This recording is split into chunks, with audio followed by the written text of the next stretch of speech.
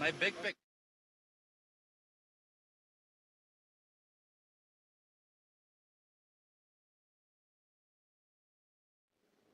At the entrance of the stadium,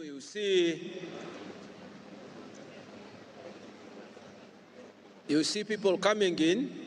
Those are the pallbearers. Those are the pallbearers. They are just preceding the arrival of the casket. They are now moving towards the tent. I would like just to welcome our pallbearers. You see them. As they come closer, you'll recognize them.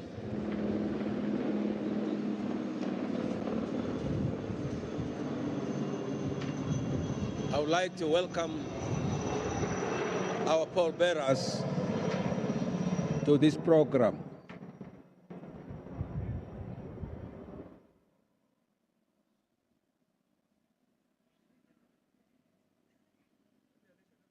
Yeah?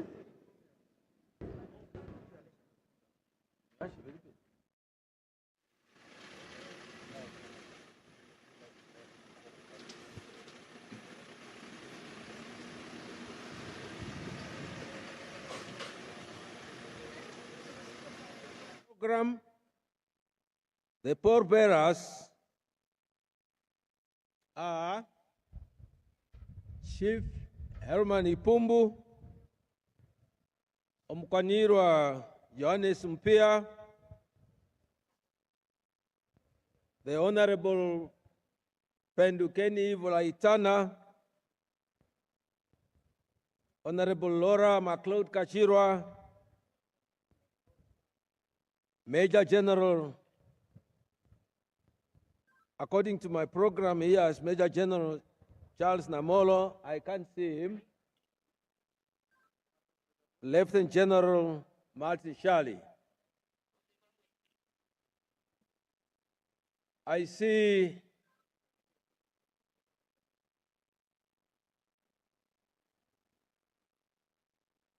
Colonel Ampanda Nepando. The other alternative pallbearers are not here yet, but those are the pallbearers the military polo bearers will come with the casket.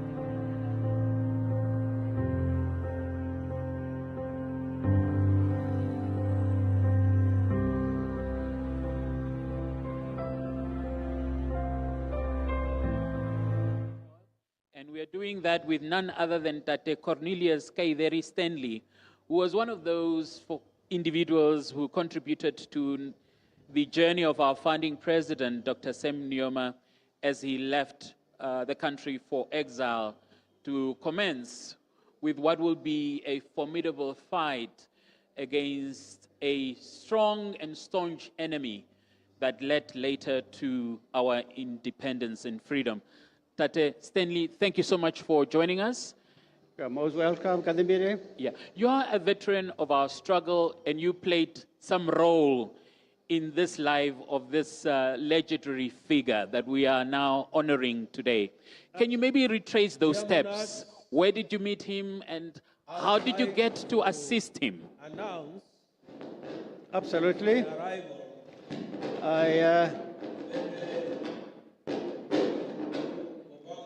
Just go ahead. I'm one of the survivors of the riots of the old location of the 10th of December, 1959. Now, having said that, shortly after the riots, the Chief Counsel called me in because they knew I was traveling between Botswana and Namibia. So I went to the residence of the late Chief Hosea Kutako. there they interviewed me. There I met the founding president. Even the suit he gave me, my last visit to him. If I think about him, he must wear this suit. That was his words. So having said that, and then they asked me, how can we take the president to Botswana for petition at the United Nations as a third petitioner? Because the first petitioner was Ochiherero-speaking people by the name of Kerina Getson, and then we had Kodongwidi, and then the founding, the Hosea Kutako, Chief Hosea Kutako, found it very important to have all the Namibians involved in the struggle, in the petition to the United Nations.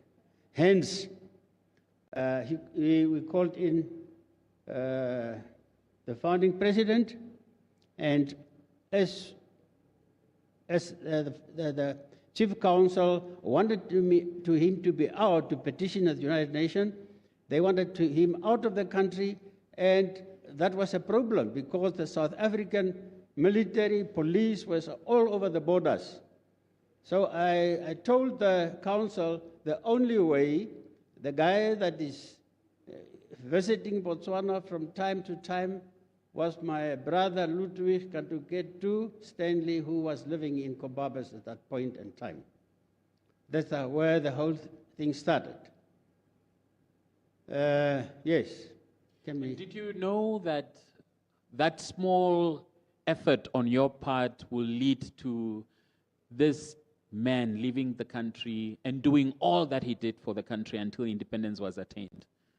Well, at that point in time, I did not know, but I was interested in politics because I did not take only him, but many like Ben Amadilla, who is still alive, Joseph Itana, I also took them out to the border, and many others. So I was, at that point in time, also very interested in politics and sick and tired about the oppression of the South African government towards our people. This may sound as a very simple question, but you are not fearful for your own life because there could be repercussions for your actions, right, if you were found? Quite true. As I said, I was one of the survivors of the old occasion. A guy with Aaron was shot just in front of me, and I felt on my knees. I was scrolling. One bullet just passed my left ear. So I knew, but I had no choice. I could not stand the apartheid regime. I had to fight. And indeed you fought, and so many of your generations have fought, and we are enjoying the fruits of your effort and the fruits of your contribution. Tate Cornelius Kaideri Stanley, thank you so much. Okuhepa. Okuhepa. We have just seen... I don't think we must forget also the contribution that was made by the late Dr. Michael Scott. He opened our doors because he was invited by Secretary Kama to Sarua, and Samuel Maharero told him, please get in touch with my people who are under the oppression of the Boers, and they want to make my country a third province of Southern Africa. Hence, Michael Scott then came to Namibia, and that's where the whole thing started. And he had a conversation with the late Hosea Kutako.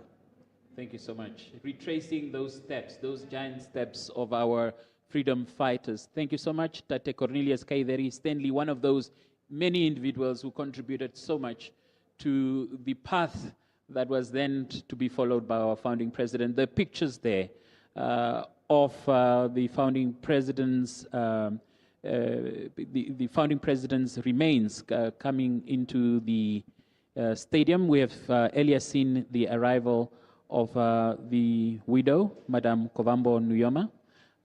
And let's just take a moment to reflect and take in those pictures as the casket arrives at the stadium.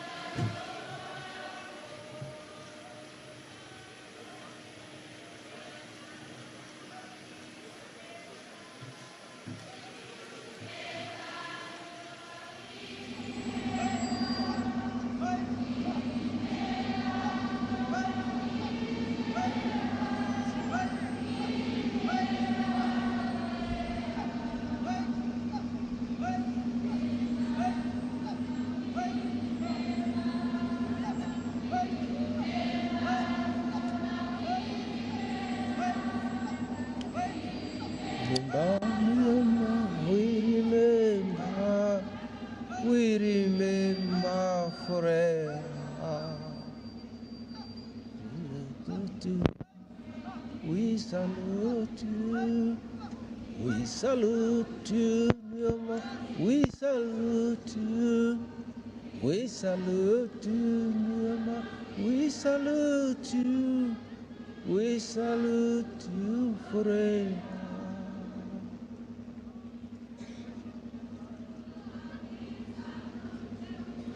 Let's all join that choir there, all of us. That is the same Nujoma we are talking about.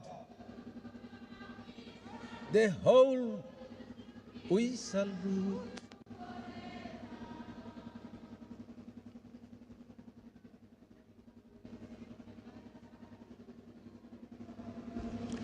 We remember.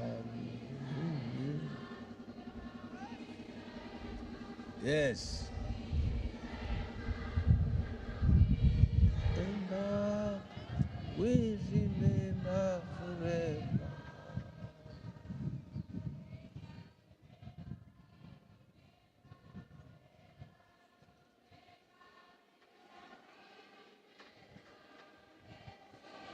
I can't hear the whole, the gathering is big, but the voices are low. I want to hear.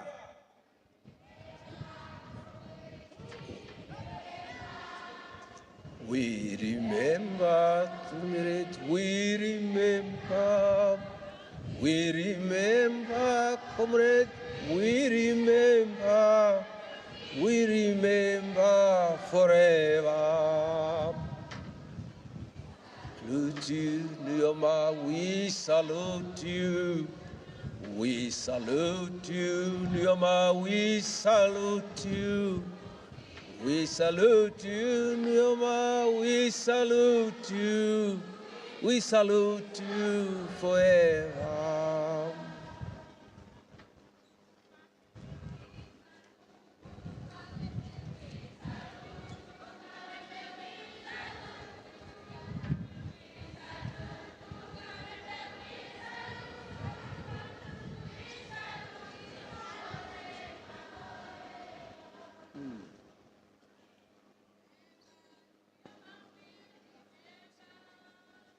We remember, Nujoma, we remember. We remember, Nujoma, we remember. We remember forever. Remember, remember. Remember, Nujoma, we remember. We remember, Nujoma, we remember. We remember forever.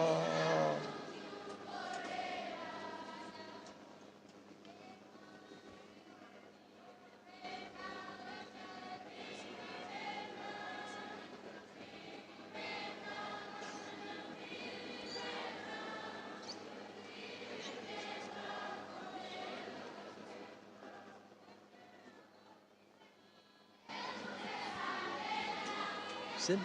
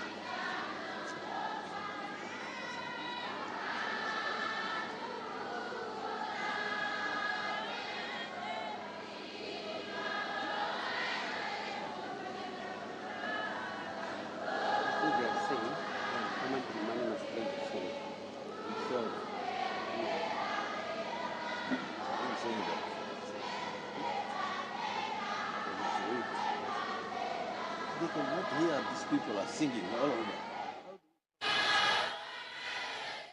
People singing like that, and you send the money. No. You can hear the melodies of people.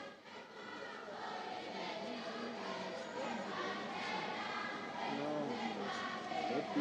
Let people sing. You can see that movie. It's emotional.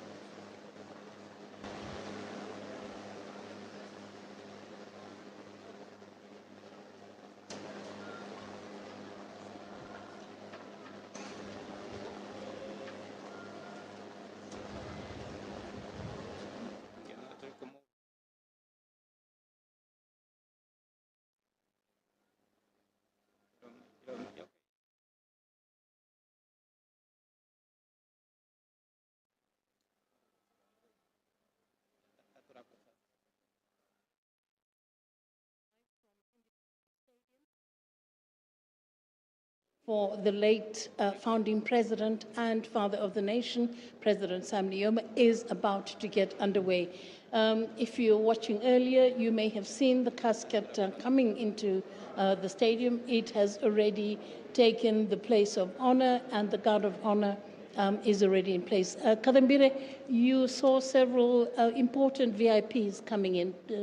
Yes, certainly. And those scenes, very, very, very historical scenes from the Independence Stadium. The crowd here, impromptu, just bursting out in song, and really quite heartwarming for them to do that without even being instigated to do so. And really, what we are seeing is just an outpouring of love for our founding president. Who are some of the guests who arrived? So a bit earlier we saw the widow, as I pointed out, Madam Kovambo Nujoma, who has been at the side of the president for many, many years herself in old age, but making her way to the Independence Stadium here. We saw Madam Mugabe, the former First Lady, Grace Mugabe, making her way here as well. But now the crowd standing on attention for the national anthem and the AU anthem. Let's receive that, and then from there we'll continue our commentary. Complete silence as we sing our national anthems in honor of our hero, our fallen president. National anthems.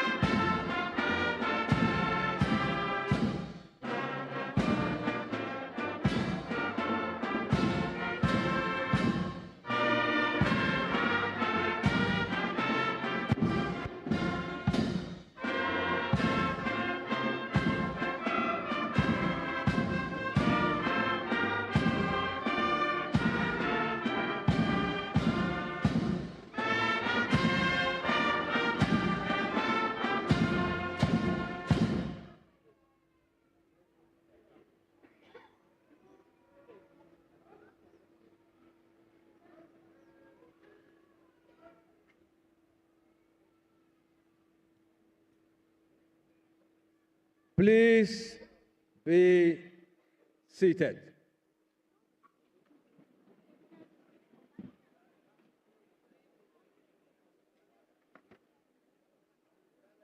Your Excellency, Dr. Nangolo Mbumba, President of the Republic of Namibia, and Madame Mbumba, First Lady. Meme, Madame Kovambo Nujoma, widow, children, grandchildren, and the entire bereaved family. Your Excellency, João Gonçalves Lourenço, President of the Republic of Angola and Chairperson of the African Union. Your Excellency, Dr. Emerson Tabuzo Mnangagwa, President of the Republic of Zimbabwe. Your Excellency, Dr. Hifikepunye Pohamba, former President of the Republic of Namibia, and Madame Pohamba.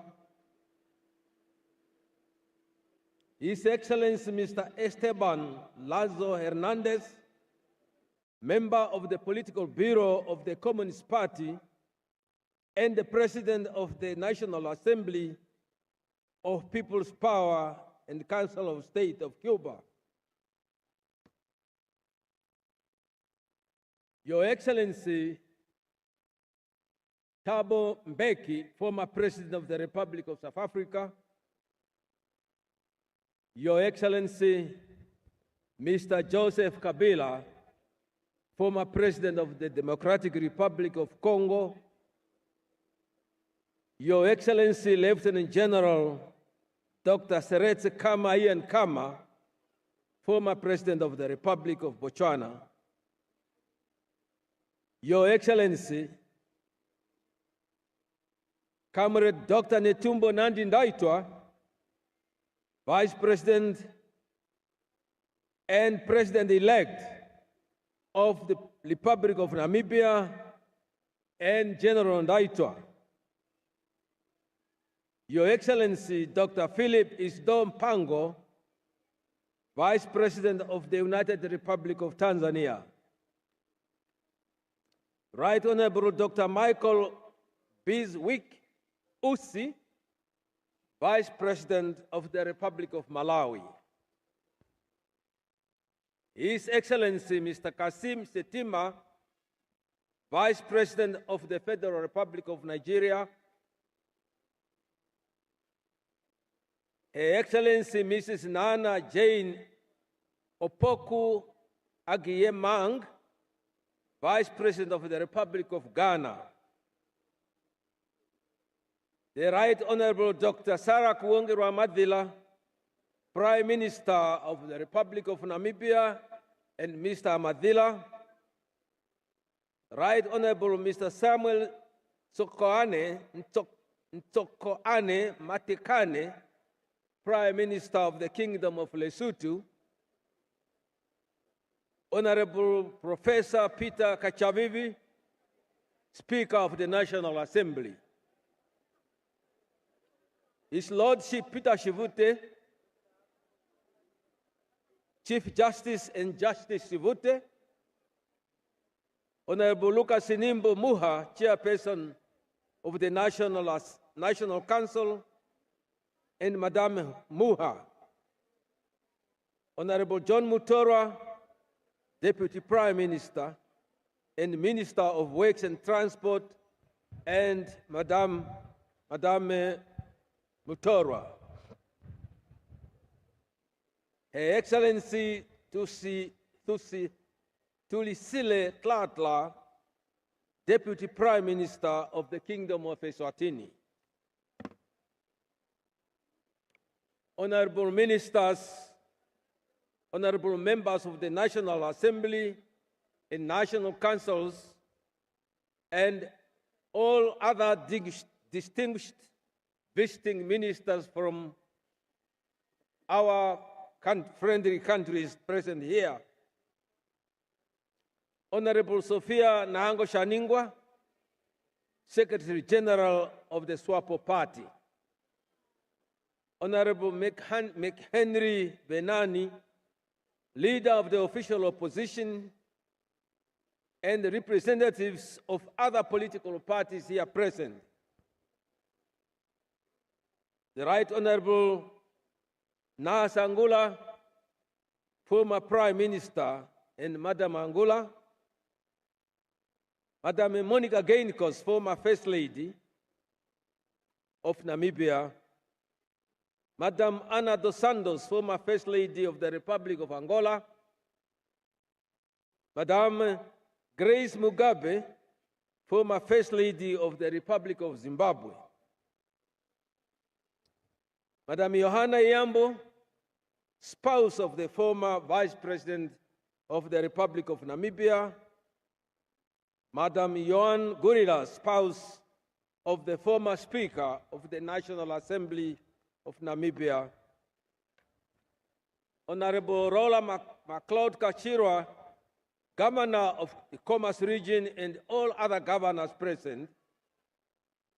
Her Worship Ndeshafela Lalanza, Mayor of the City of Windhoek, and all other mayors present. Dr. George Simata, Secretary to the Cabinet. GAOB Chief Emmanuel Gaseb, Chairperson of the National Council of the Council of Traditional Leaders in Namibia, and all other traditional leaders present. Your Excellencies, members of the Diplomatic Corps, distinguished foreign dignitaries present, distinguished service chiefs and all men and women in uniform, veterans of the national liberation struggle. I also wish to acknowledge the presence of the representatives of the SWAPO sister parties, Chama cha Mapinduzi of Tanzania, the MPLA of Angola, ZANU-PF of Zimbabwe, ANC of South Africa, Frelimo of Mozambique, Democratic Party of Botswana, the Russian Communist Party, the Communist Party of China, the Communist Party of Cuba, the Palestine Liberation Organization, PLO, the Polisario Front, the PSUV of Venezuela, and the United Russian Party, Russia Party. I also want to acknowledge the presence of Bishop Emeritus Dr. Chefanya Kameta, Bishop Emeritus Cleophas Dumeni, Reverend Lawrence Raonga Kudachike, and Reverend Dr. Cha Kapolo, pastor, and all other clergy leaders present. Senior government officials, captains of the industry present, fellow Namibians, members of the media, ladies and gentlemen, good morning.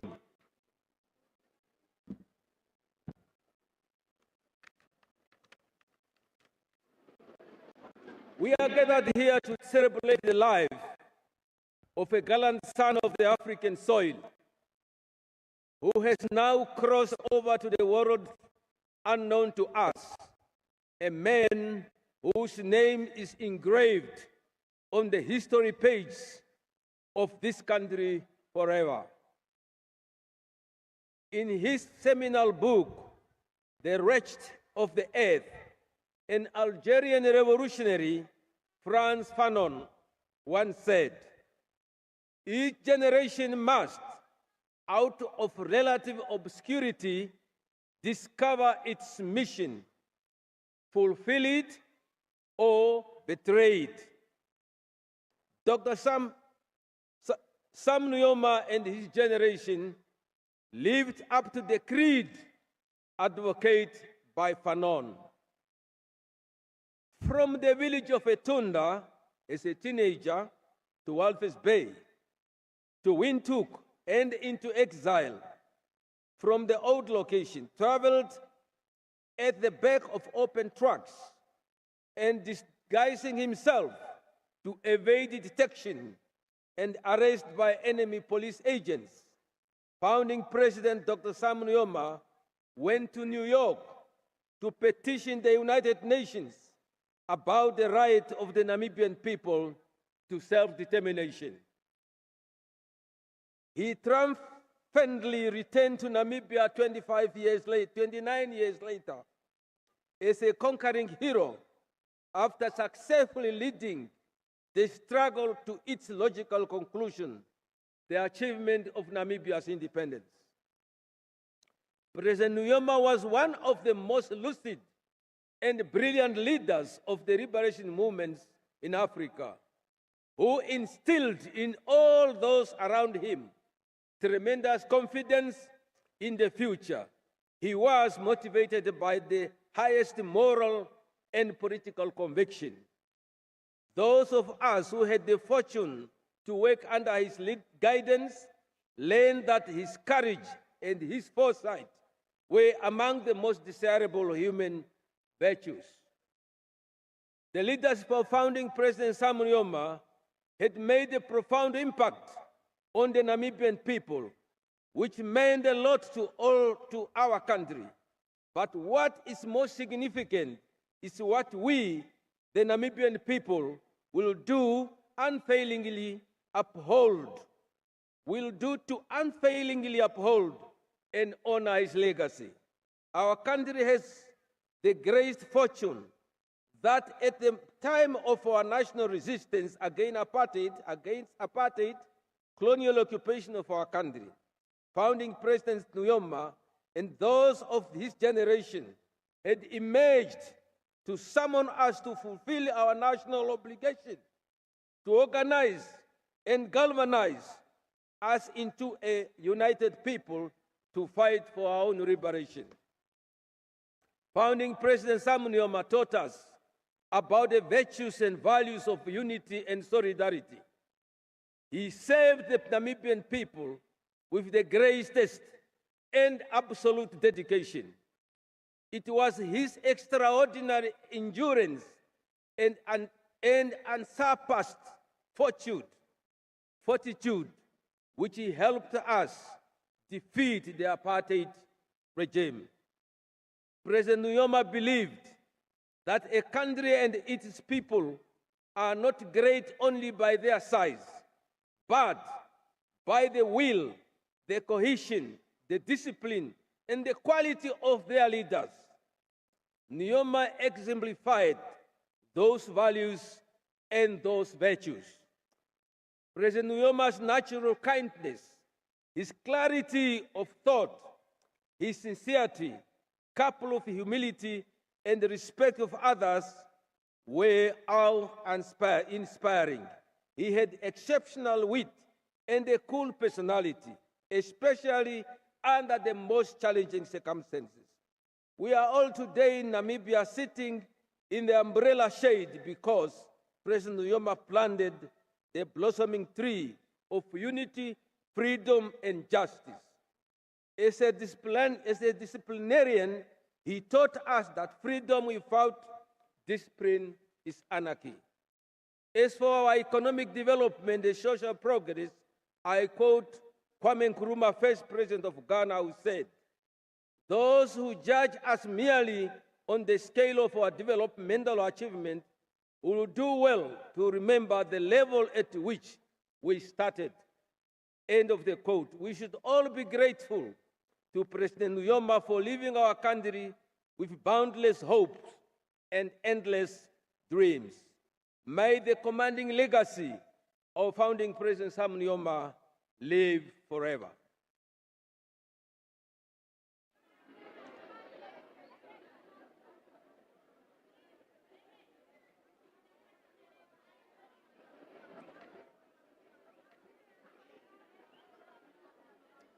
I was just being informed that President Lorenzo has now arrived. President Mnangagwa has arrived. And Madam Ana dos Santos, former First Lady of the Republic of Angola, have all arrived. I would like at this moment invite the Reverend Lawrence Raonga Kudachike of the Macedonian Parish to do the devotion.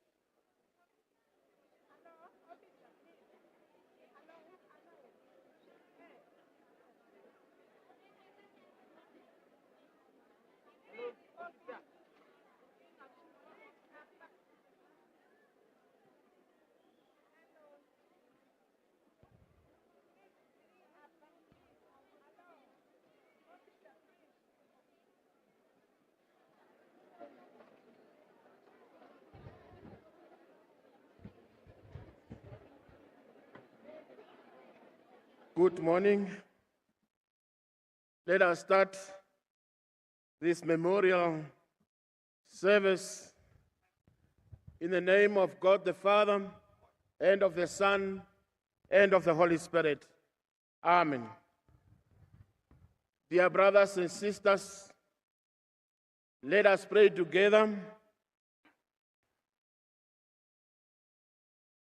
I hope somebody can make these children a little bit quiet.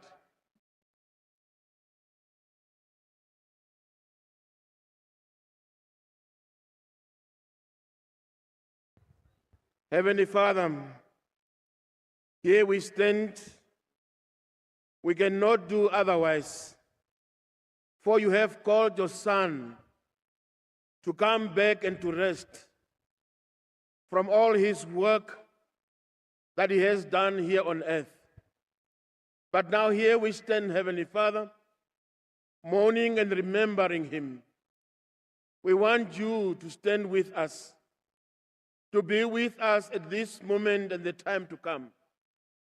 We invite you, Heavenly Father, in our hearts and mind and soul, as we remember our founding president, a father to many, a friend to many, a person near to the next. Oh Lord, you have called him, and we are standing here remembering and also thinking about what he has done in his person as a president, as a leader of a country that he has brought till this far. Oh Lord, come and be with us now. Amen. Dear brothers and sisters, the Chief Mourner, Your Excellency, President Dr. Nangolo Mbumba, and Madam Mbumba, the First Lady, Chikuru, Mama Kovambo Nujoma, and your children, the entire family, I would like to share with you the Word of God from the Gospel according to St. John, chapter 15, the verse 9 up to 17, and it reads as follows.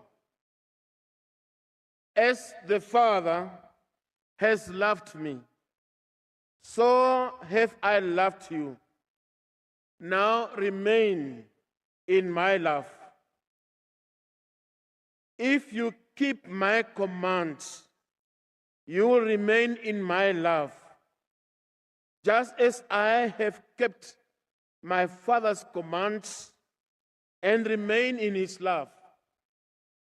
I have told you this so that my joy may be in you, and that you and your joy may be complete.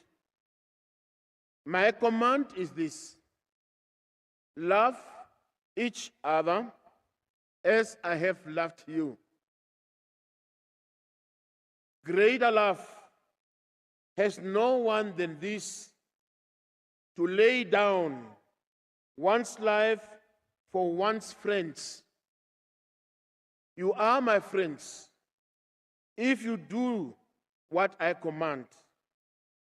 I no longer call you servants, because a servant does not know his master's business. Instead, I have called you friends. For everything that I learned from my Father, I have made known to you. You did not choose me, for I chose you and appointed you so that you might go and bear fruit. Fruit that will last, and so that whatever you ask in my name, in the Father will give you. This is my command: love one another. So far, the word of the Lord.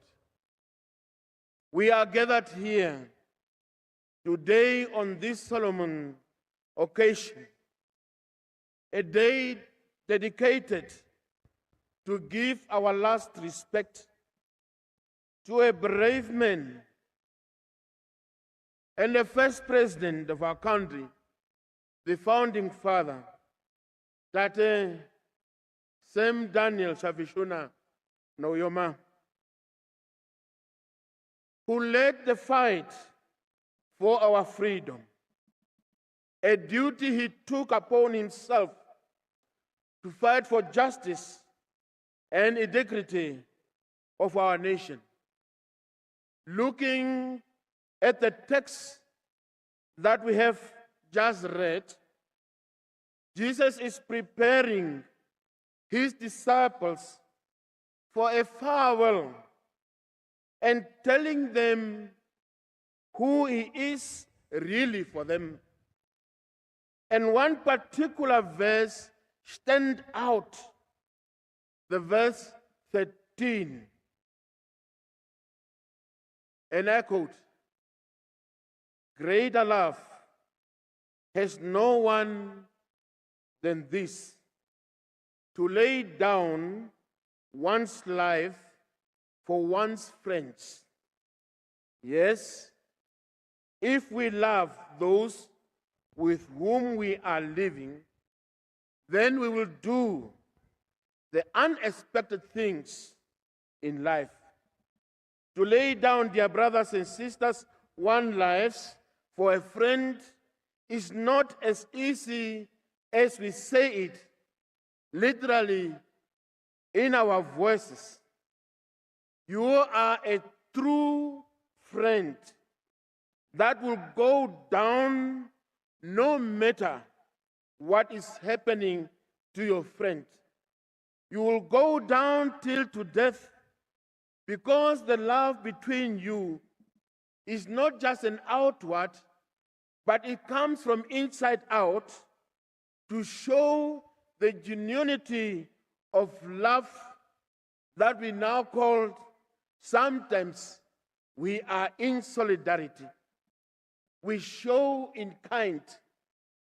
And we can name a lot of ways how to show our love towards each other.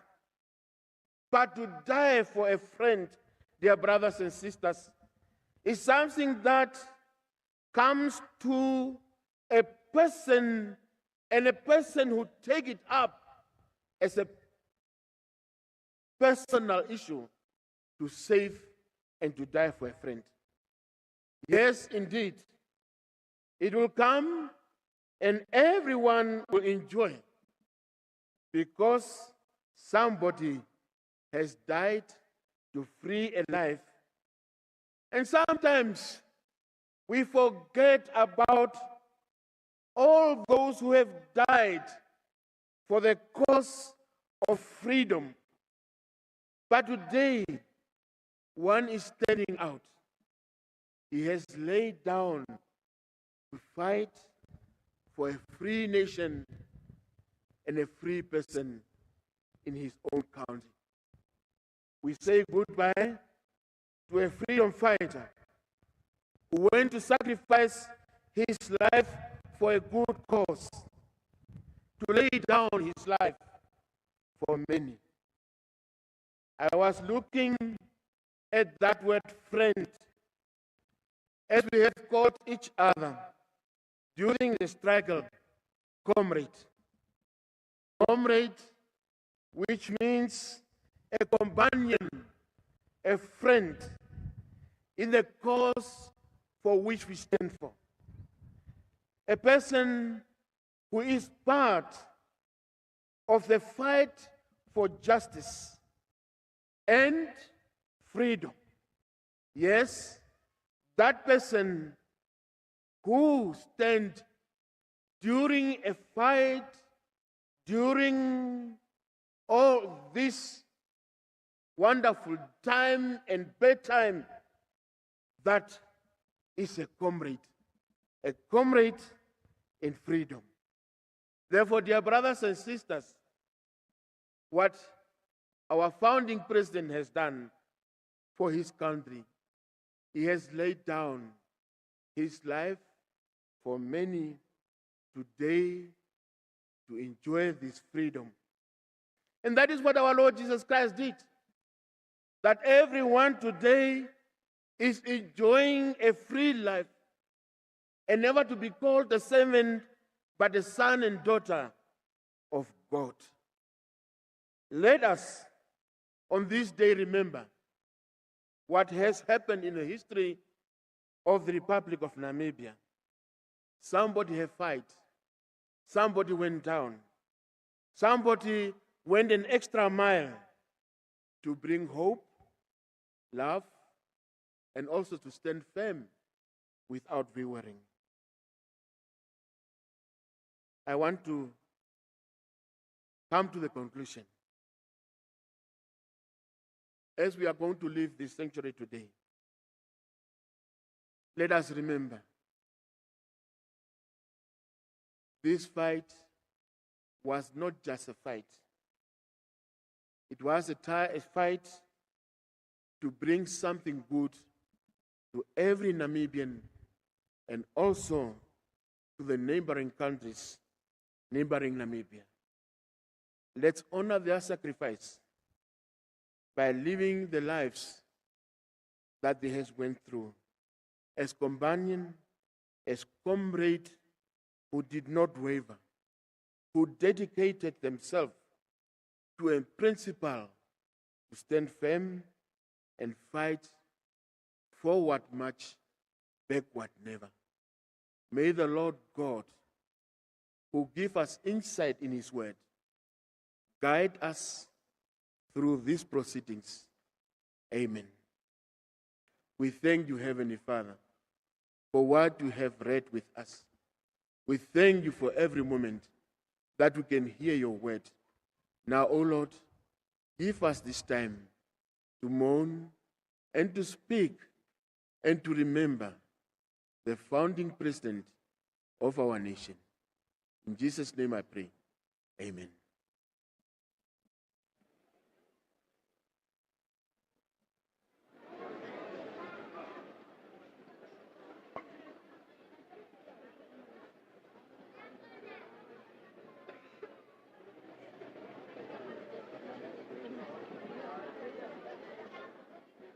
Thank you very much for the devotion.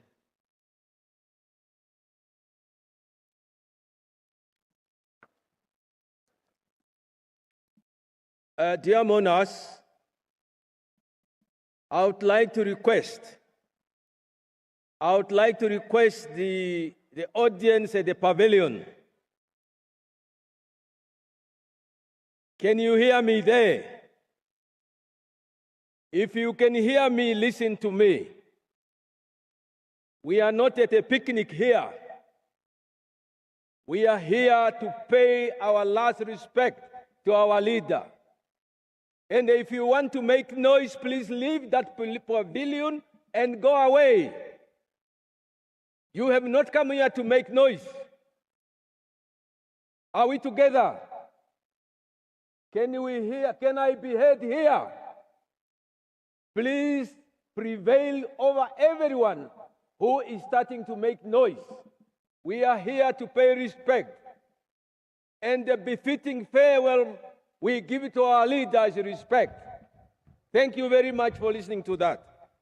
I would like to acknowledge the presence of Her Excellency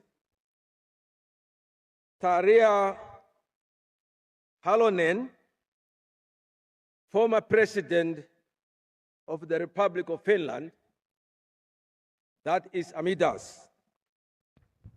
I would like to invite the Right Honorable Comrade Nangolo to come and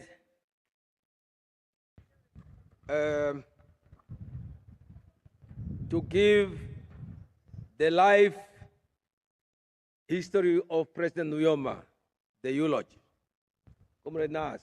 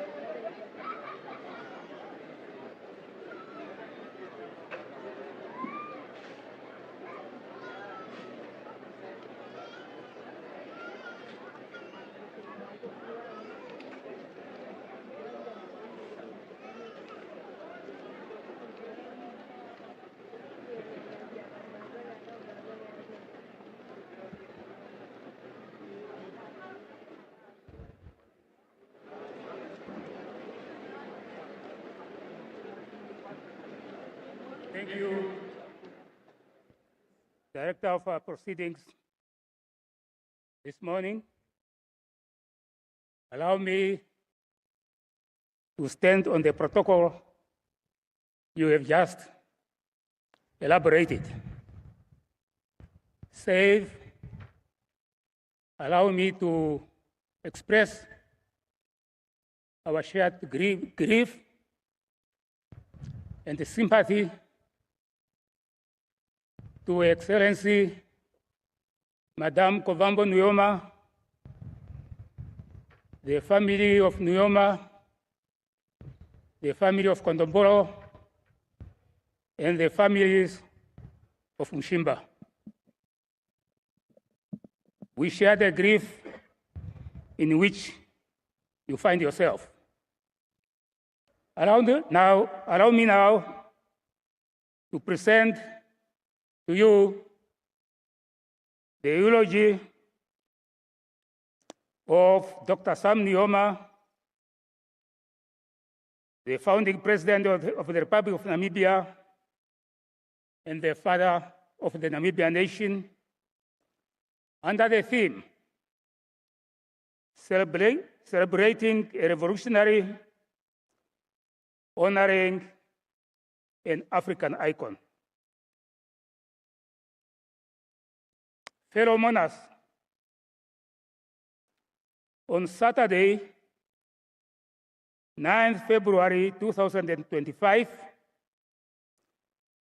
Namibia woke up to the sad news that Dr. Sam Nujoma, the founding president and father of the Namibian nation, was no more, as he passed on at 23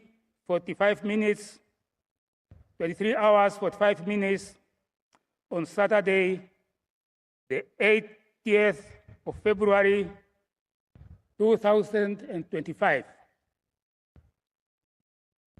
The whole nation was saddened and devastated by this sad news. The name Sam Nujoma is a household name.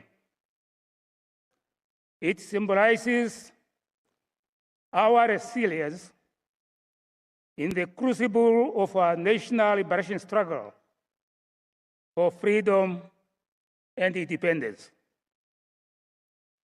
Founding President was the epitome and the embodiment of our liberation struggle. The world came to know Namibia through him and through SWAPO, which he led for 47 years. In Namibia's first democratic elections for a constituent assembly in 1989, SWAPO won those elections. After the adoption of the Namibia Constitution on the 9th February 1990, President Nujoma was unanimously elected by the National Assembly as the first president of the Republic of Namibia on the 16th of February 1990. On 21st March 1990, President Nujoma was sworn in as the first president of the Republic of Namibia by the United Nations Secretary General, then Javier Pérez de Cuellar. He was re-elected for 2 more terms of office in 1994 and 1999, respectively, in recognition of his wise and dynamic leadership. On the occasion of his inaugural speech, President Nujoma said the following, and I quote, "For the Namibian people and for myself, this day the 21st of March 1990, is the most memorable and the most emotional moment in the annals of our history. This solemn hour is the moment which our people have been waiting for more than a century. This is the day for which tens of thousands of Namibian patriots laid down their lives, shed their precious blood, suffered imprisonment, and a difficult life in exile, end of quote. President Nujoma also stated on that solemn occasion that, and I quote, "Our nation blazed the trail for freedom. It has arisen to its feet. As of today, we are masters of this vast land of our ancestors. The destiny of this country is now fully in our own hands. We should, therefore, look forward to the future with confidence and hope," end of quote. Concluding his speech, President Nujoma moved, "In the name," and I quote, "in the name of our people, to declare that Namibia is forever free, sovereign, and independent," end of quote.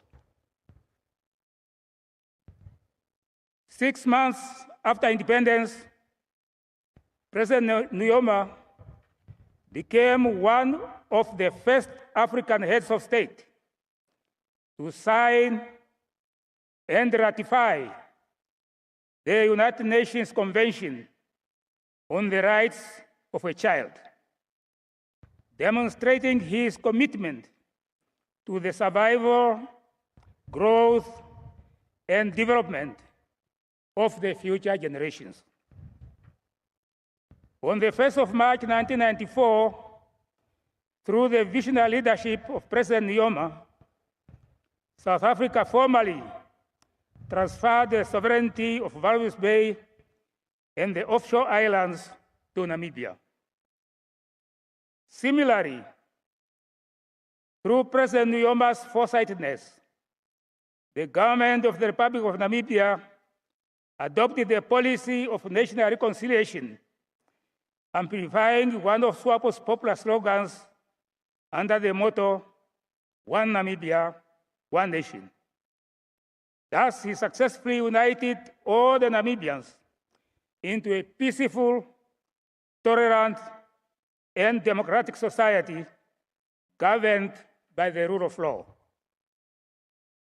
President Nujoma stepped down on the 21st of March 2005, handing over the instruments of power to his successor, His Excellency President Hifikepunye Pohamba, in recognition of his dedication and selfless sacrifice to the national liberation struggle and nation building. In 2005, the Parliament of the Republic of Namibia enacted a legislation conferring on him the status of founding father of the Namibian nation through an Act of Parliament, Act 16 of 2005.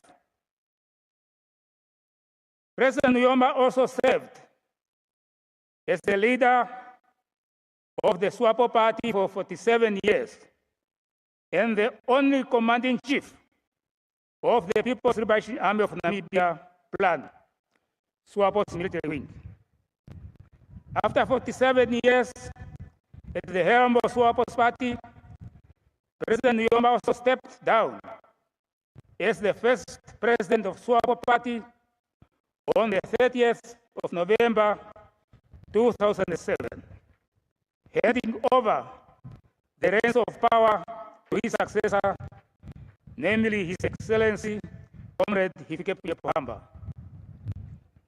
In recognition of his outstanding work, selfless sacrifices, unwavering commitment and service to humanity, he was bestowed the title of Leader of the Namibian Revolution by the SWAPO's 4th Congress of 2007.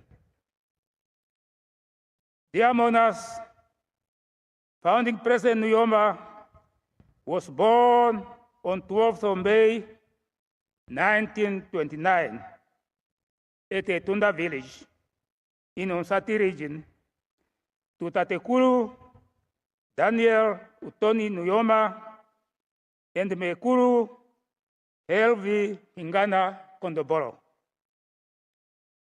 President Nujoma's parents, like his grandfather and many generations before them, were born in Ukwambi district and were both from the royal families of that area.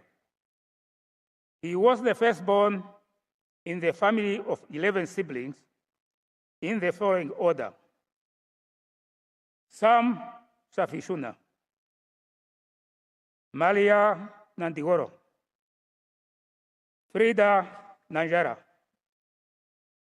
Sofia Naapopse, Hiskia Asino, Muno Shisho, Noah Malima, Stefanus Umagano, David Elago, Elia Shivute, and Julia Namkua.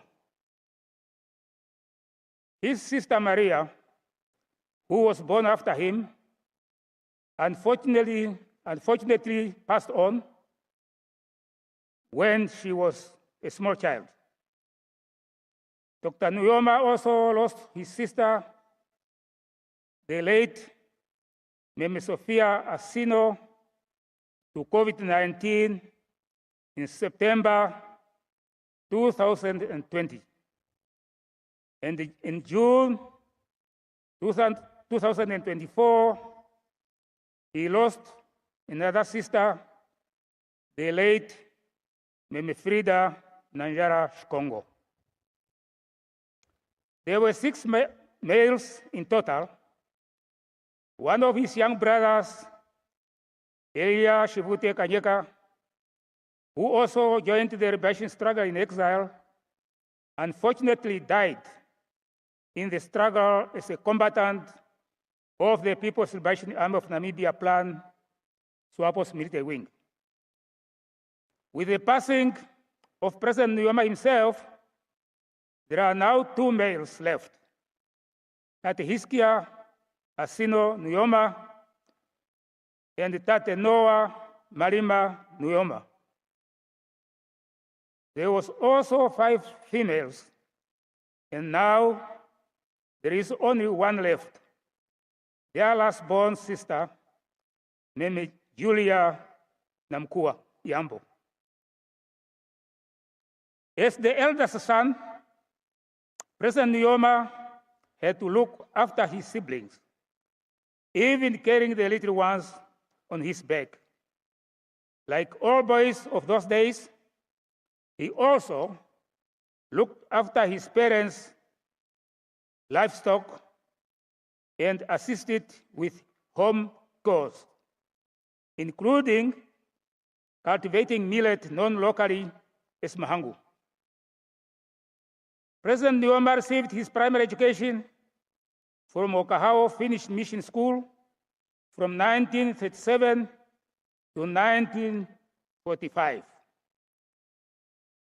In 1946, he moved to the coastal town of Walvis Bay to live with his aunt, Julia Gebert Nanjula.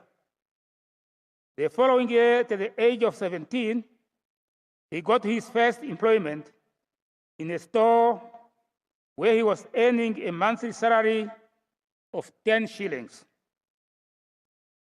It was in Walvis Bay that President Nujoma got exposed to modern world politics when he met soldiers from Argentina, Norway, and other parts of Europe who had been brought there during World War II. At the beginning of 1949, President Nujoma went to live in Windhoek with his uncle, Hiskia Kondobolo, after the passing of his aunt, Julia Gebert Nanjule, and started working for the South African Railways. During this period, he attended an adult school at St. Barnabas in the Windhoek old location. He further studied for his junior certificate through correspondence at the Trans-Africa Correspondence College of South Africa. On 6 May 1956, President Nujoma got married to his dear wife, Madam Kovambo Theopoldine Kachimune in Windhoek.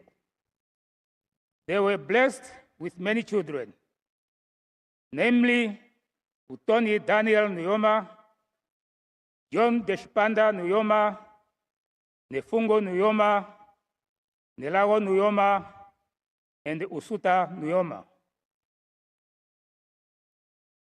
With a deep passion for politics and yearning to see his people free from the restricted pass law system and confined according to ethnic groupings, President Nujoma resigned from the South African Railways in 1957 at the age of 29. He did so with the purpose of devoting his time to politics and follow in the footsteps of Namibia's forefathers and heroes of the anti-colonial wars of resistance, such as Chief Hendrik Witbooi, Chief Jacob Morenga, Chief Samuel Maharero, Chief Kahimemwa Nguvauva, Chief Nehaleja Mpingana, Chief Mandume Andemfao, and Chief Ipumbuya Shilongo, among others. At that time, the idea of Southwest Africa politics was still developing from 1947, when Chief Jose Akutako, the paramount chief of the Ovahero people, was visited by Reverend Michael Scott, who worked as a British clergyman with the Anglican Church in South Africa, and spoke genuinely to the indigenous people as equals. Reverend Michael Scott became the first link of the indigenous people with the outside world and helped to start the long struggle for Southwest African freedom and independence by demanding the end of the South African colonial occupation and placing the then Southwest Africa under the United Nations trustship system. Through this, President Nujoma petitioned the United Nations in the late 50s together with Chief Jose Akutako, Samuel Witbooi, Theophilus Antumangela, Andiba Herman Yatoivo, among others. On 19th April 1959, President Nujoma co-founded the Ovamburan People's Organization, OPO, in Windhoek, together with Jacob Kuhangwa, and was elected as the president of the Ovamburan People's Organization, marking a new chapter of organized resistance against settler colonial rule in Southwest Africa. At the time, African residents in the capital Windhoek lived mainly in the so-called old location, which was closer to the center of town, while contracted workers were accommodated in separate compounds. Their residents were supposed to relocate to the distant new township called Katutura. Subsequently, President Nujoma, together with Wacha Kaukwetu of the Southwest Africa National Union, SWANU, and Moses Garueb and others, organized resistance against the forced removal of the inhabitants of the old location to the new township of Katutura, which was based on the apartheid policy of tribal and racial segregation. Protests against the forced removal escalated on the 10th of December 1959, when the police opened fire, killing 12 innocent people, among them Ana Kakurukade Mungunda, and wounding 44 others. After the massacre, President Nujoma was arrested and charged for organizing the resistance as the president of the Wambran People's Organization, and was instrumental in mobilizing the workers to join OPO. By the directive of the OPO leadership and in collaboration with Chief Jose Akutako, President Nujoma went into exile. In the morning of the 29th February 1960, he jumped bail and was driven from Windhoek old location to Hobabis by Mr. Johannes Kauraihe, who was going to Ochinene and Epukiro. From Hobabis, he continued after midnight to the border between Southwest Africa and then British Bechuanaland Protectorate. He was given a lift in a truck driven by the man named Ludwig Stanley, who dropped him about 20 kilometers from the border post, where he went on foot until he had to crawl under the border fence into the British Bechuanaland Protectorate on the 1st of March, 1960. From Bechuanaland, with the assistance of Mr. Daniel Munamaba, whom we have met when he used to accompany Chief Munyuku Guvauva of the Banderu people during his visits to Windhoek. President Nujoma proceeded into southern Rhodesia, now Zimbabwe, then into northern Rhodesia, now Zambia, and then into Tanganyika, now the United Republic of Tanzania.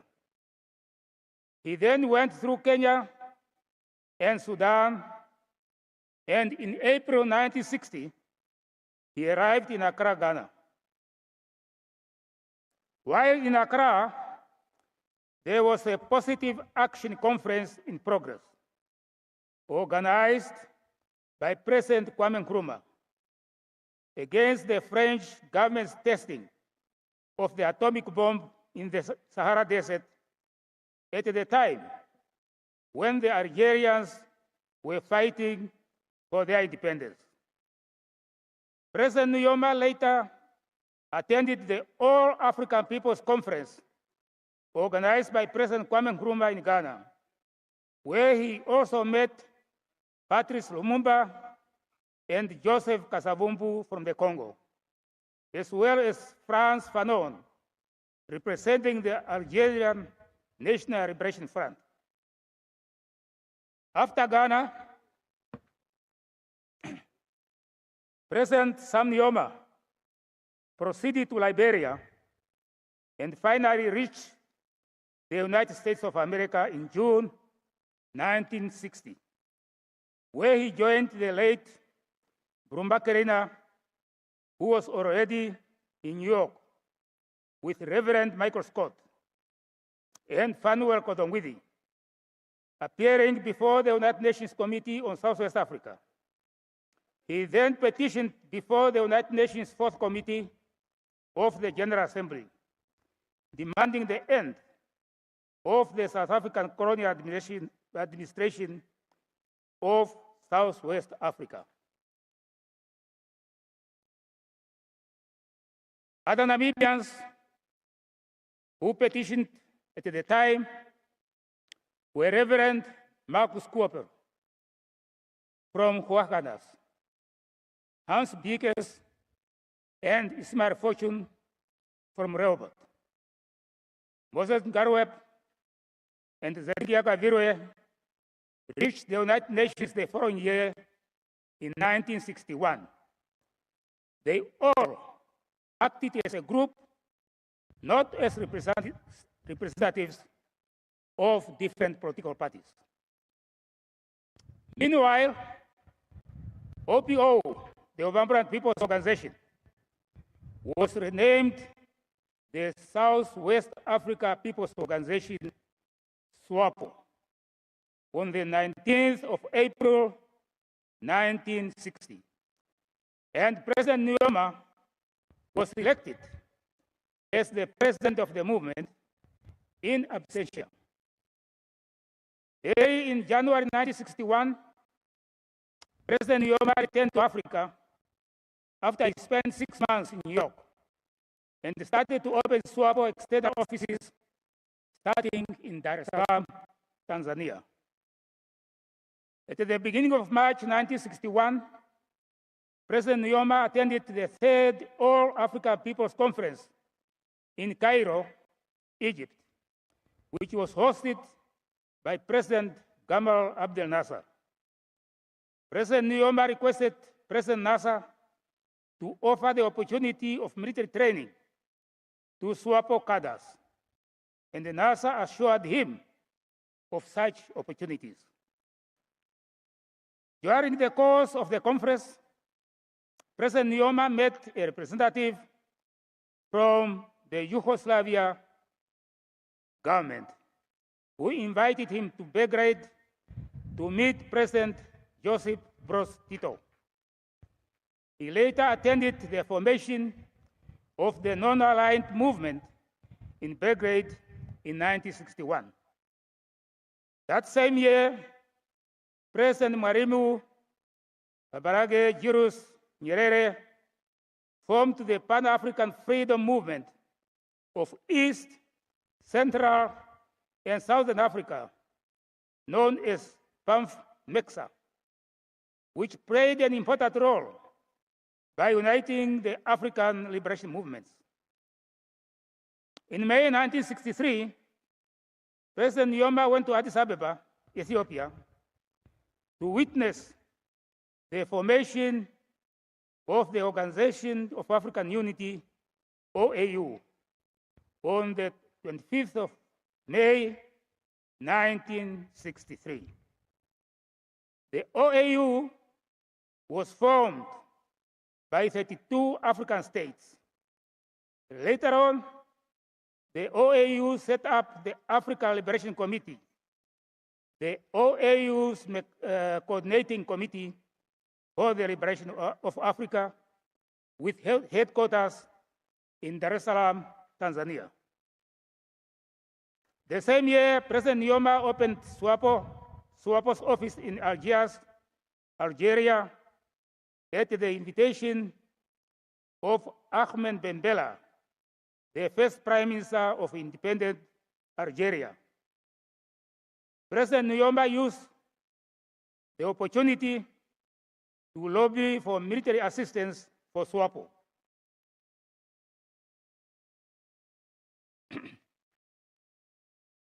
President Nujoma was given 4 weapons, which he carried in a bag all the way from Algiers to Dar es Salaam. With those weapons, SWAPO was able to launch the first action of the armed struggle on the 22nd of August 1966 at Umhuru Wombashe in Umsati region, with SWAPO's guerrilla fighters under the commander of the commandos, the late John Otto Nankudu, combat name for Shwanda. In March 1966, in a bid to test South African claim at the International Court of Justice at The Hague that Namibians in exile were free to return, President Nujoma, accompanied by former President Hifikepunye Pohamba, chartered a plane from Zambia to Windhoek. On arrival at the airport, they were arrested and deported back to Zambia on the 21st of March, 1966. After the Battle of Umhuru-Bashe, many SWAPO leaders were detained and put on trial under the South African Terrorism Act, which was rushed through Parliament in June and gazetted retrospectively to 1962 to enable South African courts to sentence SWAPO freedom fighters to death. Among them were the late comrades Eliasel Tuhadreni, popularly known as Kahumba Kandola, and Andiba Herba Toivo, who was sentenced to 20 years imprisonment and spent 18 years on Robben Island.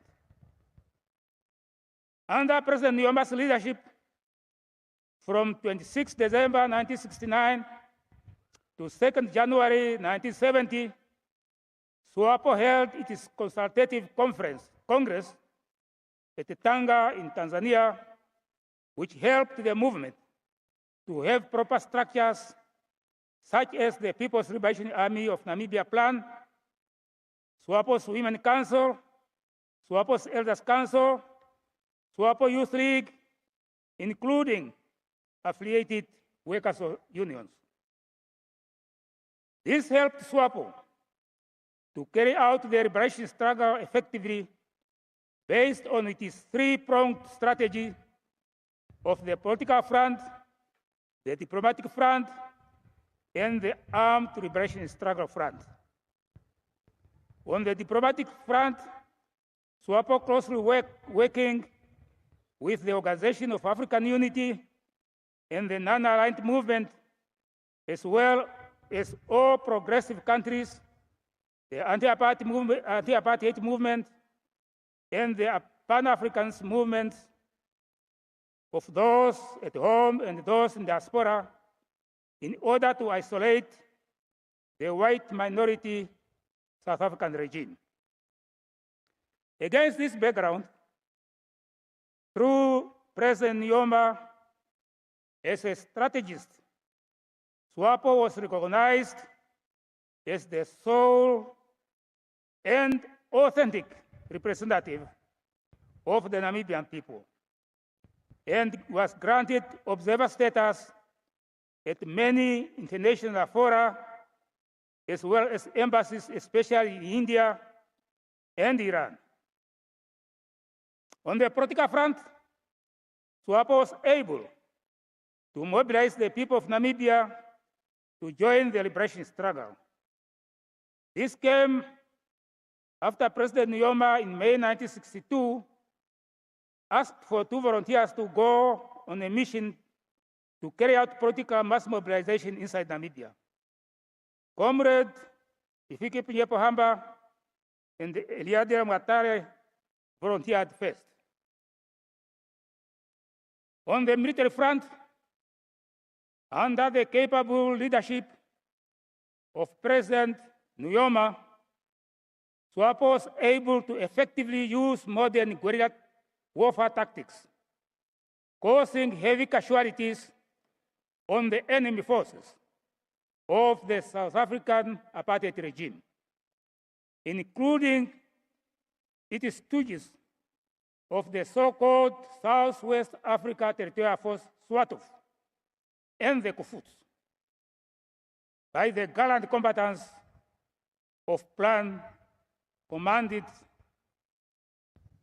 by people such as late Tobias Hainyeko, Peter Nanyemba, and Dimoha Mambo, under the strategic leadership of President Nujoma as the only commanding chief of the People's Liberation Army of Namibia plan. From 1977 to 1978, President Nujoma led the SWAPO negotiation team between the Western Contact Group and South Africa on the one hand, and the frontline states plus Nigeria on the other hand, which culminated in the adoption of the United Nations Security Council Resolution 435 of 1978.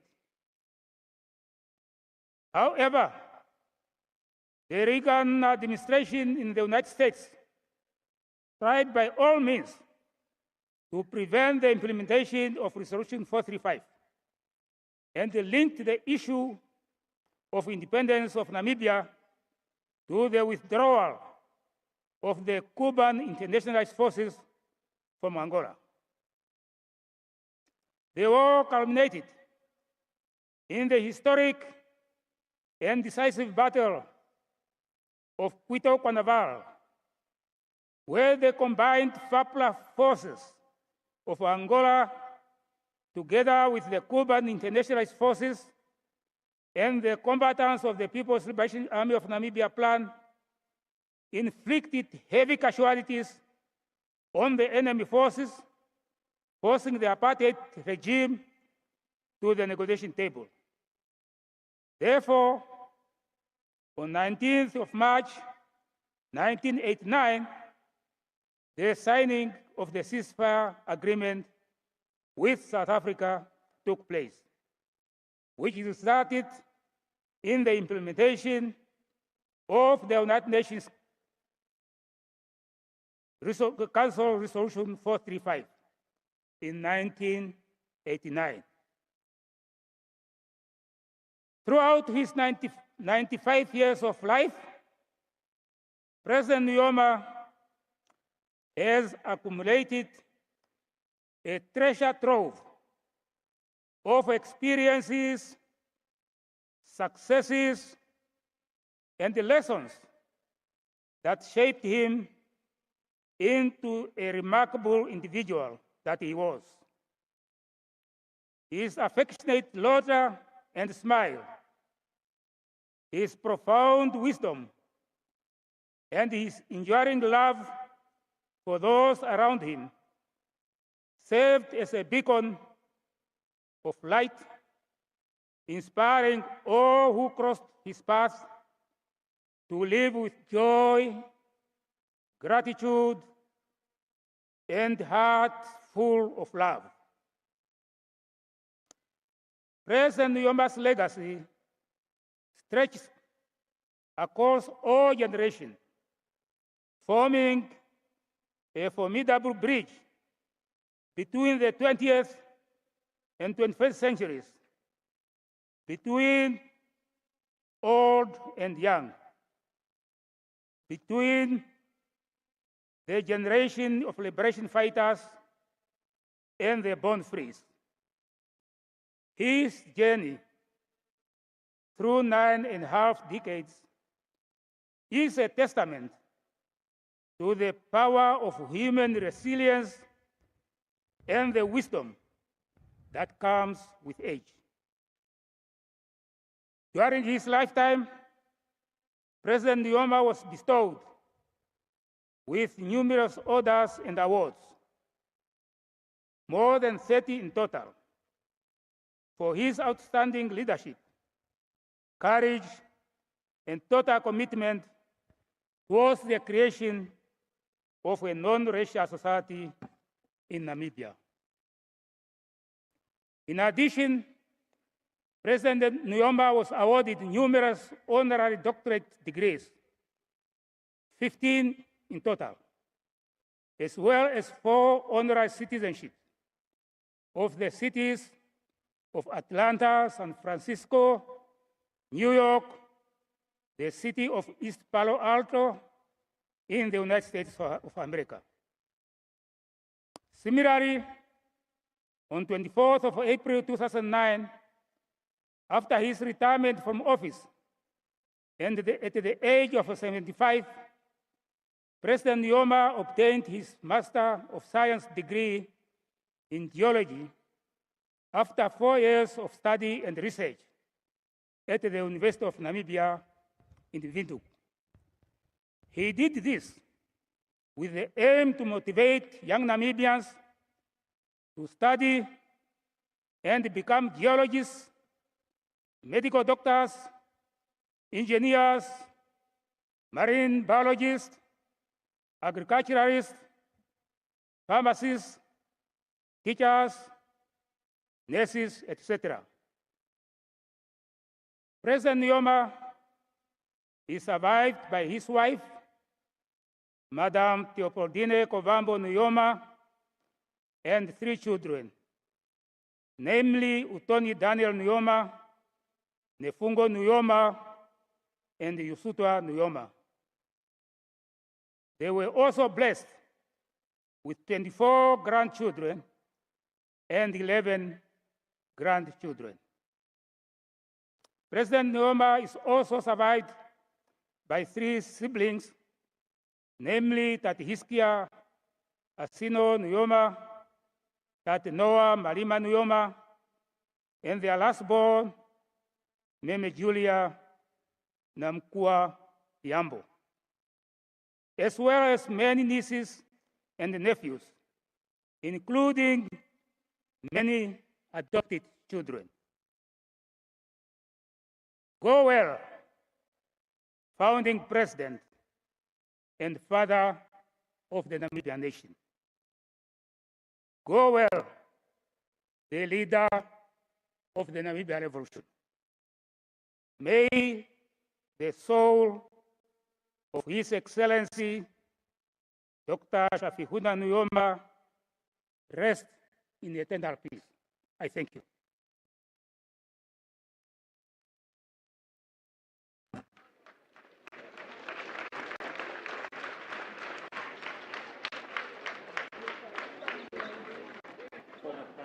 Of the Republic of Namibia, Zangula, long-time Minister of Higher Education and previously the founding Minister of Education at Independence.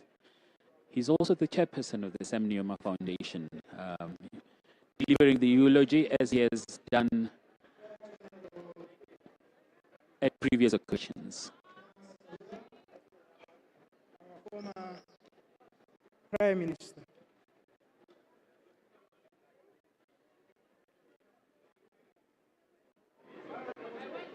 Your Excellency, Dr. Nangolo Mbumba, President of the Republic of Namibia, and Madam Mbumba, our First Lady, Madam Kovambo Nujoma, the widow of our departed founding father, and children, grandchildren, and the entire bereaved family.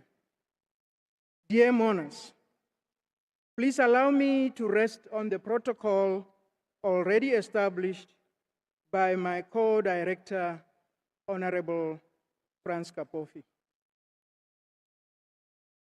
This solemn occasion marks yet another opportunity for Namibia, Africa, and the world to honor, celebrate, and bid farewell to an extraordinary, iconic leader. President Nujoma's political conscientization, as well as his resolve to fight for freedom and justice, were rooted in what he lived, what he saw, and what he experienced as a young man under the intolerable system of colonialism. Indeed, he gave his all for the freedom of our country. May I now call on his son, Honorable Utoni Nujoma, Minister of Labor, Industrial relations, and employment creation to deliver the message on behalf of the family and the children.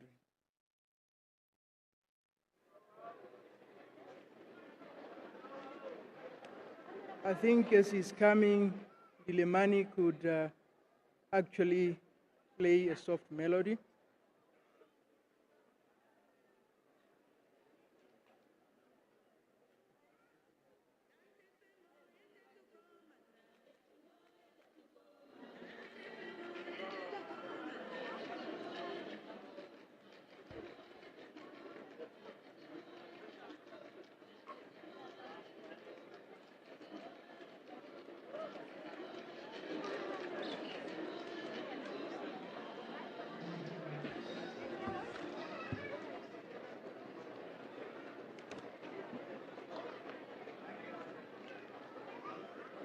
Director of Proceedings, Dr. Ida Kanji Murangi, and Minister of Defense Franz Kapofi, Your Excellency Dr. Nangolo Mbumba, President of the Republic of Namibia and Madam Suski Mbumba, First Lady, Your Excellency Dr. Netumbo Nandi Ndaitwah, Vice President and President-elect of the Republic of Namibia, and Lieutenant retired Ndaitwah, Your Excellency, Heads of State and Government, Your Excellency Dr. Hifikepunye Pohamba, former President of the Republic of Namibia, and Madam Penehufifo Pohamba, former First Lady, Madam Monica Gainkos, former First Lady, Right Honorable Dr. Saraku Wangwela Madila, Prime Minister, and Master Madila, Honorable Professor Peter Kachavivi, Speaker of the National Assembly, Honorable Lucas Inimbo Muha, Chairperson of the National Council, Your Lordship, Justice Peter Chivute, Chief Justice. Allow me to stand by the protocol as already established by the Directors of Ceremonies.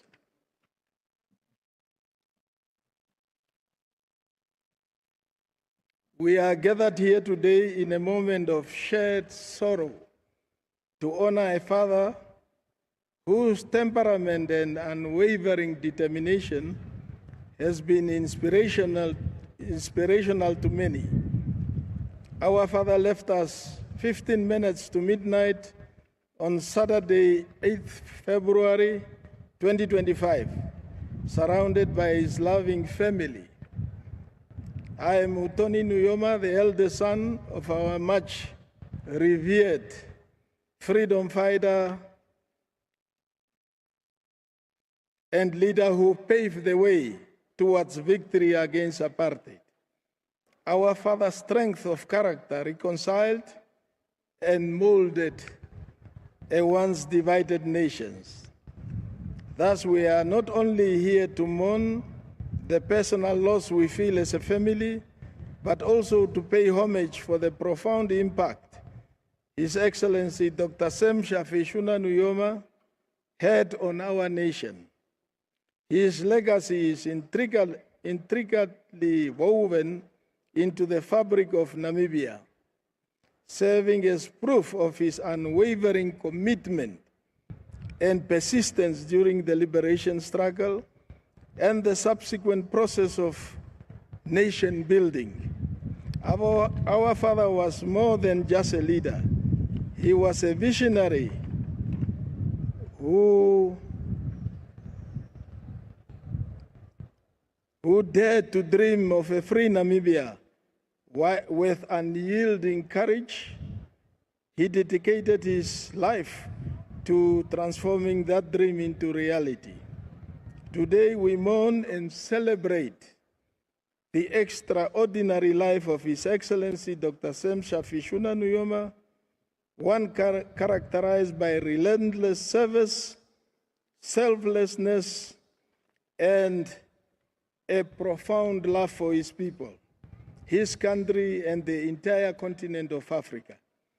He was a staunch believer in Pan-Africanism. Even today,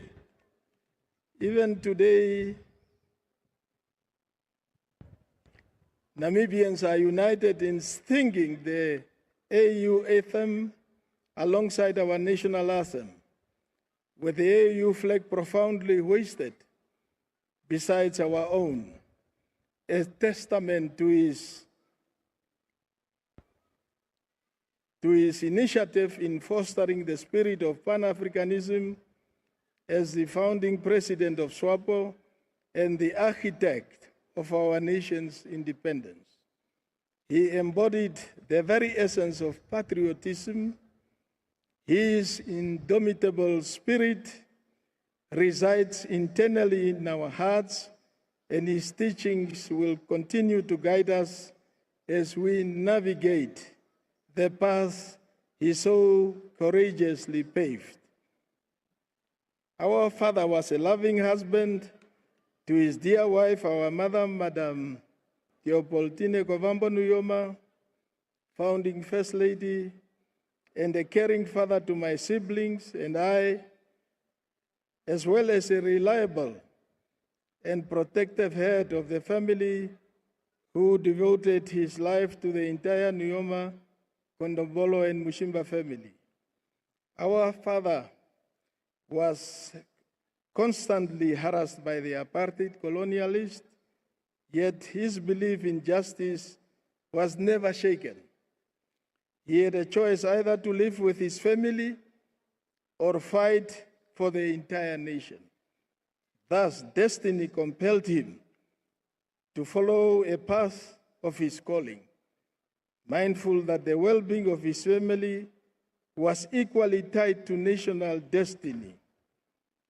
Our father's love and generosity were evident in every aspect of his life. When reflecting on how we remember him, we see a man who cares for the well-being of his family and the citizens of Namibia above his own comforts. Though I was merely 8-year-old boy when he went into exile, I now understand the sacrifices he made, not only to provide us, but to ensure that the future generations of our country could experience the freedom and peace he so relentlessly fought for and brought about. In this regard, sometimes from my family perspective, it was very hard for us. As I remember very well, when I was a young child in 1959, when my father left Windhoek and traveled clandestinely throughout the country to open OPPO branches all over the country.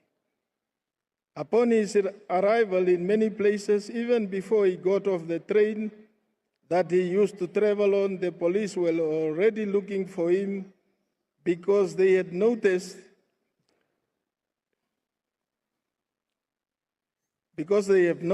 that he was not at home in Windhoek, and so they had to send telegrams to all the railway stations throughout the then Southwest Africa to arrest him. But he had always found strategies to evade the tactics of the oppressive regime.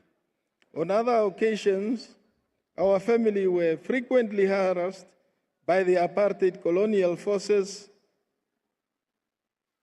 by people such as the notorious Captain Blow and Native Commissioner Brewer Blichnout. And our father faced constant arrest and fines for traveling without a pass.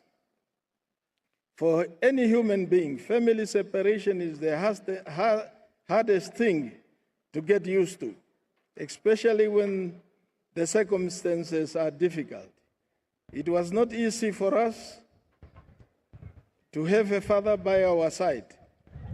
But as we grew up, we understood why he had gone into exile, and we were all decided to join him and other comrades in the struggle for independence.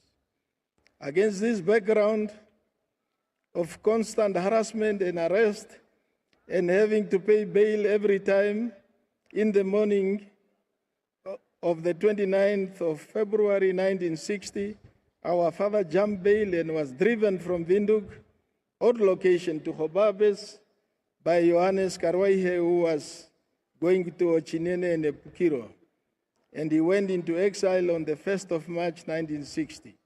My father's courage and unwavering spirit in the quest for a better life for his people were exemplified when he accepted the noble mission entrusted on him by Chief Hosea Kutako to present Namibia cause to the international community.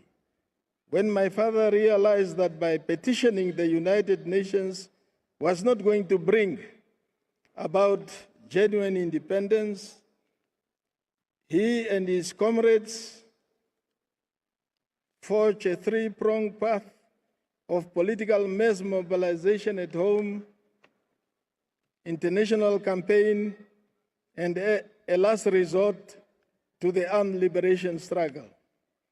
My father spent his life in exile solely dedicated to the liberation of Namibia. When the International Court of Justice, ICJ, made a ruling in 1966 on the case brought by Liberia and Ethiopia seeking action against apartheid South Africa for failure to fulfill its obligation under the UN trusteeship system in respect of Southwest Africa, now Namibia, my father and his comrades made a declaration to the world that they were prepared to cross many rivers of blood on their march to freedom and independence. They assumed the responsibility to be their own liberators.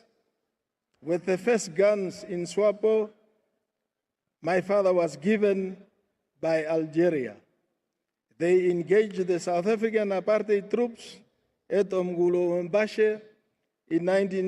on 26 August 1966. Joining our father in exile in 1974, together with my siblings, John and Saki Nujoma, mark a crucial chapter in our lives. For my father and my two younger brothers, as I said earlier, John Deshipanda and Zaki Nujoma, who were with me, training as plant fighters and being deployed to the battlefront to engage the enemy, not only instilled in us the values of courage and responsibility, but also solidified our bond with our father. He wanted us to fight just like other Namibians. His younger brother, Tate Elia Nujoma, known by the name de guerre Kanyeka, sacrificed in combat, fighting the enemy.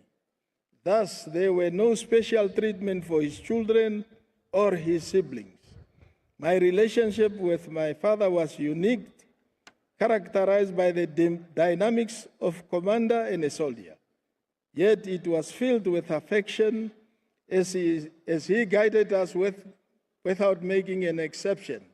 After all, we were called to fight and to bring about our country's freedom and independence. In 1978, our revered and beloved father, whose nurturing strength and unwavering commitment to the liberation of Namibia inspired countless souls, bravely crossed the border into Botswana, accompanied by our younger sister, Usuta Imbili Nujoma, and several nieces and nephews, and embarked on this perilous journey with determination and heart full of hope. Also among those who accompanied my mother were our current First Lady, Madam Siski Mbumba, and her daughter Ipure, a testament to the enduring bonds of leadership and compassion that have emerged during our struggle for freedom. My mother and sister Usuta, having joined the liberation struggle, it marked a profound reunion of our family in exile, a testament to our unwavering commitment to the total liberation of Namibia. The waging of the armed liberation struggle has been intensified until the defeat of the apartheid army at the Battle of Quito Cuernavaca by the combined Fabla Cuban international forces and plant combatants. This paved the way for the implementation of the UN Security Council Resolution 435 in 1978, leading to the independence of Namibia. Having achieved independence of Namibia, my father embarked upon the task of nation building. He championed the policy of national reconciliation and unity of our people who were fragmented under the apartheid system. Even as he was carrying out the affairs of a state, he always spent quality time with family. To him, Namibia was a big family. My father had a compassion for children reflected in his passion for education. He believed that education should be accessible to all children so that they could discover their full potential as they grew up, to enable them to contribute meaningfully to the development of Namibia. Our father's compassion extended beyond our family, witnessing the lack of educational facilities for the children of farm workers around the Tavi. He took it upon himself to create change, using his own resources and rallying the community for support. He initiated the construction of a primary school and a clinic. The completion of the clinic, which is now under the care of the Ministry of Health and Social Services, stands as a testament to his commitment to uplifting the lives of others. The school project is still on an ongoing progress, represent his enduring legacy and challenge to us, the living, to follow in his footsteps. As we remember him, let us honor his values of selflessness, community service. My father's journey is woven into the very fabric of our nation history, and we will ensure that his vision for a brighter future continues through the projects he initiated.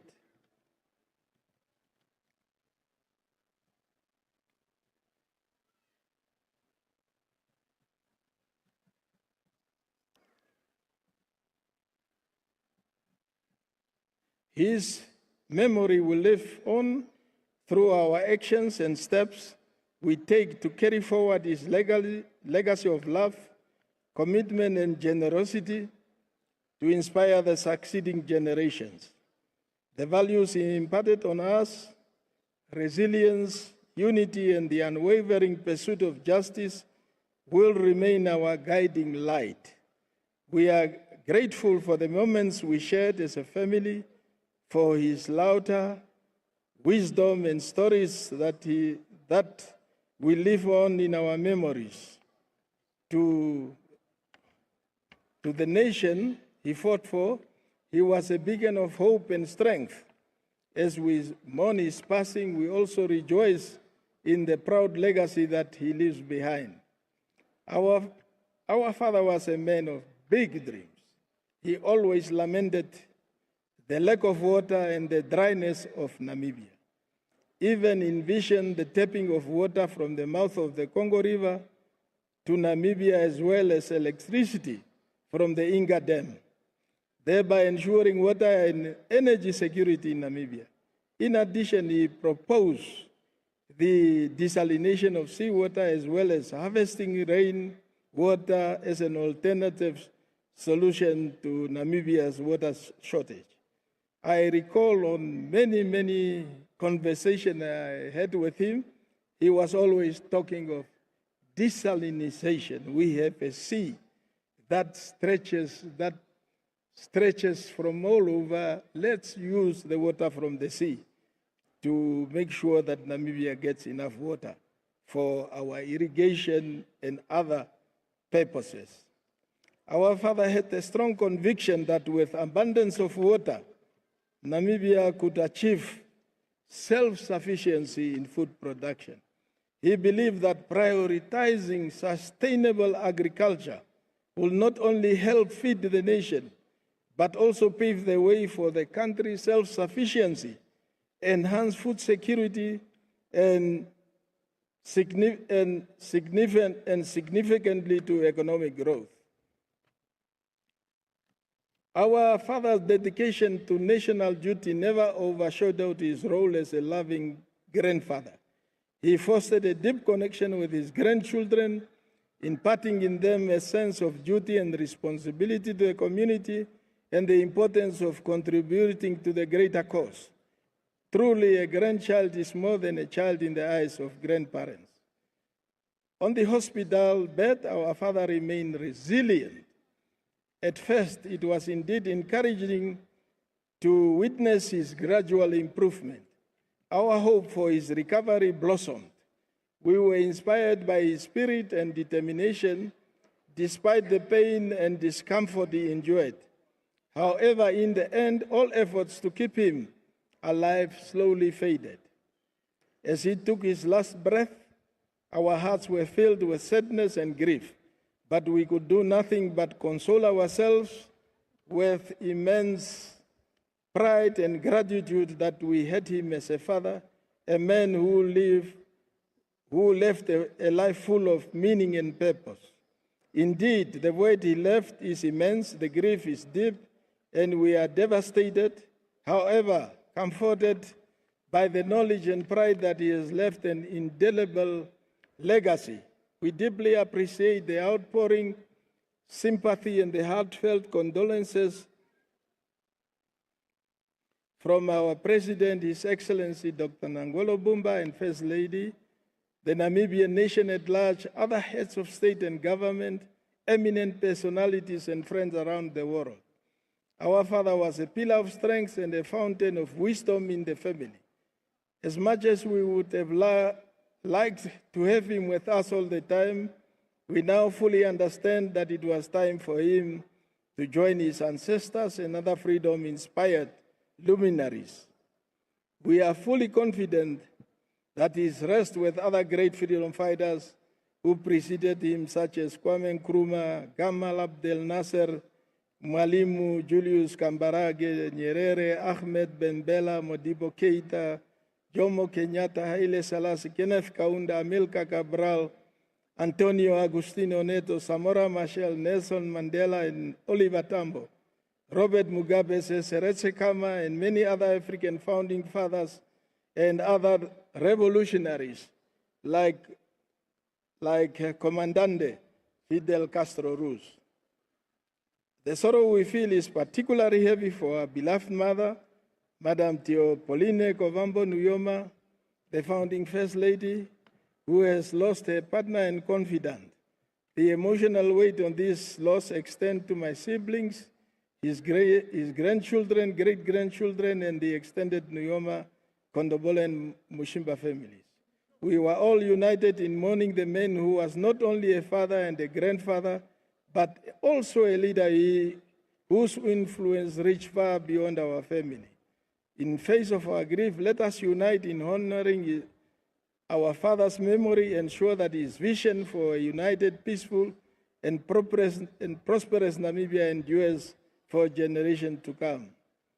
As we prepare to lay our father to rest, I undertake the solemn responsibility of caring for my grieving mother during this incredible challenging time. It falls upon me to guide my siblings and support his grandchildren and great-grandchildren in preserving the legacy of a remarkable father whose ideals we aim to uphold. Together we cherish his memory and ensure that the values he instilled in us continue to strive within our family. Our family will maintain unity of purpose and action in line with our father's words of wisdom when you used to say, a people united, striving to achieve a common good for all members of society will always emerge victorious.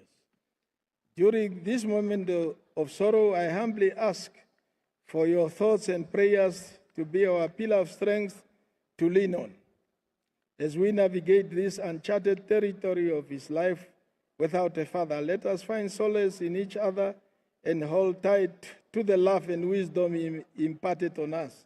We will continue to honor his legacy with every step we take, ensuring that his spirit remains alive in our hearts and action. We are grateful to the grieving nation for sharing in our sorrow and for your continued support and love during this time of sorrow.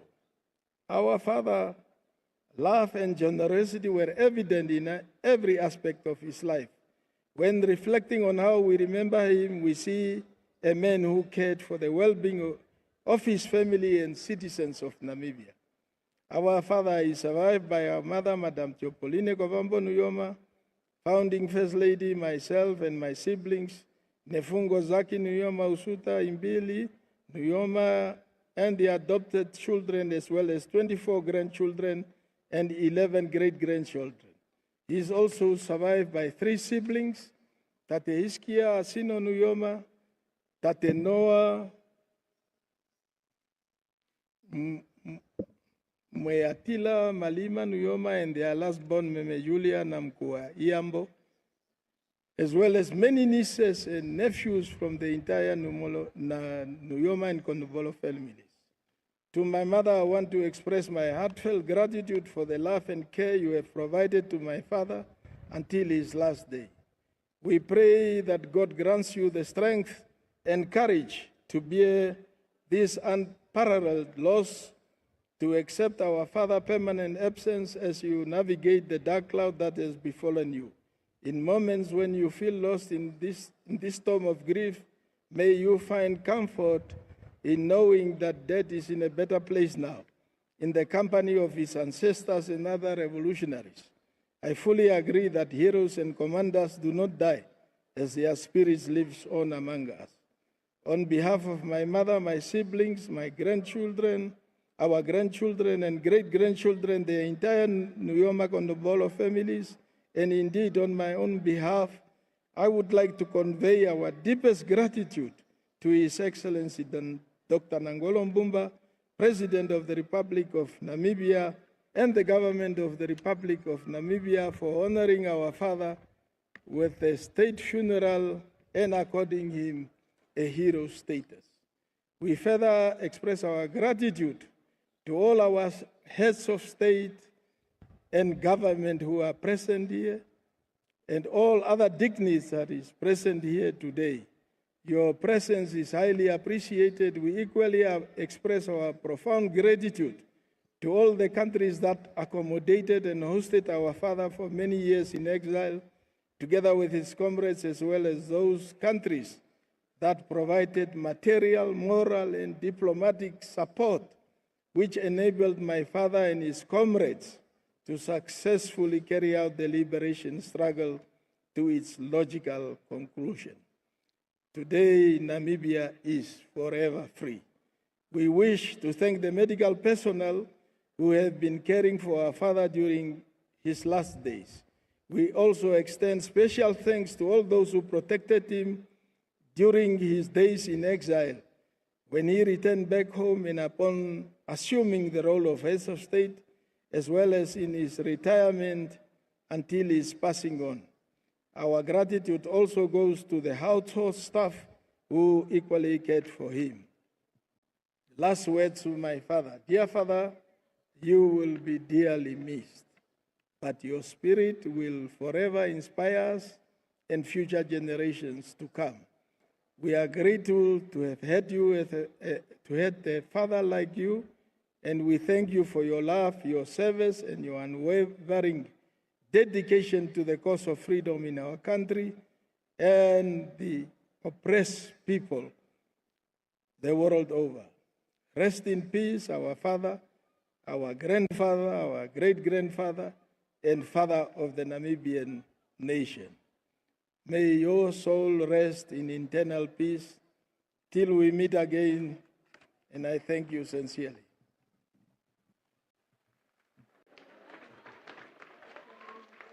The eldest son of the founding president, late President Sam Nujoma, Utoni Nujoma, was giving the message on behalf of his family.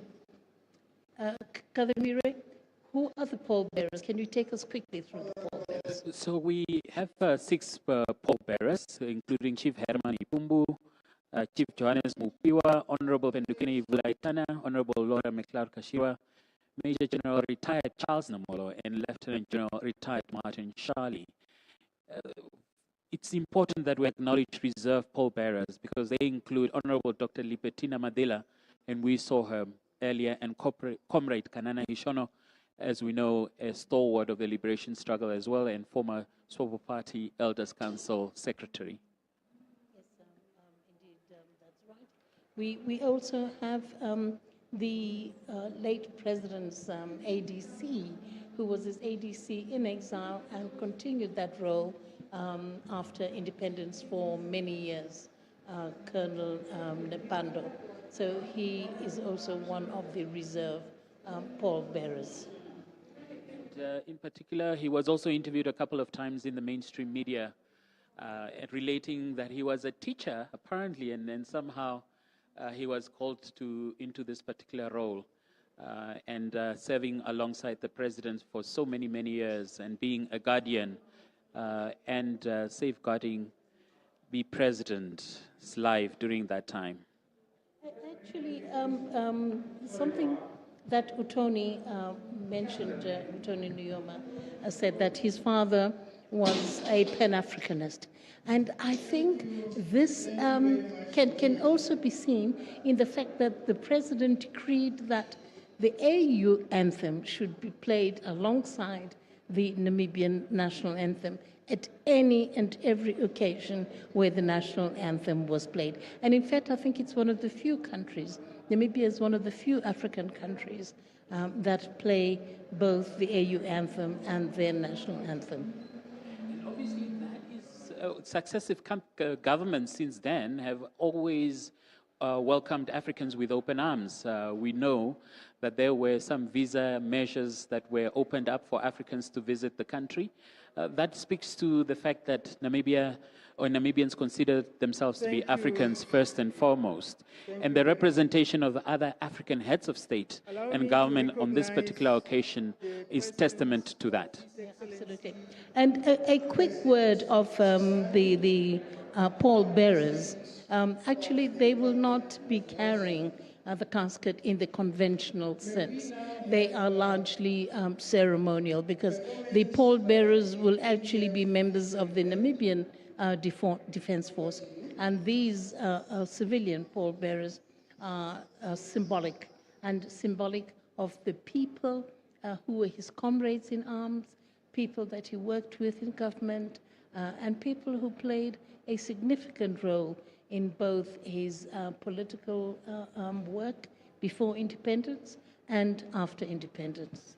And whoever had to make that choice between so many of those illustrious freedom fighters, they had their work cut out, because I'm sure there were so many luminaries that could have featured as pallbearers, but they just needed 6. Absolutely, no, there must have been a lot of volunteers, a lot of people that would obviously have loved to do the honors of being the pallbearers. Right now, I think what we have on the program is the Namibia Defense Force, and what will follow after that, MD? Shortly thereafter, we'll have more tributes. We're going to be hearing now from the leader of the official opposition, Honorable McHenry Venaani. And in 2-3 weeks' time, as we know, he will be an outgoing leader of the official opposition. And then we'll then hear from the Vice President of the Republic and President-elect and Vice President of the Swapo Party, Dr. Netumbo Nandi-Ndaitwah. And thereafter, we'll hear from Dr. Pohamba, our former president. So those are the 3 main speeches. And then we are likely to hear from heads of state and government, the ones that are present today. Yes. Indeed, I think it is fitting that President Pohamba speak on this occasion. He, out of everyone that is present here, he has been the longest serving comrade in arms of the late president. They come back from the 1960s.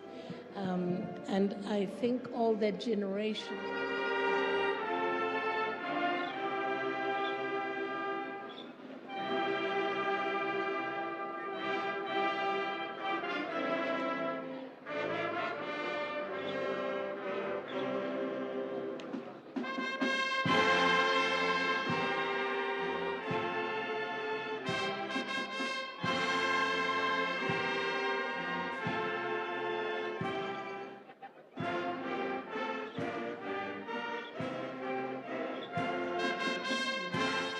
saw him break down in tears when he viewed the body of his deceased comrade. That's how close they were.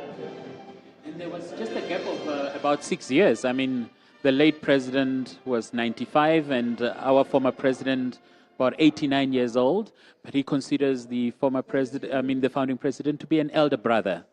And really, by intents and purposes, there was a brotherly relationship between the two. Yes, yes, absolutely.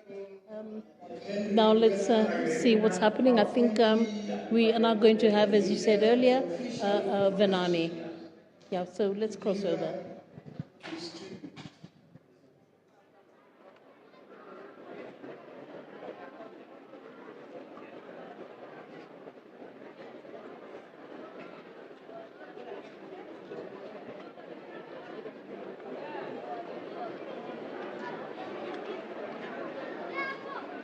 Again, Dilimani, as our speakers are coming from 10 days, a bit of a distance, will help to play the soft melody as they are coming.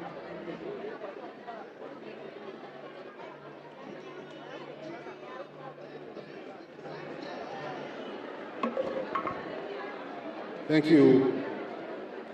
Thank you very much, Director of Ceremonies.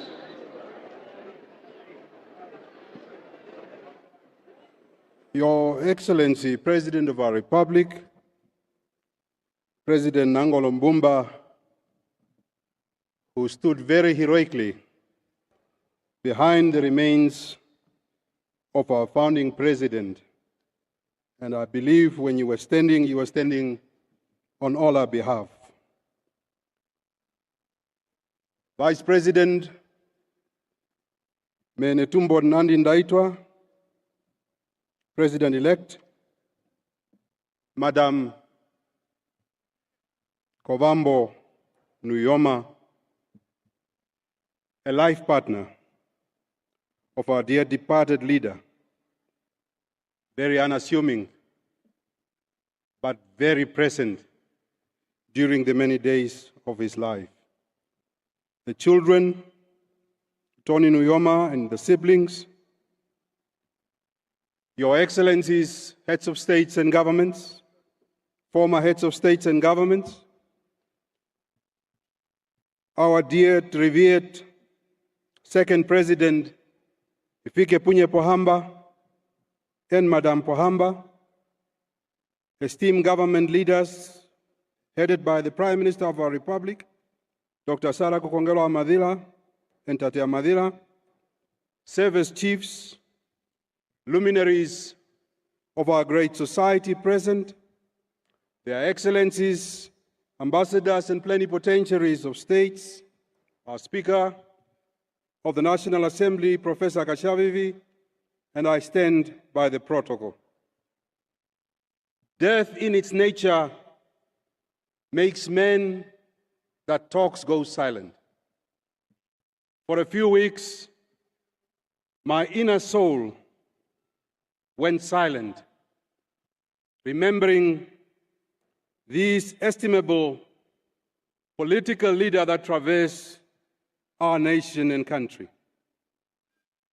For the past 2 weeks, our nation has been cloaked in sorrow, yet lifted by an outpouring love and appreciation, reverence, as a testament not only to the man he was, but to the spirit he embodied. From every corner of our country, from the continent of Africa, from across the globe, voices have risen in grief, in gratitude, and in remembrance of a leader who was more than a statesman. As I went into silence, I was listening to many men that knew him, to listen to what they would say about this great son of our country. But one thing that I have felt that is amiss, it's the fire and fury of President Sam Nujoma on the political theater. Sam Nujoma was not only a leader, but was a force, a master tactician on the political theater. I was listening to many men and women narrating the story of President Sam Nujoma. It was in this stadium, before independence, that he packed this stadium and for the first time introduced the word national reconciliation before independence, that many of our teachers back at school had to go into dictionary to look for the word reconciliation. It was on the 21st of March here that he declared this country forever independent. And that is Sam Nujoma, the politician, I am remembering.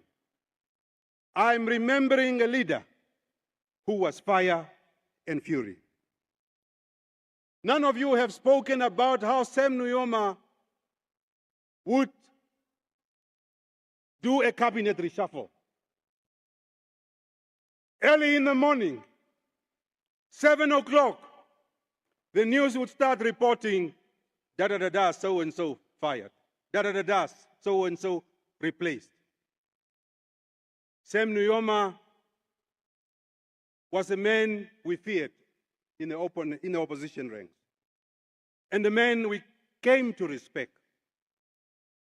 I remember very fondly when he would come and address Parliament at the State of the Nation address.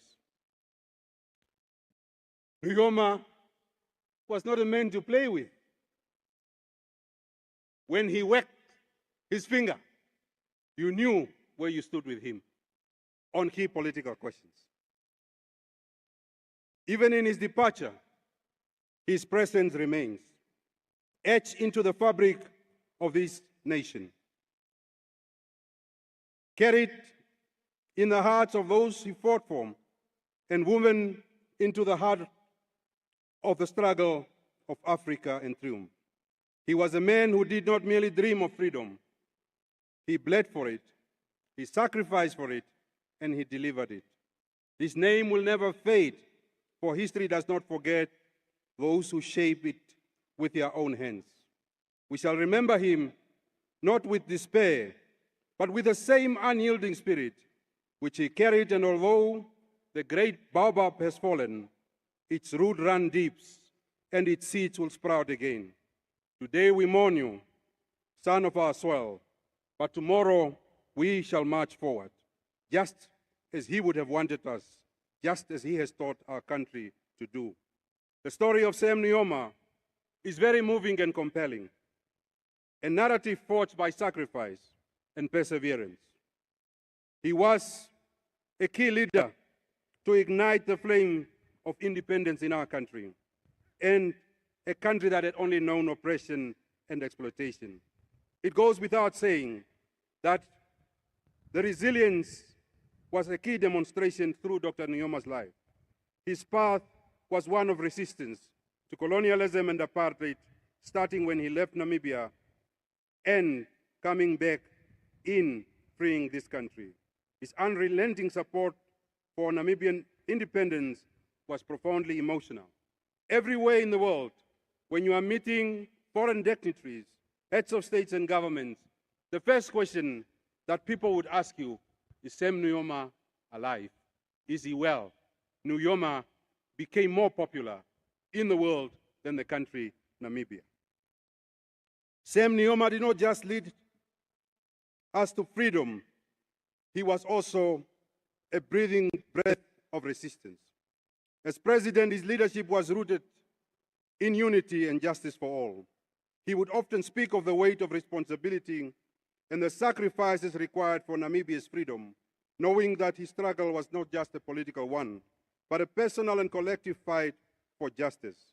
He understood that true freedom wasn't something that could solely be won on the battlefield. It had to be nurtured with love, understanding, and shared will and desire for his people. He might have been a towering figure, but he was also a man with extraordinary empathy who was moved by injustices and would not sit idly by. He led with humility and selflessness. Wole Soyinka, a known Nigerian author, once stated, "The man dies, but the spirit endures," quote unquote. Dr. Nujoma most certainly was a man who lived up to the testament. In fact, even though he is no longer with us, his spirit shall endure. Through the country that he thought no longer with us, through the country that he helped to build, the vision he gave every Namibian and every heart that keeps fighting for freedom, justice, and peace. Today we must ask ourselves, as the people of Africa, Nujoma and many other luminaries fought for our freedom. What are we fighting for as Africans today? Why are we quiet when our neighbors are being bullied by foreign powers over decisions they make in their own country? Why are we quiet when our minerals are being exploited?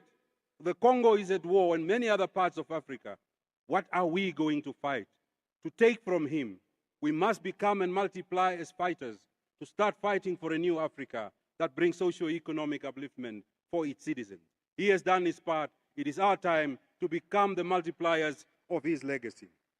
President Sam Nujoma once took us, and I shall never forget this personal moment, he once took us to the railway line. He was busy mobilizing the whole country to build a railway line, and he wanted members of parliament to go and work voluntarily on the railway line. Of course, there's the opposition. We were mourning, who's going to pay us and what. Long story short, we go up to the northern part of the country and we started for 2 days working on the railway line. And then he came at lunch to come and see us as a courtesy to the Speaker Chitendero then. And as Chief Whip of the opposition, I was there together with other prominent leaders of the ruling party and other political parties. And he comes to us and he says, "It's very good that the politicians of this country are working for free." And I made a joke to him. And I said, "Mr. President, you were a railway employee and you took the Boas bicycles with. At least you are repaying them now by doing the railway work. Why are we working for free?" And he went into laughter. And it was not very easy to get Nujoma into laughter. And he went into laughter and he said, "Young man, you must be a Pan-Africanist, work for your country. One day your country would reward you." So in that, he brought a lesson to many of us to be selfless, to work for the people, and to fight for better causes in the world. He was a great petitioner. When you had my last meeting with him, talking about a plethora of issues, and he started lobbying me and he said, "Comrade," and I was shocked, "you are a very strong voice in Parliament.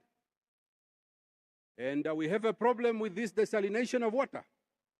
I want you to bring a motion to Parliament about desalination. Our country is very dry." On his order, I brought that motion to Parliament. Sam Nujoma was on the other side of the divide from us. I became Secretary General of our party, while President Hifikepunye Pohamba was Secretary General of SWAPO. And Sam Nujoma disorganized us on the political theater. During election campaign, even in our stronghold, don't let him address a rally the last. The election would go the other way. Tate Pohamba, Tate Nahazangula, you are all here. These 2 years, this country is in grief, and February has just become a bad month a bad month for this country. I want to instruct you, all of you that are older than 80, please don't go now. Don't go now, and I don't want to hear another February next year someone is here. I've already told President Pohamba that he must now behave and wait a bit. In conclusion, I want to say to this great man. In 2005, when the ruling party brought a motion in Parliament, a bill to confer founding fathership to the President, Sam Nujoma, that we are mourning today, there was a furore in the opposition benches. Why Nujoma? Why this bill? Da da da da.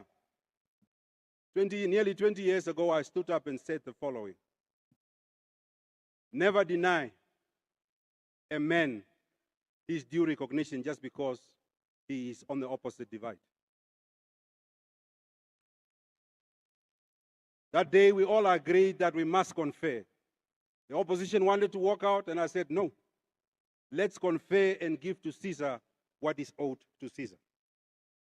Our Prime Minister was Nangolo during that time. Sam Nujoma was a man we saw, and we respected. He had no equal in our political theater. He was the dawn of the Namibian politics. Experience, historical encyclopedia. And as we are narrating the history of Sam Nujoma, Mitiri, Nahasangula, and many others, we must start correcting our history so that it stands for posterity. There are two matters that I want to add to that great history as a student of history. Johannes Karwaihe did not give a lift to Sam Nujoma to go to Kobabes as a mere lift. It was a design act by the Chief's Council intelligence body called Odohode that instructed him to take President Sam Nujoma to Kobabes, to hand him over to Bishop Asaria Kamburona, to hand him over to Ludwig Stanley. All these acts were designed. They were not just mere acts of coincidence. Chief Hosea Kutako was in Aminus. Kapuo was a de facto acting chief in the 1960s. And he instructed Karaihe because of two factors. Karaihe was a well-to-do man and a member of the Hode in the knitting group, in the key group of the Chiefs Council. 3 men were identified to take President Sam Nujoma, the father of our former ambassador, Aaron Kapere, and many others. And Kapuo said, only Karaihe is affluent enough in stature, as a business person, he's affluent enough to repel whites when they ask him where he's going. The rest of you, when you are traveling, you would be known because blacks did not have money to travel to Kobabes on a daily basis up and down. And that is how that history went. It was a design act of the Chiefs Council. Lastly, Council and leader of the ANC, Oliver Tambo, played a significant role in the Old Occasion rebellion. President Sam Nujoma, Ngavirwe, and many others went and sought legal counsel and brought Oliver Tambo to Namibia at the Eros airport where he landed. And the whites were infuriated that the blacks in Namibia not only opposes relocation, they dare to bring a South African activist of the prominence of Oliver Tambo to Namibia to start representing themselves. And that's why Nujoma became a key enemy to the South African regime. That is also a part of history that we must weave in the greater history of President Sam Nujoma. I want to end with the following.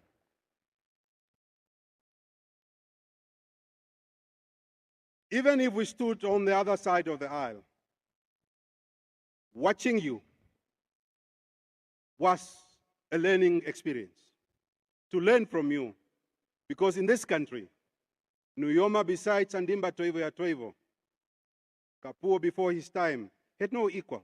There was no politician in the country that you could compare with Nujoma. Ask him about Haile Selassie. He would narrate Haile Selassie as in a book. Ask him about Idi Amin. The last time I met him, I was asking about the 1972 conference in Uganda. And he was narrating the weaknesses and the strength of Idi Amin about our struggle. He was a man who stood for our country. He was a leader who has given all to the people of this country. Namibia, let's stand at attention. Osiaku Tako said the following: at the repatriation of the remains of Samuel Maharero, when many Namibians, Hereros, never believed that Samuel Maharero could be buried in Botswana and be reburied in Namibia. And I want to send him off with this famous quote of his mentor, Chief Osiaku Tako, when he said, Samuel Maharero, he has come, he is going, the sun.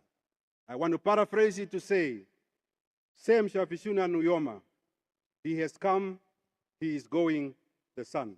Rest softly unto the bosom of your Creator until the last day of resurrection.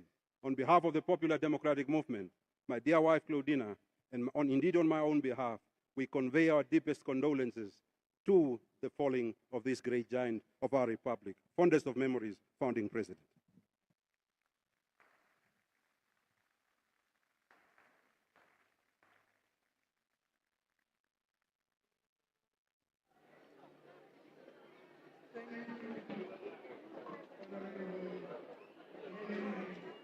Venaani.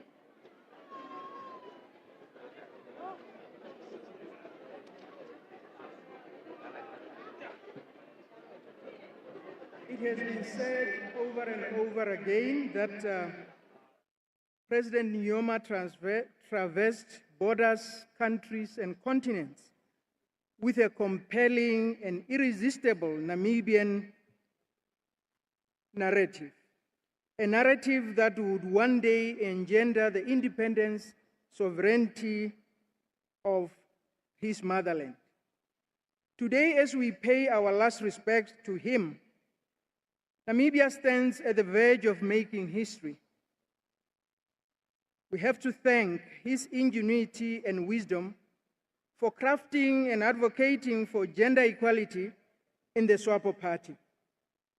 It is now your turn, Your Excellency, Vice President of our Republic, Vice President of SWAPO Party, and our President-elect, Dr. Netumbo Nandi Ndaitwah. The floor is yours.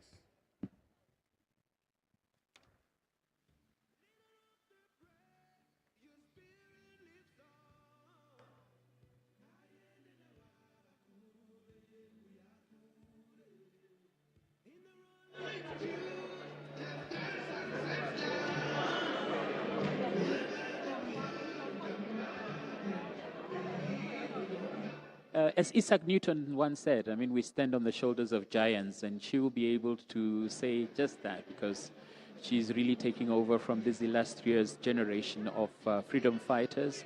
Herself in her own right, also an activist, also a freedom fighter who represented the SWAPO party in many countries on the African continent, including Tanzania and Zambia, where she was based at some point, representing the movement in those countries. So she's also part of that cohort of freedom fighters. Absolutely.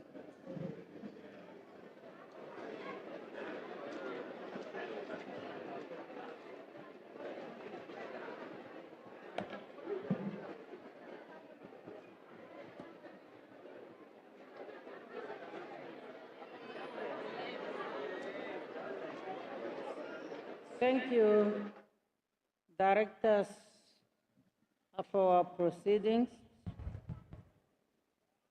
The widow, Mekulu Kovambo Nujoma, and our founding First Lady of the Republic of Namibia, Comrade Utoni Nujoma, the children and the entire Nujoma, Kondombolo, and the Mushimba family, Your Excellency, Comrade Dr. Nangolo Mbumba, President of the Republic of Namibia, and Madam Mbumba, our First Lady, Your Excellencies, Heads of State and Government, Your Excellency, Comrade Dr. Hifikepunye Pohamba, second President of the Republic of Namibia,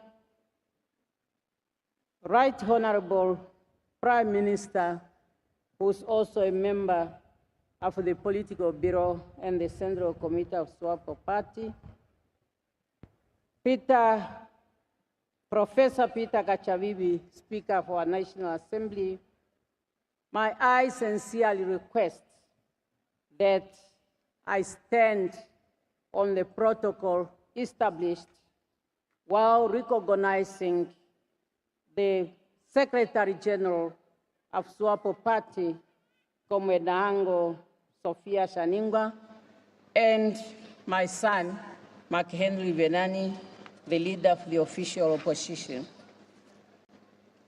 Shortly before midnight, on the 8th February 2025, His Excellency President Nangolo Mbumba, in a solemn and sober voice, announced to the Namibian nation and the world that our founding president and father of the Namibian nation, founding president of SWAPO Party, and the leader of the Namibian Revolution, His Excellency Dr. Sam Nujoma, has passed on. His departure into eternity represents a very sad and profoundly distressing moment of grief of Mekulu Kovambo Nujoma, the entire Nujoma family, and all Namibian people and people all over the world who knew him. Comrade President Sam Nujoma belonged to the greatest contemporary generation of brave Namibian compatriots, the likes of David Meroro, Hendrik Witbooi, Andimba Toivo ya Toivo, Nathaniel Makhwilili, Kakumba Kandola, Mzee Simon Kaukungwa, Isaac Shome, and Braden Shimbayo, among others, who are the outstanding heroes and the heroines of the struggle for the liberation of Namibia from the yoke of apartheid colonialism. As we mourn the passing of our founding president, we should ask ourselves some critically important questions, including what we must do to continue consolidating our party's unity, strengthening our constitutional democracy, constantly renew and rededicate our commitments to the well-being and the prosperity of the Namibian people.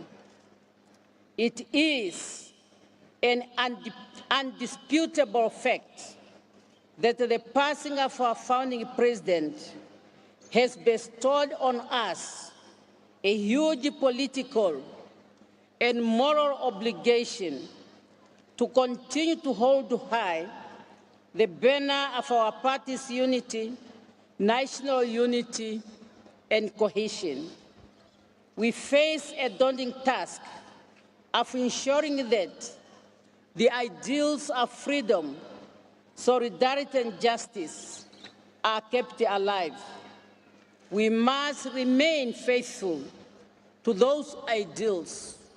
We must not betray what Comrade the founding president, Sam Shafishuna Nujoma, and those of his generations who had departed before him had achieved. Let us relentlessly defend our freedom and independence and ensure prosperity in Namibia.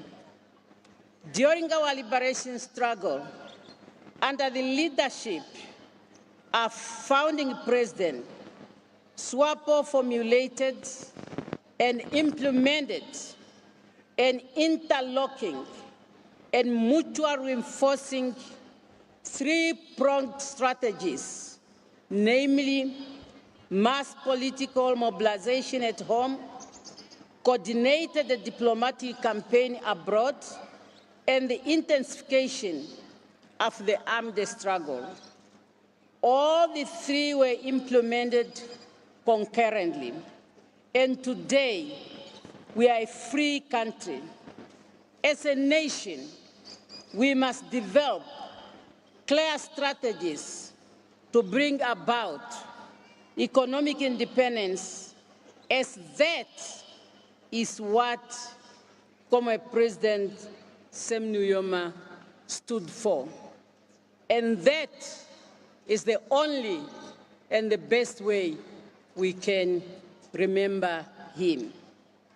Since the passing of the founding president, we have received and had rich tributes paid in honor of his memory from world leaders and from regular Namibian citizens whose lives were touched by him.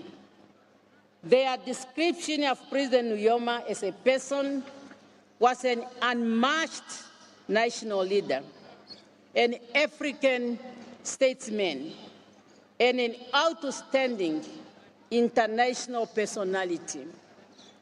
Comrade Sam Shafishuna Nujoma was indeed a man with a natural sense of authority, always modest, with a disarming, unresistible, and infectious laugh. However, behind it is a strong person, a person with strong character who is decisive, and that is why it was possible for him to successfully lead the liberation struggle, particularly when the situation called for tough decisions.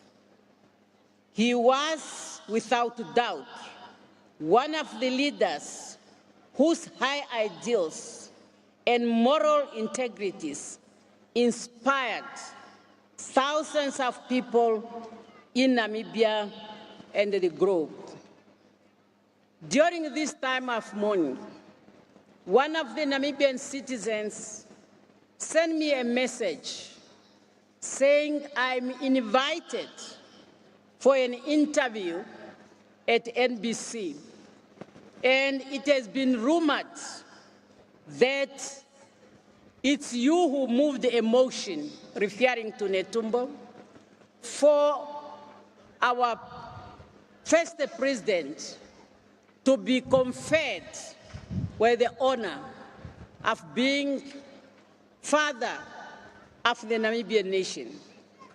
Of course, I saw the message after the interview was done. However, that is a fact. And as one of my mentors is Mwalimu Nyerere, having grown up politically in Tanzania and having observed the two leaders, Mwalimu and Sam Nujoma, I'm seeing twins between these two people. And as in Tanzania, we call Mwalimu Baba ya Taifa. I then moved, and I was so happy when the proposal was taken. Today, truly, he's our founding president, and truly, he's the father of the Namibian nation.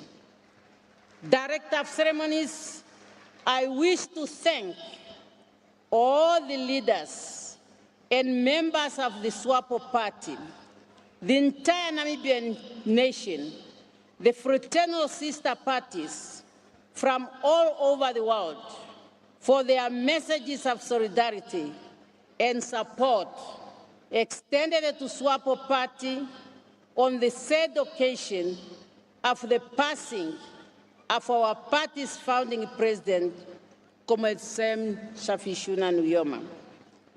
President Sam Nujoma did not work alone. He was assisted by capable and loyal comrades. However, President Nujoma had no peer. He was a leader who single-mindedly devoted his whole life to the service of his country and people. He was a tireless defender of the just cause and an actor of the liberation of Namibia. I can say without fear or contradictions that President Nujoma was one of the founders of modern Africa. He was a true firm believer in African unity. As mentioned in his eulogy, he was present at the founding summit of the Organization of African Unity in Addis Ababa, Ethiopia, on the 25th May, 1963, alongside with other prominent leaders of the liberation struggle in Africa. These include Agostinho Neto of MPLA in Angola, Oliver Tambo of ANC in South Africa, Edward Mondelane of Frelimo in Mozambique, and Amiga Cabral of PIGC of Guinea-Bissau and Cape Verde.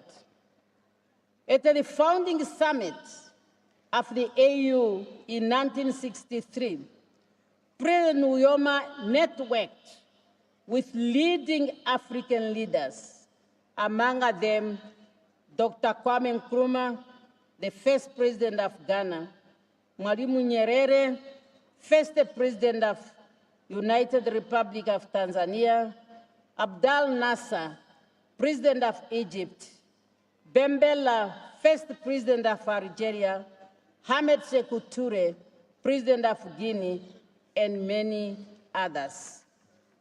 Therefore, his departure, as you might have noted, all those who were there in 1963 are no more.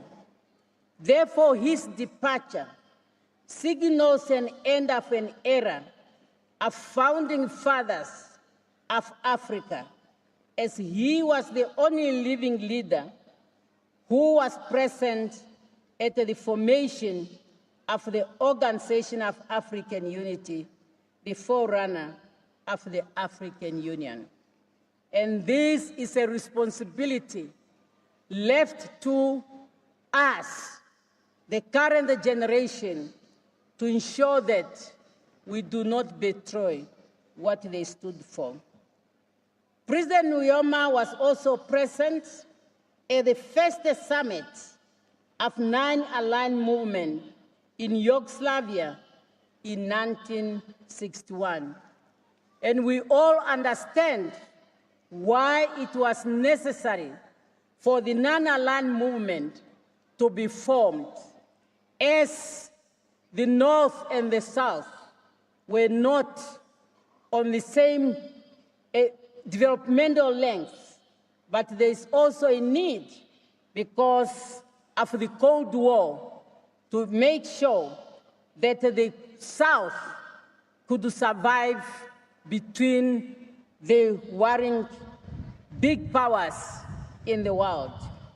It was at that summit where he interacted with giants such as Jawaharlal Nehru, Prime Minister of India, and Boutros Tito, President of Yugoslavia, among others. Under President Nujoma's steadfast leadership, SWAPO developed and grew into a political and diplomatic force recognized by the United Nations General Assembly in 1973 as the sole and authentic representative of the Namibian people. President Nujoma became the first leader of liberation movements to be invited in 1971 to address the United Nations Security Council in New York. President Nujoma was involved in the conception and establishment of the frontline states bordering minority-rule countries in Southern Africa, led by Mwalimu Julius Nyerere, the President of Tanzania. The frontline state comprised of Dr. Agostinho Neto of Angola, Dr. Kenneth Kaunda of Zambia, Seretse Khama of Botswana, Samora Machel of Mozambique, Robert Mugabe of Zimbabwe. And in the process, Nigeria joined. And this formation was then known as the Frontline States and Nigeria. The Frontline States and Nigeria, in close consultation with the leaders of the liberation movement, formulated the political and diplomatic strategies in the struggle against the forces of oppression and the intensification of the armed struggle to bring about freedom, peace, and independence in the whole of Africa. Founding President also attended the founding summit of the Southern Africa Development Coordination Conference, which was later transformed into the Southern Africa Development Community at the summit which took place in Windhoek, which he presided over. And having served as the SWAPO chief representative in Dar es Salaam, where the AU Liberation Committee was, and where the initiator of the front line, President Mwalimu Nyerere, continued to lead the work or guide the work of the frontline states, I can see or say with confidence how much the frontline states in Nigeria has contributed to the liberation of Southern Africa. During the most difficult days of the struggle, President Nujoma inspired and gave us hope to the Namibian freedom fighters at home and in exile to fight with vigor and determination until victory. He mobilized our national will, spirit, and human resources for the total liberation of Namibia and the African continent from the shackles of apartheid oppression. He consistently supported the Palestine and the Sahrawi people, respectively, in their legitimate struggle for self-determination and independence, a cause we as Namibia must continue to support. As president of SWAPO, he mobilized political and diplomatic support for SWAPO across Africa and around the world. And he facilitated the opening of SWAPO representative offices in many world capitals, like Cairo, Dar es Salaam, Lusaka, Luanda, Lagos, Dakar, Algiers, Brazzaville, Addis Ababa, Lagos, Paris, Stockholm, Belgrade, Bucharest, Moscow, Tehran, New Delhi, Havana, and Harare, as well as at the UN headquarters in New York.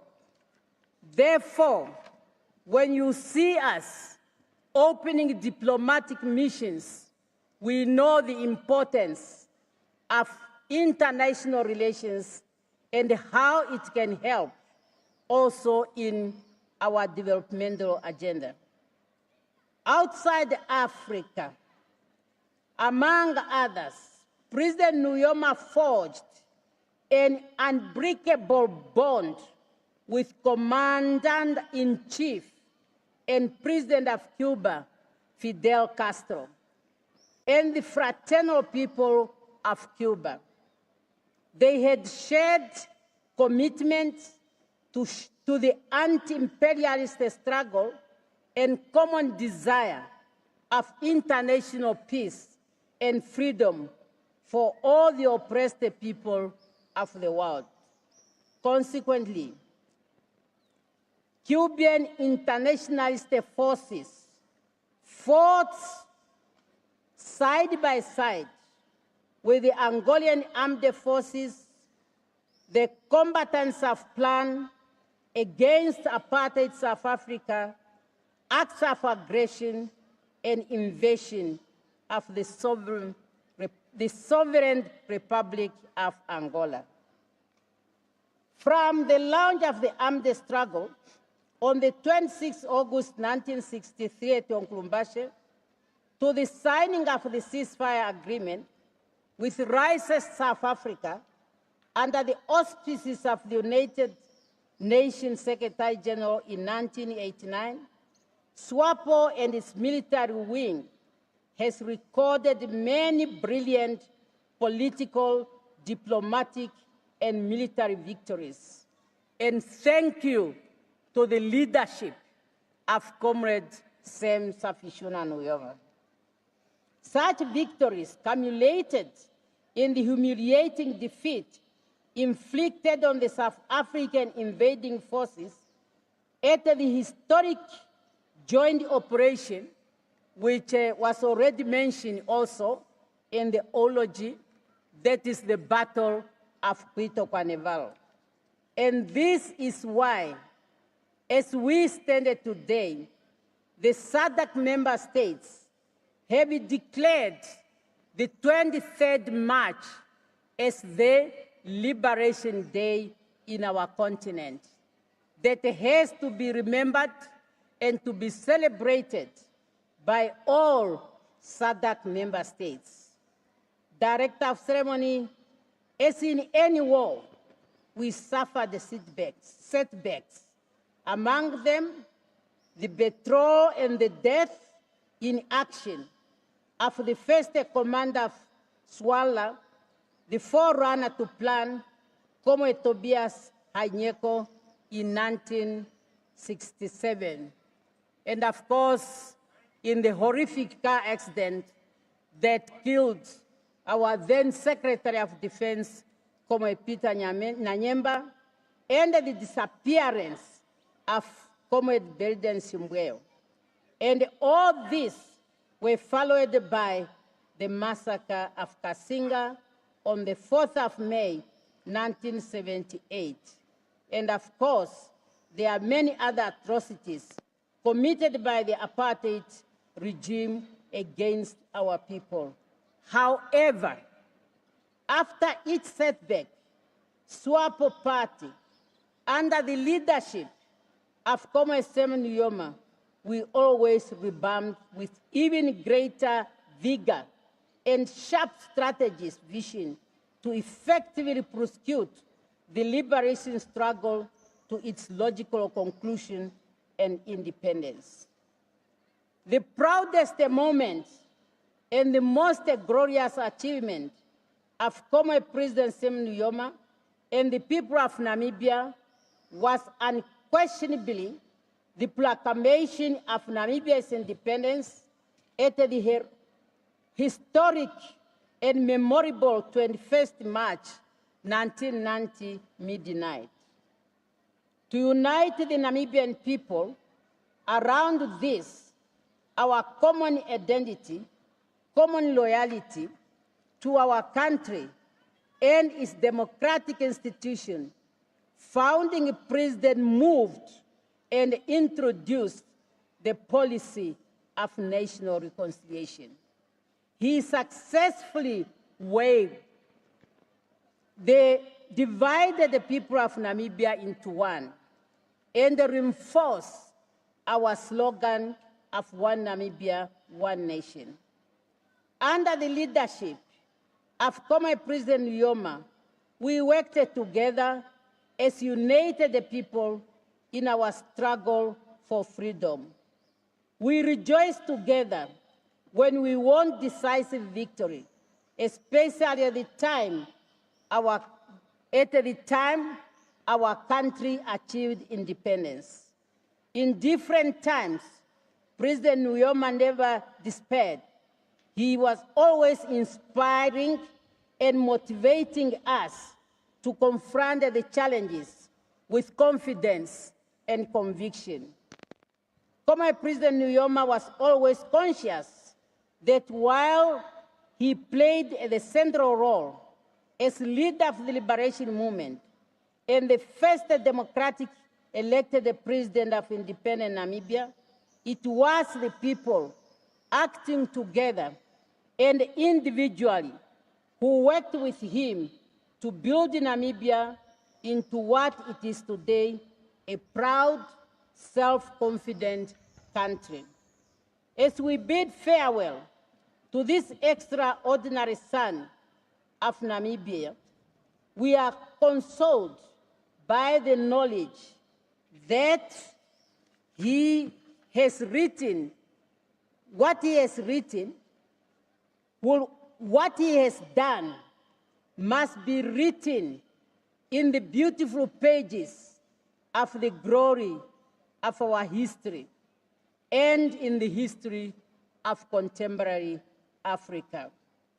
We recall his inaugural address to the Namibian nation and the world on the 21st March, 1990, when he said, and I quote, "I move in the name of our people to declare that Namibia is forever free, sovereign, and independent." Now it's our responsibility to make sure that this call should be engraved in our hearts, in our minds, so that each and everything we do that to safeguard and guarantee our independence.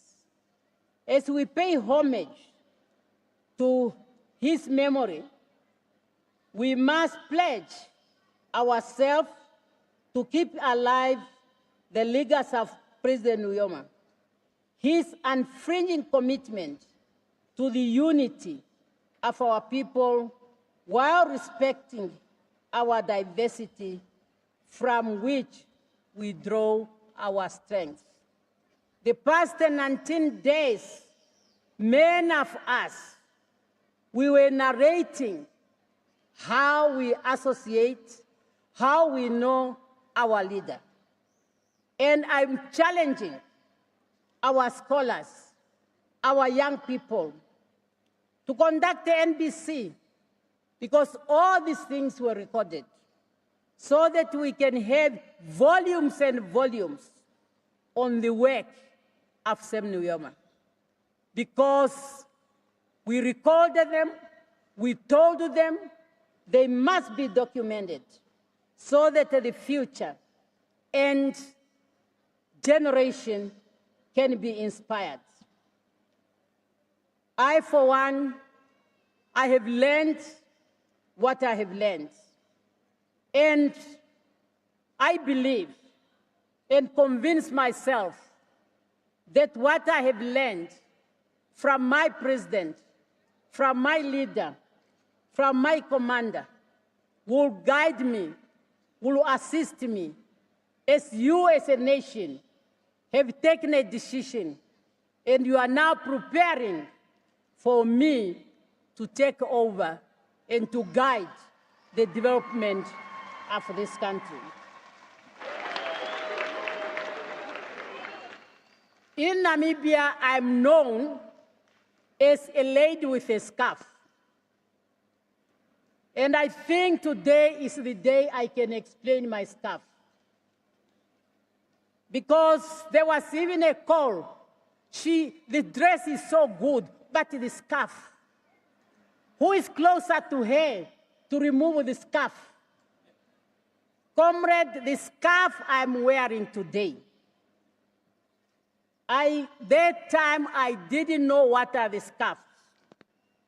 But the scarf I'm wearing today is a scarf I received in 1975 from His Excellency, Comrade Sam Shafishuna Nujoma.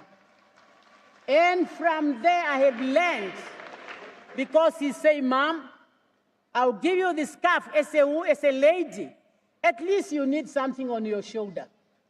So I kept that, and I felt that is the day I can explain my scarf. Please, whether it does not match the dress, from now on, don't bother me. It is a history. On behalf of SWAPO party leadership, rank and file, my family, and on my own behalf, I extended heartfelt condolence to Mekulu Kovambo Nujoma, the widow. Comrade Utoni Nujoma and your sibling, and the entire brave family on the loss of your husband, your father, your uncle, your grandfather. Equally, we thank the Nujoma and Kondombolo family for having allowed us as a nation to share in the good deeds of Nujoma from his young adults to the time of his departure. The story of the contribution of Comrade Sam Nujoma to our liberation struggle and nation building be written in gold in the history of our country and be taught to the succeeding generation of the Namibian people. Go well, my leader. Go well, our hero. Go well, our commander. May the soul of our revolutionary leader rest in eternal peace until we meet again.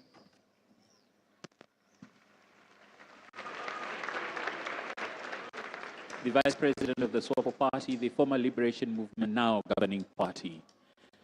A speech that covered some of the historical developments of the time, how the Liberation Movement waged the struggle on those three fronts, the diplomatic front, the political mobilization front, and the military front. And about to make history as and the about first to make history. female president of Namibia. On a lighter note, she spoke about the scarf and why she wore that particular scarf. Yes.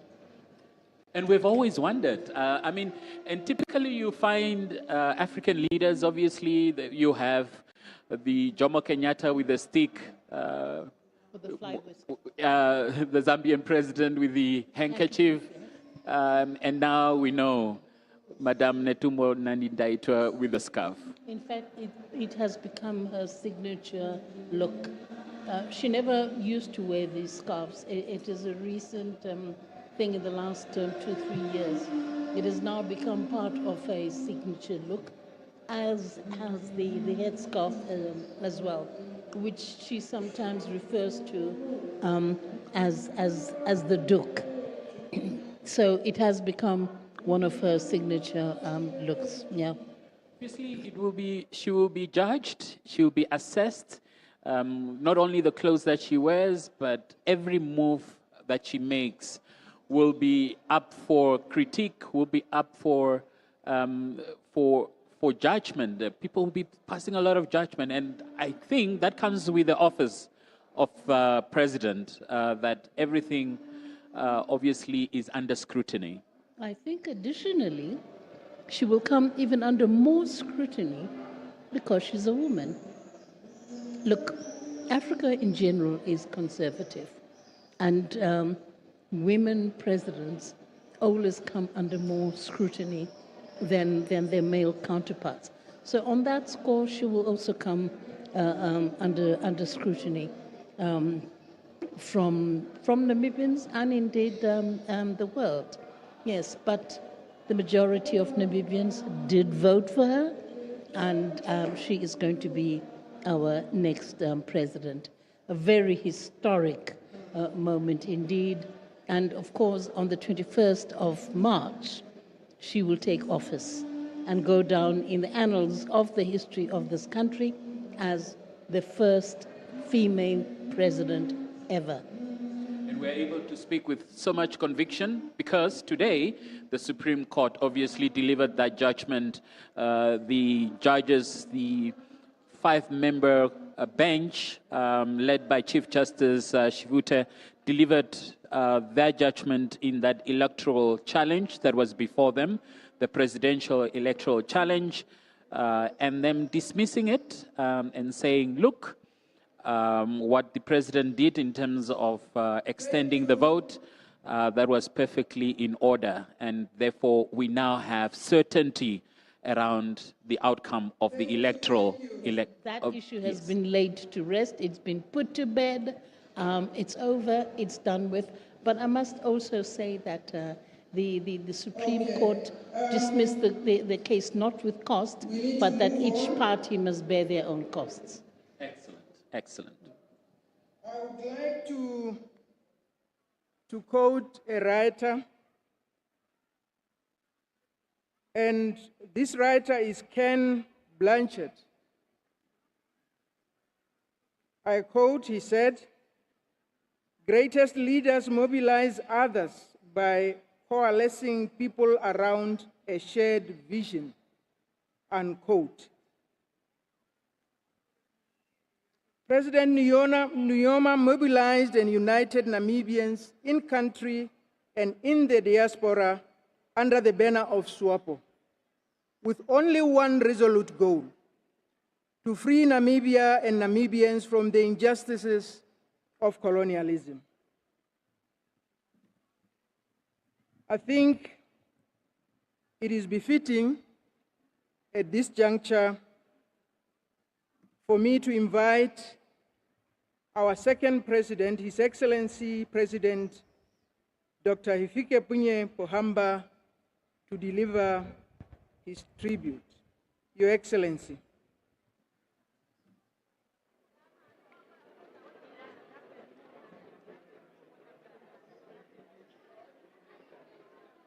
One of the moments that we have been waiting for, the speech that will be given by the second president of Namibia, President Hifikepunye Pohamba, who has a very long history with the founding president.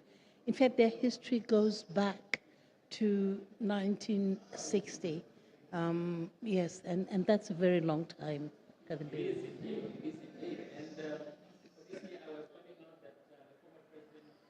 Your Excellency, Dr. Nangolo Mbumba, President of the Republic of Namibia,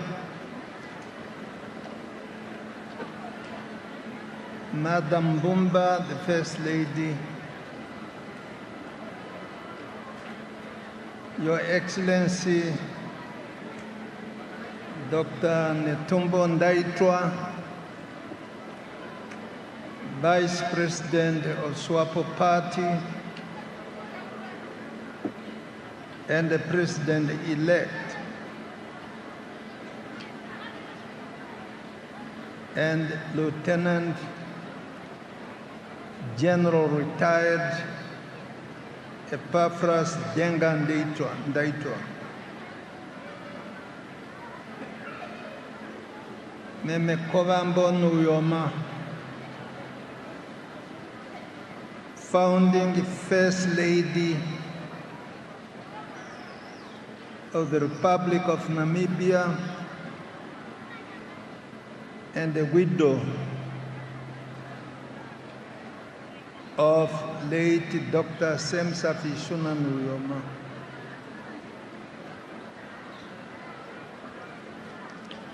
Comrade Utoni Nujoma and the siblings, Your Excellencies, heads of state and government, Your Excellencies, former heads of state and governments, distinguished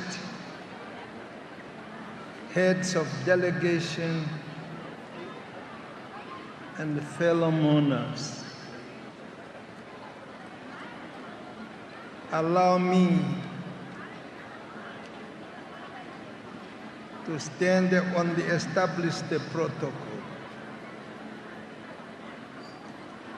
Dear mourners,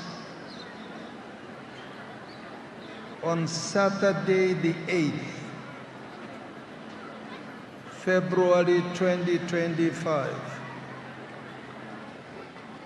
our nation received the devastating news of the passing of our leader, the leader of the revolution, our founding president and father of the Namibian nation,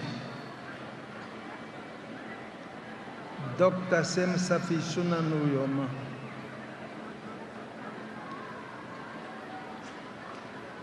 Today is with immense pain that I join you in paying our last respect, while at the same time celebrating the legacy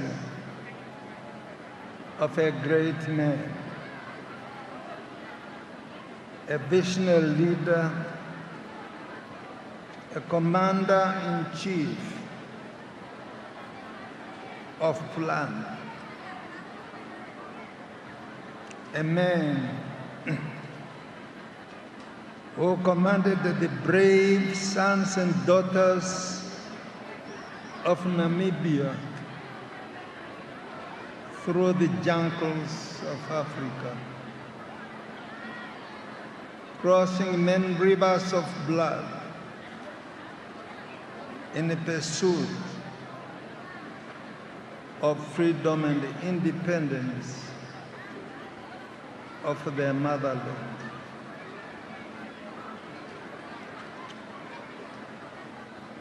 The struggle for freedom and independence was not easy.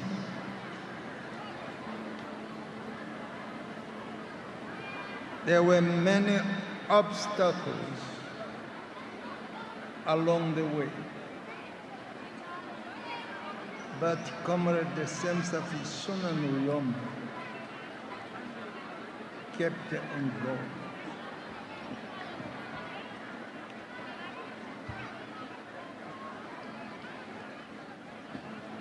He commanded and motivated freedom fighters, built and prepared a team of cadres through education and training to be ready to take over the administration of affairs of their motherland as the victory was certain. Our struggle needed someone with Nujoma's caliber to keep us together until victory was achieved. against all odds. Comrade Utoni Nujoma held the movement together. And indeed, history was achieved. Namibia is finally free.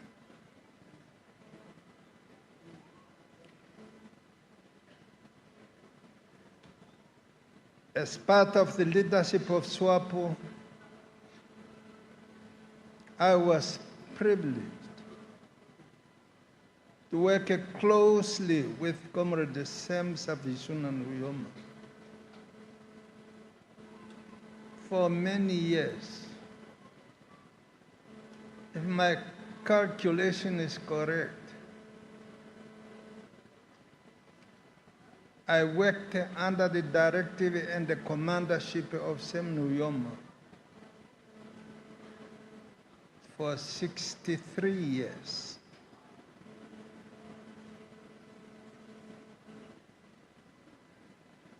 Both in exile and after independence. I first met Comrade Nujoma in Dar es Salaam, then Tanganyika, in 1961.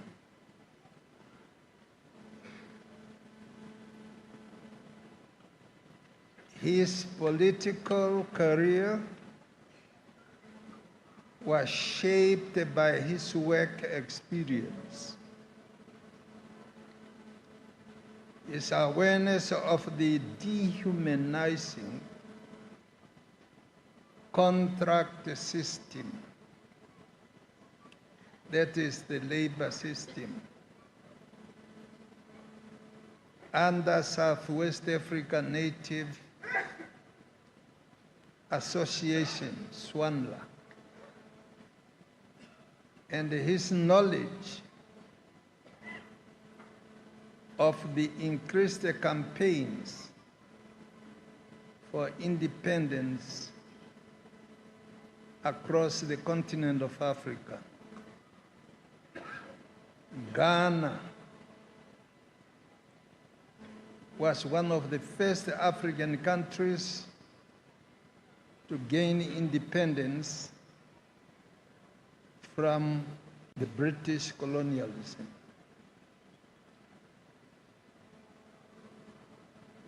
Due to his participation in these activities, Comrade Nujoma was dismissed from South African Railway in 1967. In the same year,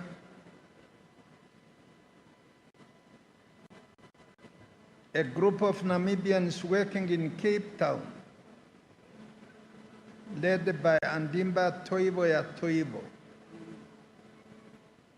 formed the Obamboland People's Congress, OPC. OPC was opposing South Africa's policies in Southwest Africa, including the inhuman contract labor system, under which people were forced to work for up to 2 years for small money, very little money, or wages. In 1959, Comrade Utoni Nujoma joined the OPC, which was later transformed into Obamboland People's Organization, OPO. Together, with Comrade Jacob Kuhangwa, co-founder of OPPO. They established the Windhoek branches of the organization at the then old location in Windhoek. At its first Congress in 1959, Comrade Utoni Nujoma was elected president of OPPO. Dear mourners, during the following year, Comrade Nujoma traveled to other African towns. He went there secretly, mobilizing and setting up branch structures of OPPO.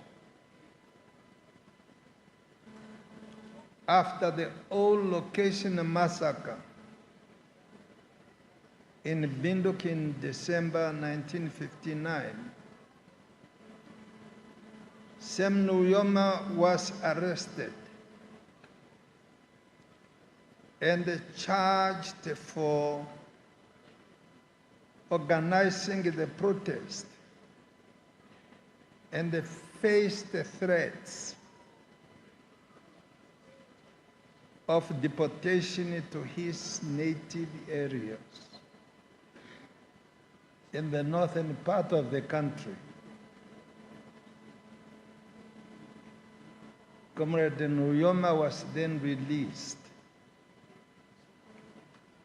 after 1 week in custody.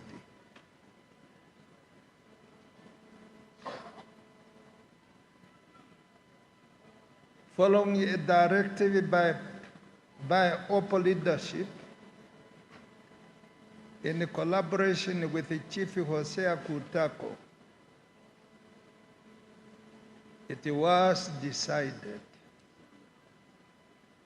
that Comrade Nujoma should leave. He should leave the country and join other Namibians in exile who were lobbying the United Nations on behalf of anti-colonial cause for Namibia. Comrade Sam Utoni Nujoma went into exile on the 29th of February, 1960, passing through Bechuanaland, now Botswana, from where he traveled to Bulawayo in southern Rhodesia by train. From Bulawayo, he traveled to Salisbury, now Harare, and then traveled to Ndole in northern Rhodesia, now Zambia, with the assistance of members of UNIP in northern Rhodesia. He crossed into Tanganyika, now Tanzania.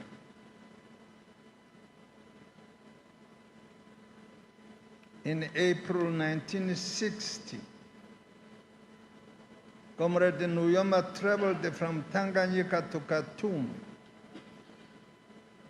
and from there to Accra, Ghana, where he attended the All-African People's Conference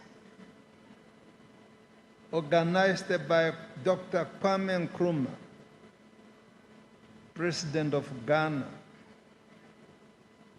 in a protest against the French atomic bomb test in the Sahara Desert. Instead of testing it in France, the French felt that it should be done in Africa, in the Sahara Desert.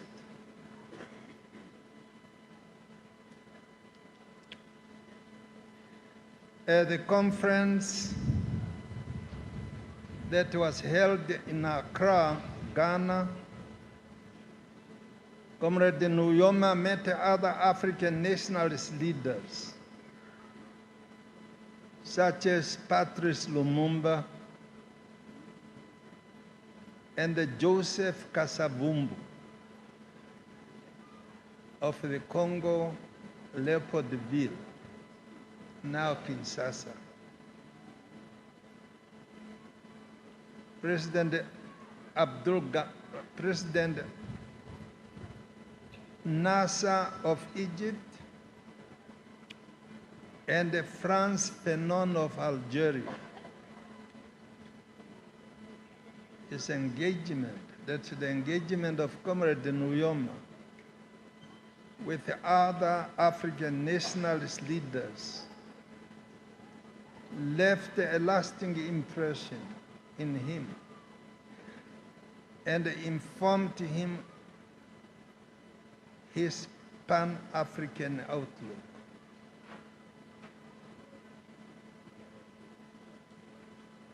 President Kwame Nkrumah of Ghana assisted the Comrade Nujoma to travel to Liberia and later to the United States. At a time when the case on Southwest Africa was presented to International Court of Justice at The Hague. In April 1960, OPPO was reconstituted and transformed into Southwest Africa People's Organization, SWAPO, and that was in Windhoek. Comrade Nujoma was elected in his absence or absentia as president of SWAPO.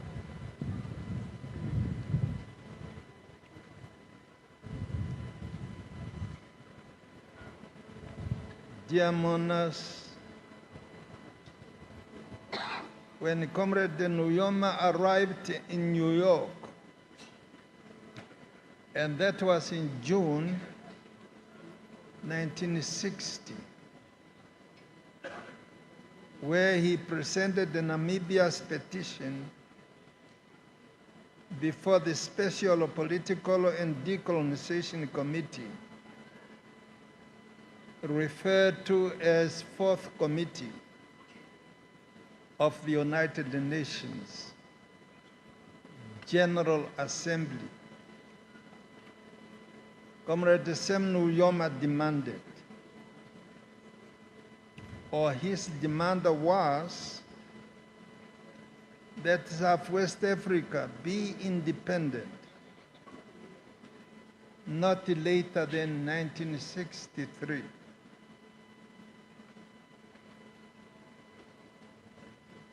And that was the latest Nujoma said. He returned to Tanganyika in 1961, from where he and a small group of Southwest African activists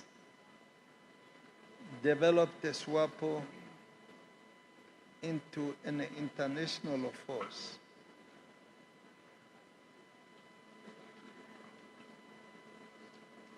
With the support from other African nationalists and the stronger backing from Mwalimu Julius Nyerere. At that time, he was the Prime Minister of Tanganyika.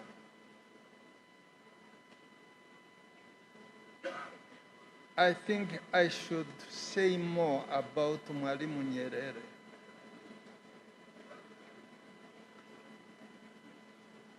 Mwalimu Nyerere asked all liberation movements in Southern Africa and Kenya. At that particular time, Kenya was not yet free. And all liberation movements, Mozambique, South Africa, Zimbabwe,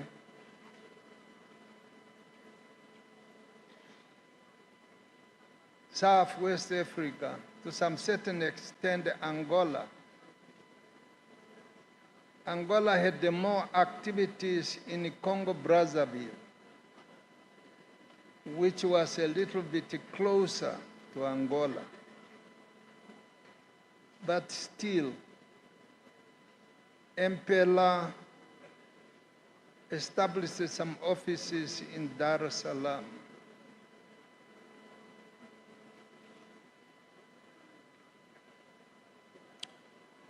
I'm talking about Kambarange Julius Nyerere, who did a lot. Zambians were also operating from Dar es Salaam because their country was still on Northern Rhodesia, meaning that it was not yet free. At that particular point, with Nyerere offer for liberation movement to open offices, Nujoma opened swap office in Dar es Salaam. They were housed in a huge building for many liberation movement occupying that building.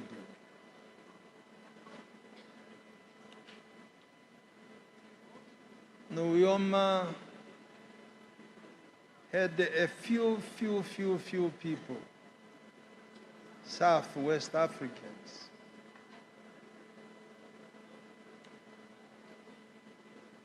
They had Emil Apollos, Jacob Kuhangwa, Meme Putoshe Apollos, and Solomon Mufima was appointed the chief representative. Sam Nujoma then started organizing scholarships. I remember many of you know Hifikepunye Pohamba. Hifikepunye Pohamba had just arrived in Dar es Salaam when Sam Nujoma decided that 2 people should be sent back to Namibia. Hifikepunye Pohamba raised up his hand. Sam Nujoma said, no, he is too young. He should go to school. That's when Eliandela Matale, some people would call him Matala. It's not Matala, but Matale. And I were dispatched to come to Southwest Africa by the order and the instruction of Comrade Sam Nujoma.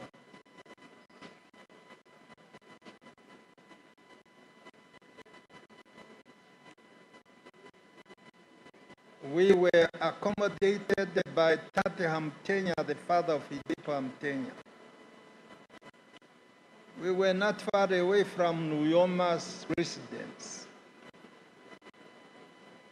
where we visited the member Kovambo and the children. I think Utoni Nujoma, who was just talking to us here, at that particular time, if I'm not mistaken, he was at the age of 10 years.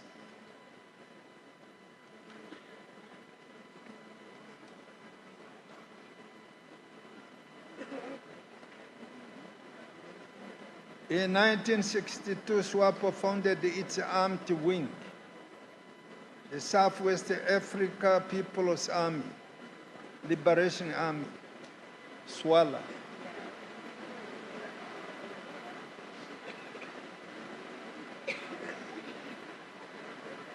It's raining. Later, SWALA was renamed the People's Liberation Army of Namibia Plan. Comrade Nujoma procured the first weapons.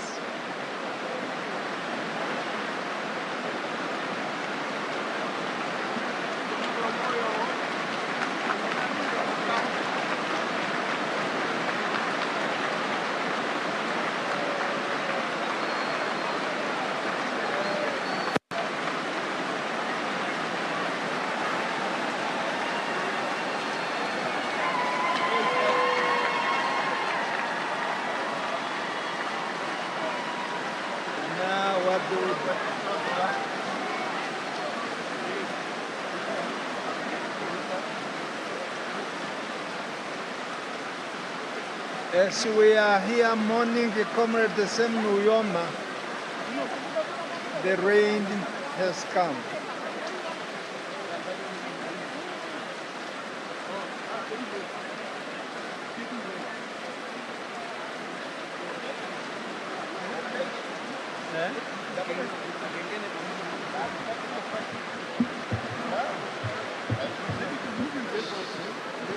Should I continue? Should I continue?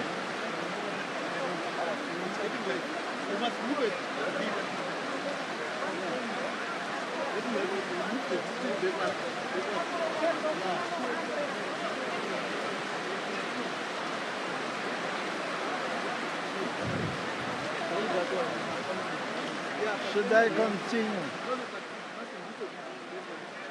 Would they hear me? If you've just joined us, we are watching the live broadcast of the memorial service of our late founding president and father of the nation, Sam Nujoma. Fortunately, because Namibia is a dry country, so any rain is very welcome. But unfortunately, it happened to have interrupted the speech of the former president, the second president of Namibia, President Hifikepunye Pohamba. He had to stop his speech right in the middle of recounting the history and the journey that he has traversed with Sam Nujoma. It's raining very heavily. In fact, it has been raining heavily, Kadembire, since the announcement of Nujoma's death. It has rained non-stop and extremely heavily. It can be said in African culture and tradition that it's a good, befitting send-off of the son of the soil that we are eulogizing today.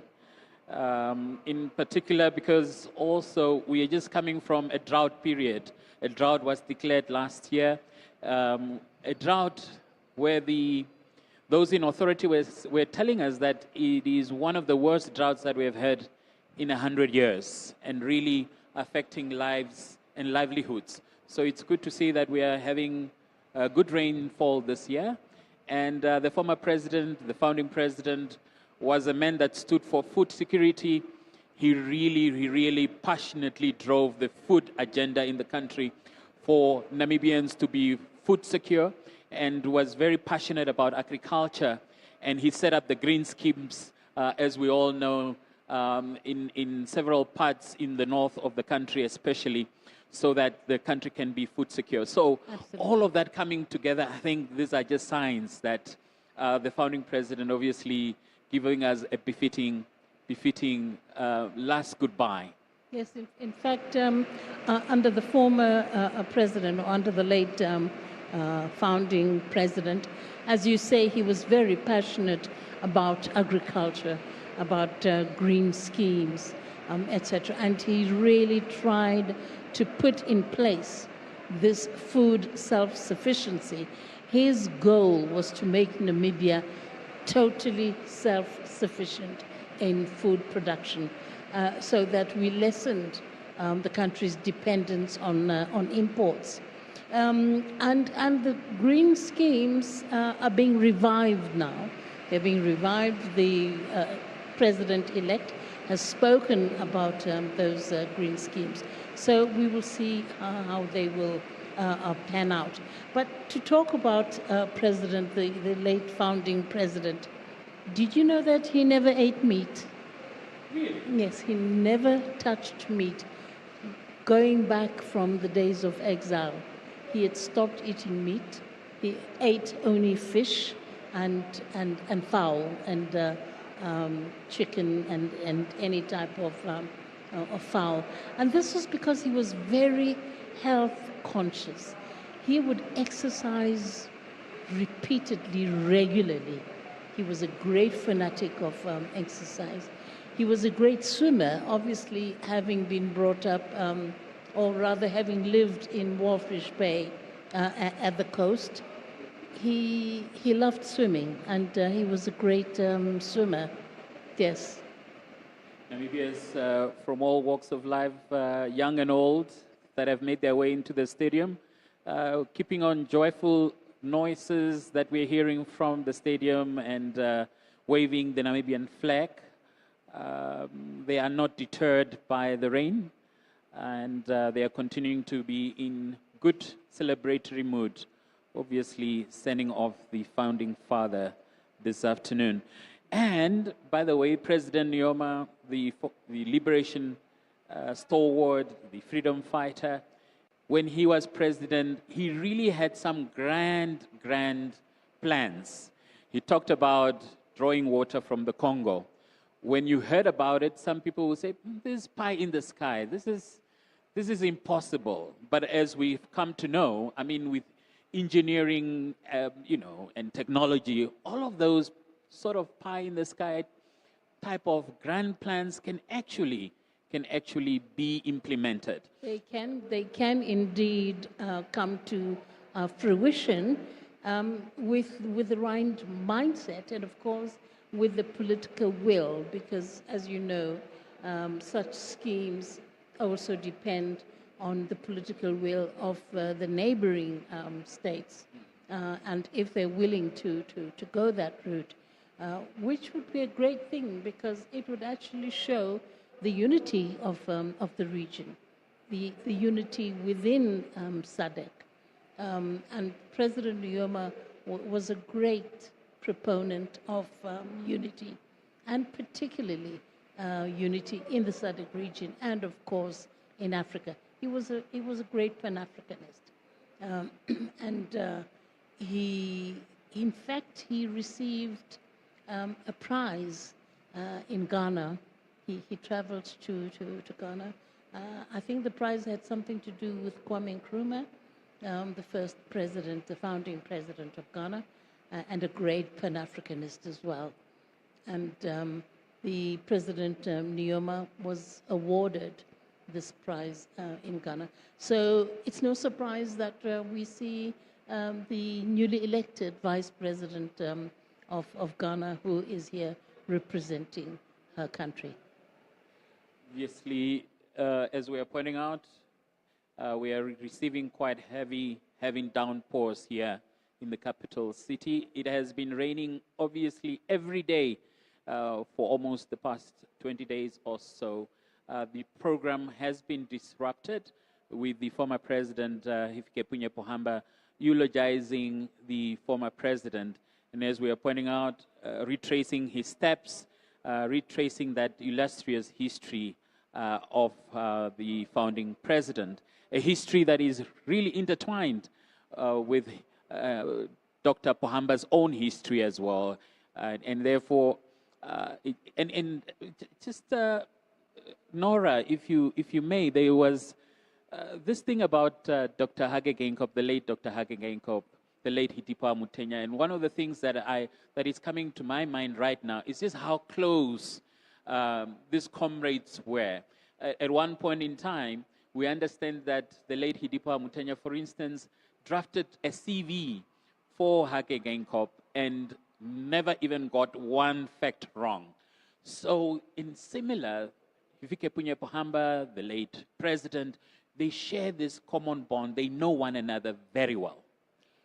In fact, the circumstances of these gentlemen in exile was such that they really had no choice but to be close, to find common ground, to put aside any differences that they may have had in the quest for freedom. That was the uppermost goal, that noble goal. And they had to put aside anything, any differences, personal likes, dislikes, etc., and achieve that goal. So of necessity, of course, they became very close, also because a lot of them were like-minded. You would have to have been of like mind to all of you believe in this noble goal and risk your life for the independence and the struggle for independence of Namibia. So yes, they were extremely close. Particularly the late Hitipa Mutenya, the late Theo Ben Gururab, the former foreign minister and Speaker of the National Assembly, as well as the late President Hage Geingob. They were representing the ruling party in New York during the days of the struggle, and they grew very close. They were best friends, etc.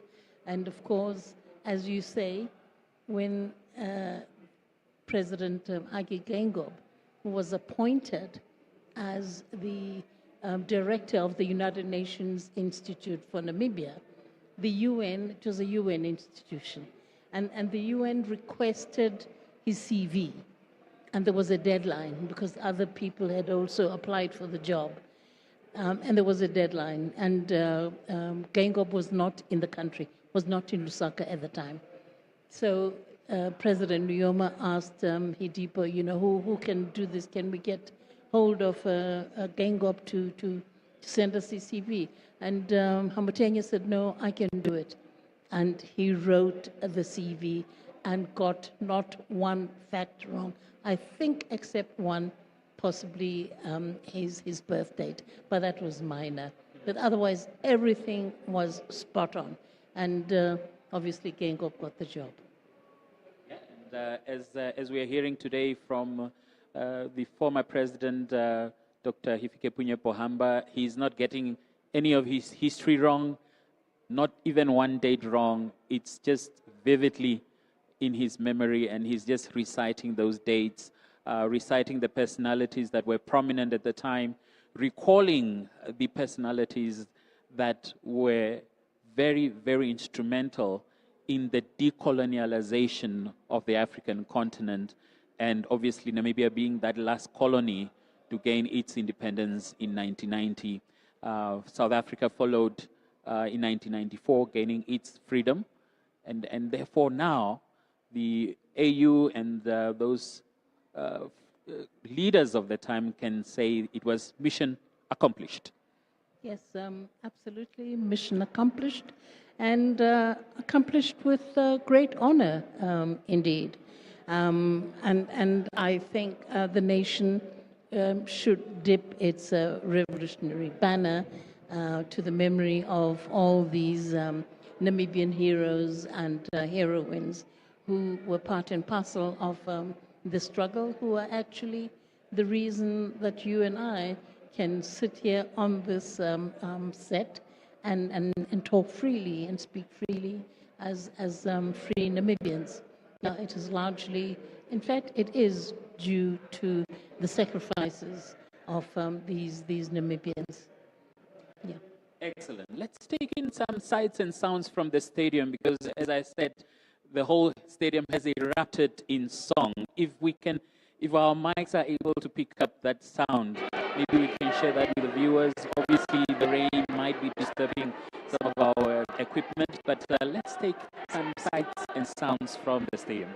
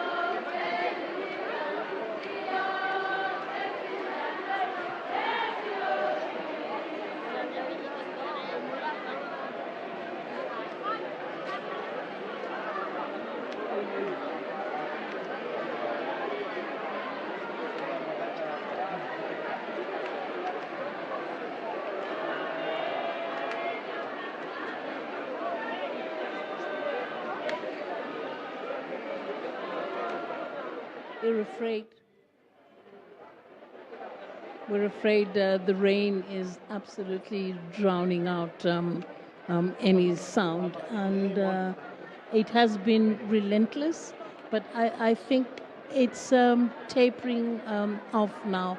But Kadambire, let's briefly talk about the late founding president. He was born in Etunda, in the Omusati region, which is located in the western part of Namibia.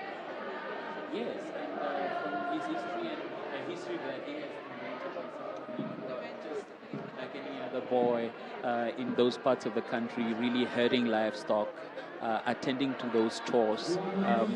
And we only got the sense that his political awakening happened when he came to Walvis Bay to start working there.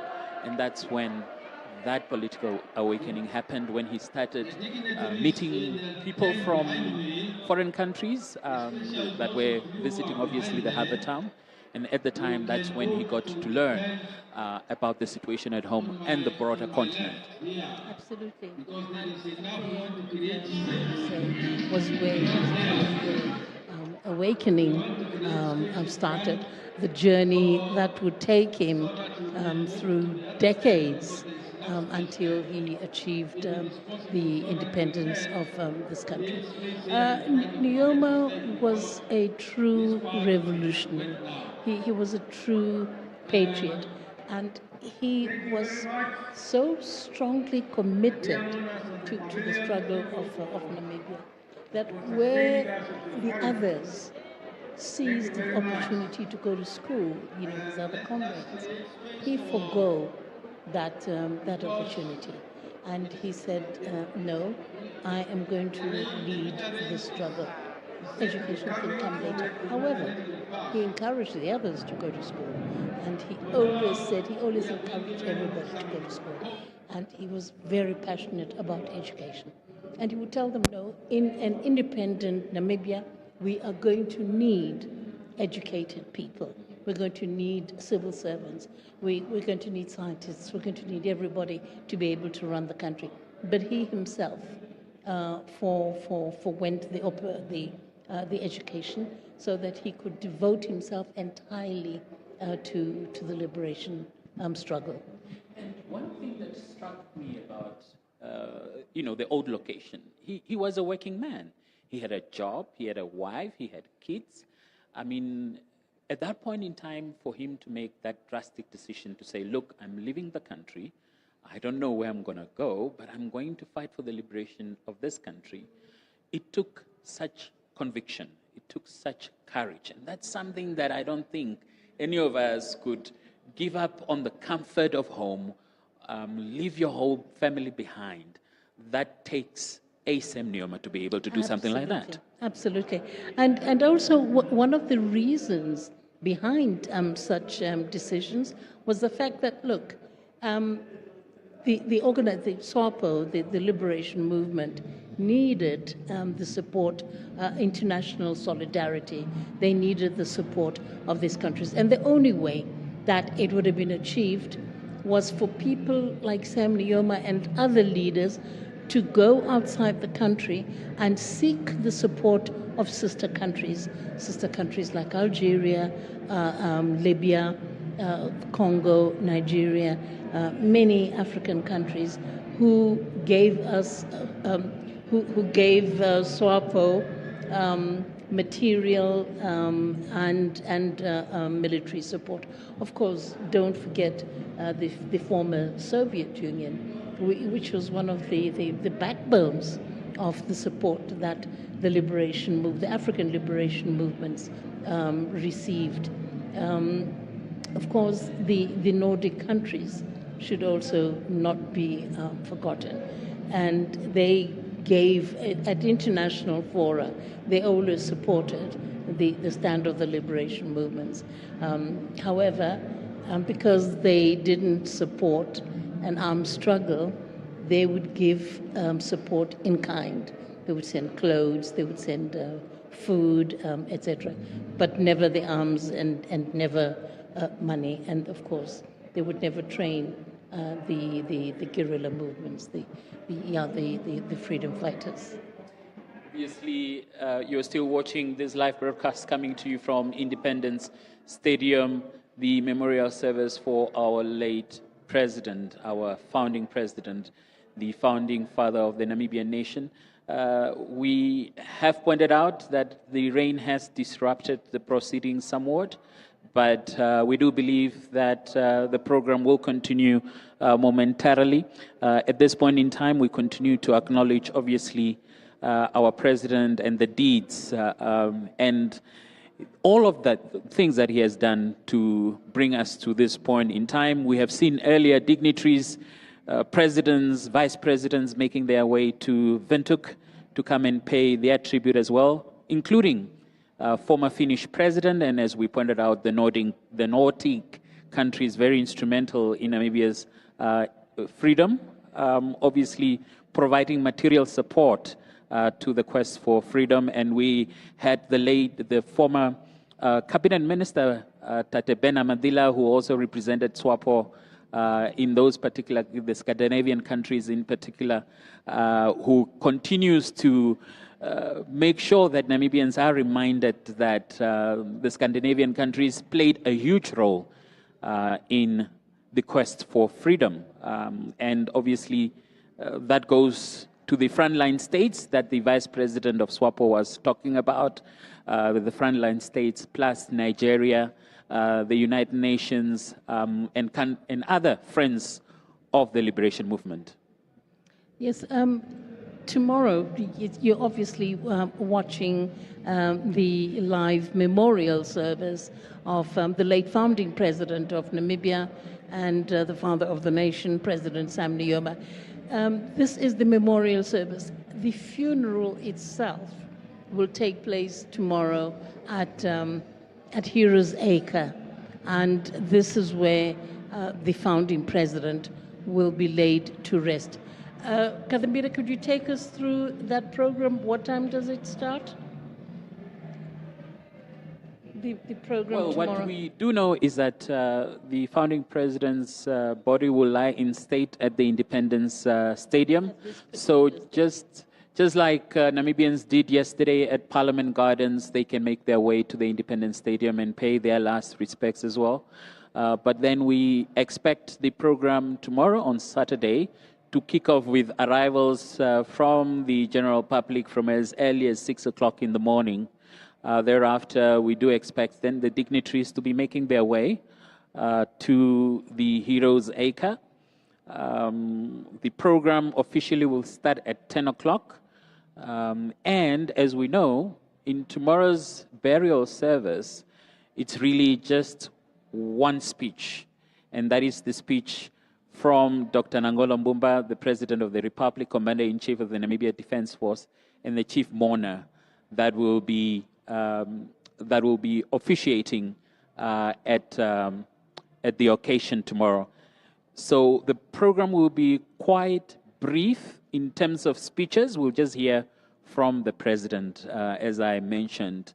Then the burial service will commence with the casket being taken to the gravesite, with the removal of the flag, the lowering of the casket, concurrently with a 21-gun salute and a fly past that we will be able to observe tomorrow. Exactly, yes. We will have a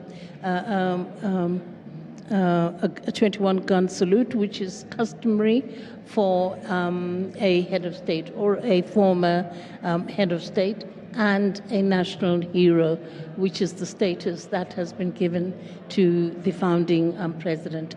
So there will be that 21-gun salute. There will also be a fly past. And this is to honor him as the first commander-in-chief of the armed forces of Namibia. And they wanted to honor him in this manner. And of course, as you said, the funeral itself will be brief. There is only one speech, and that is by the president of Namibia. I would like to point out that the benediction tomorrow is going to be given by the prayer and the scripture reading, and the benediction is going to be given by Bishop Emeritus Dr. Zephaniah Kamieta. His history is very interesting. Dr. Kamieta was one of those that was at the forefront of the liberation struggle inside the country. And although he was a man of the cloth, he didn't hesitate to commit himself to the struggle and to participate fully in the liberation struggle of this country. And in that respect, he was also our first deputy speaker of parliament. Yes, so I think this is a tribute to President Nujoma, to the founding president, that they have a comrade who to do the final benediction. And as we're pointing out, the church is quite instrumental, the students quite instrumental, the workers quite instrumental.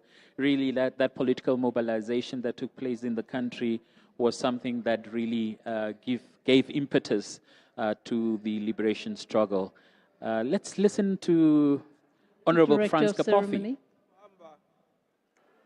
To continue where he ended, to conclude his speech. Comrade President.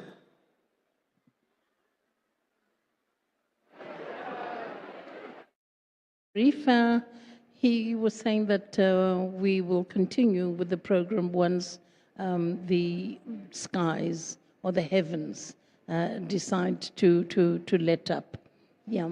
So as we were saying, the final reading and scripture is going to be given by Reverend Bishop Emeritus Zephaniah Kamieta. Let's just give us a quick run. By the way, it's just not only Bishop Kamieta, we also have Bishop Emeritus Cleopas Dumeni, also from the Elsin Church, who will also then be providing or giving the right of commutal.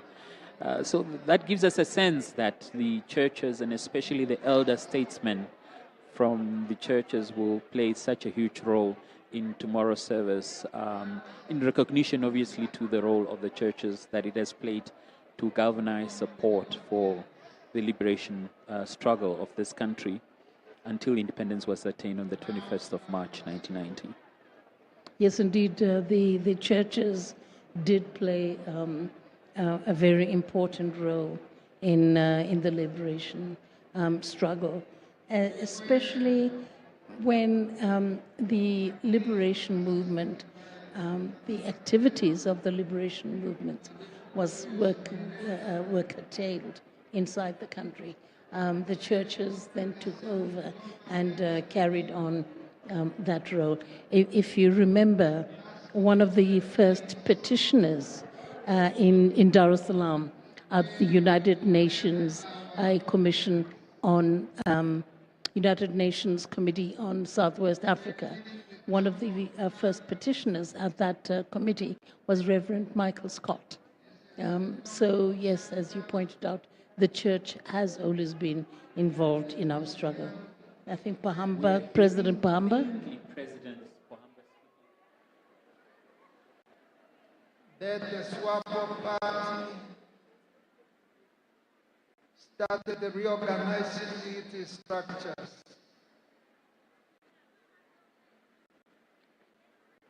We established departments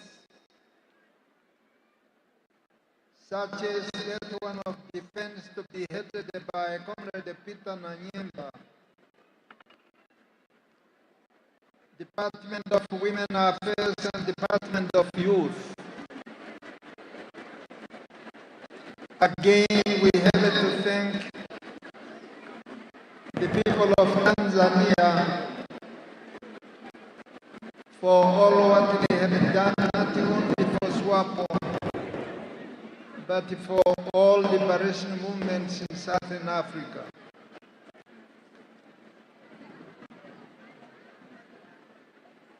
It was difficult to get weapons. Comrade Sam Nujoma went to get weapons from Algeria, and the weapons he got were not enough. We got 2 Pepesa guns and 2 pistols.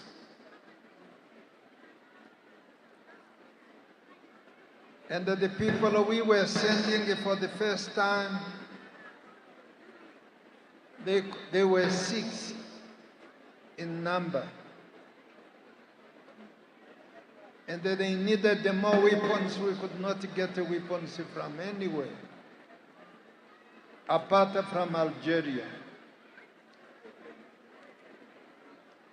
Peter Nanyemba delivered the weapons from Tanzania by road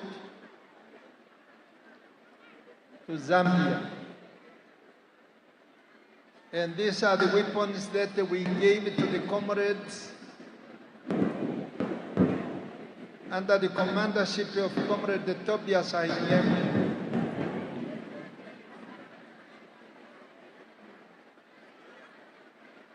These are the people who went to build or to establish Uhuru Wambashi.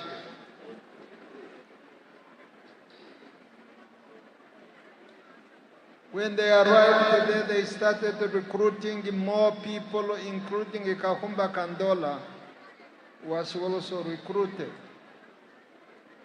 And the number was growing.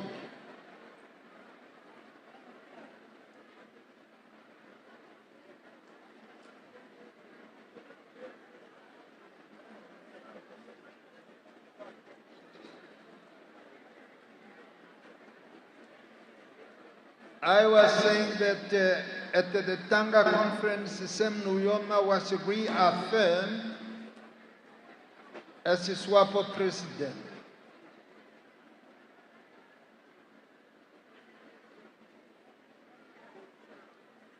Nanyemba headed the Department of Defense, and he did so effectively. Although weapons were not there, we used the pangas, axes, and the other equipment is telling the fighters that they have to go and get the weapons from the enemy. And so they did.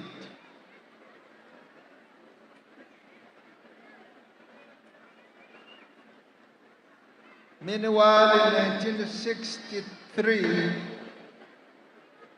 the Organization of African Unity was formed. And within it, they established the Liberation Committee, which was there to assist the liberation movements, supplying them with everything possible to go in the fight. Mwalimu Nyerere allocated a place called Kongwa, where people were being trained.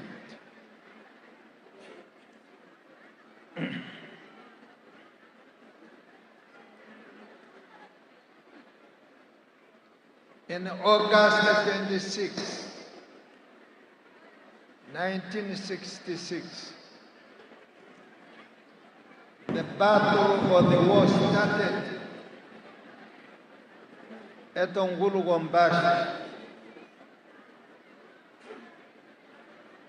Many of our comrades, including Toibo, were arrested and sent to prison. We had some losses, some comrades lost their lives in the process.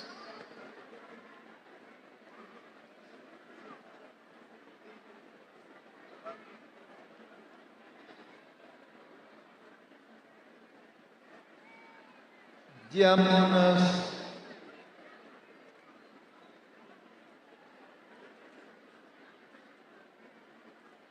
under the weight of military pressure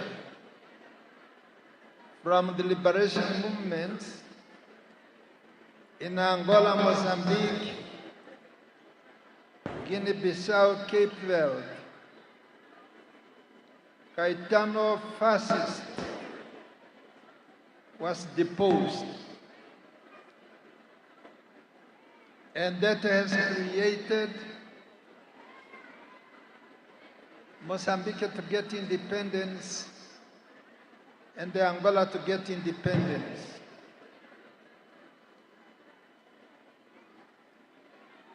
The border between Angola and Namibia was lengthened. It was long from Katimamulilo up to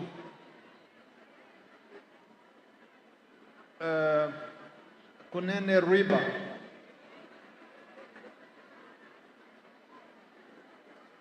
Young Namibians started crossing the border, coming into Angola and Zambia.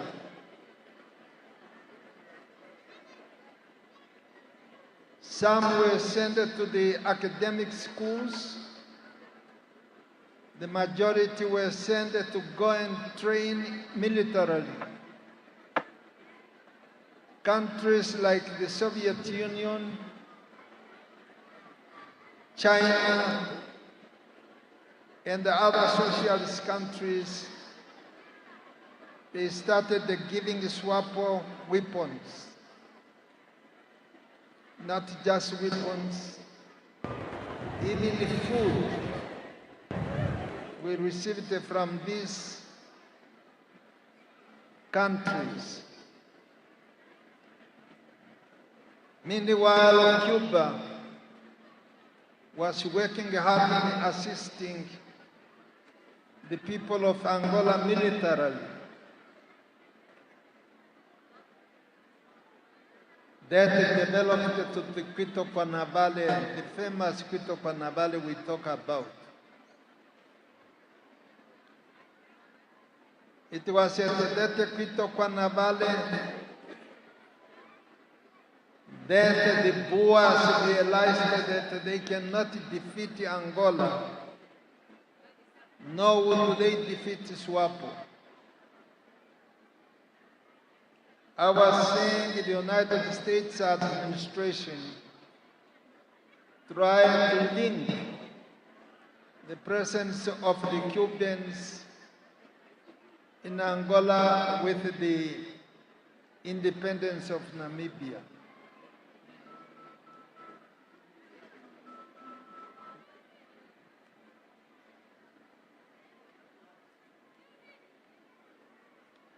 Comrade Sam Nujoma led the swap negotiation team between the Western Conduct Group, headed by West Germany, Britain, France, United States and Canada, and South Africa on the other, on one hand, the frontline states on the other. Comrade Netumbo, in her speech, elaborated more in details about this. Resolution 435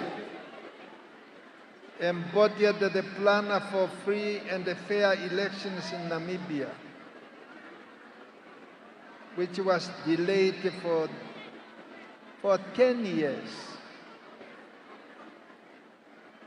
before its implementation. South Africa's delaying tactics and the decision by the United States administration to link Cuba to withdraw from Angola to Namibia's independence frustrated the hopes of an immediate settlement. In March 1989, the ceasefire agreement with South Africa was signed. Again, Comrade Netumbo, I think, said a lot about it, how the United Nations Security Council was implemented. Dear Mourners, after 29 years in exile, Semasafisuna Nujoma finally returned home in September 1989.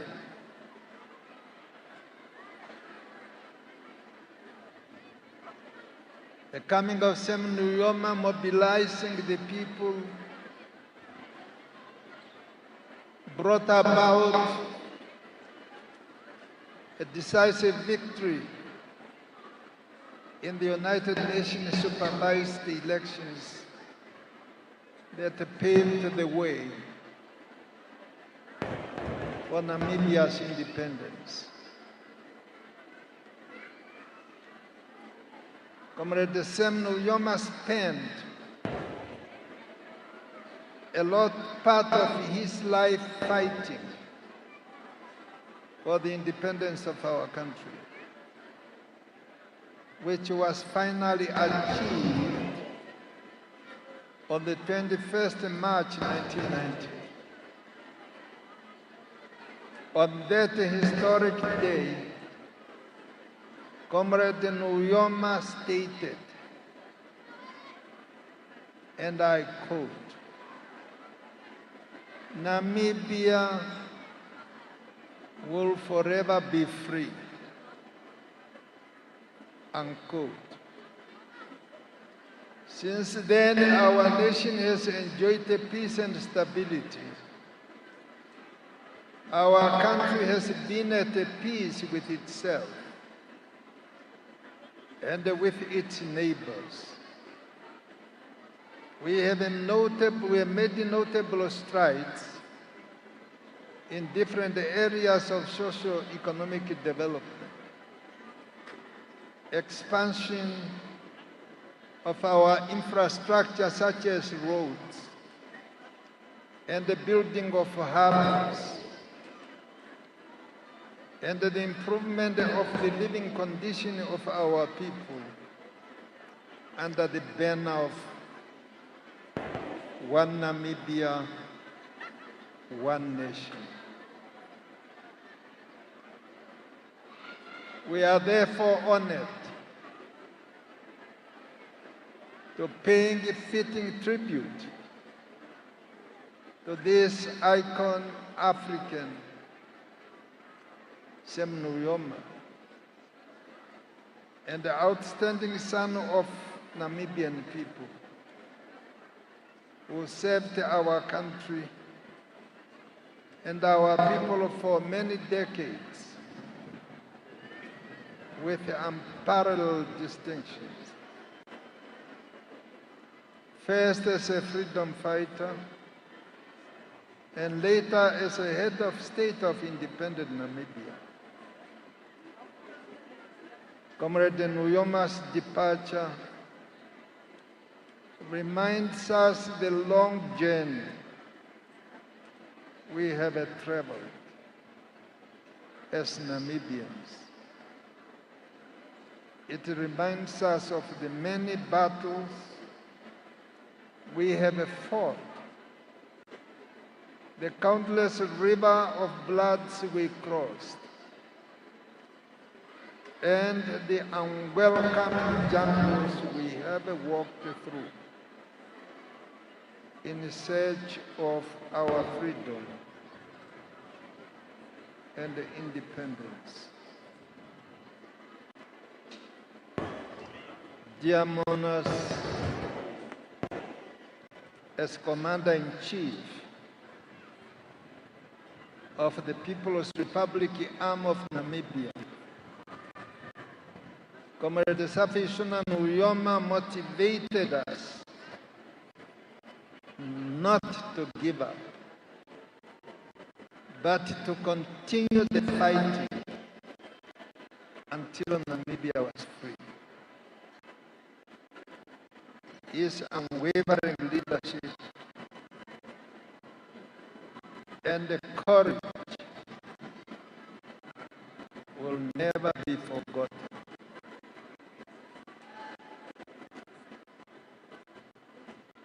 Director of Ceremonies,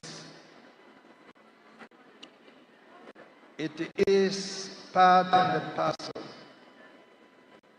of our proud history as Namibians. I am narrating the life of a man with an illustrious history, a history of selfless dedication to the country and its people, a man whose dedication to the total liberation of our country from the yoke of apartheid colonialism was total and unquestionable.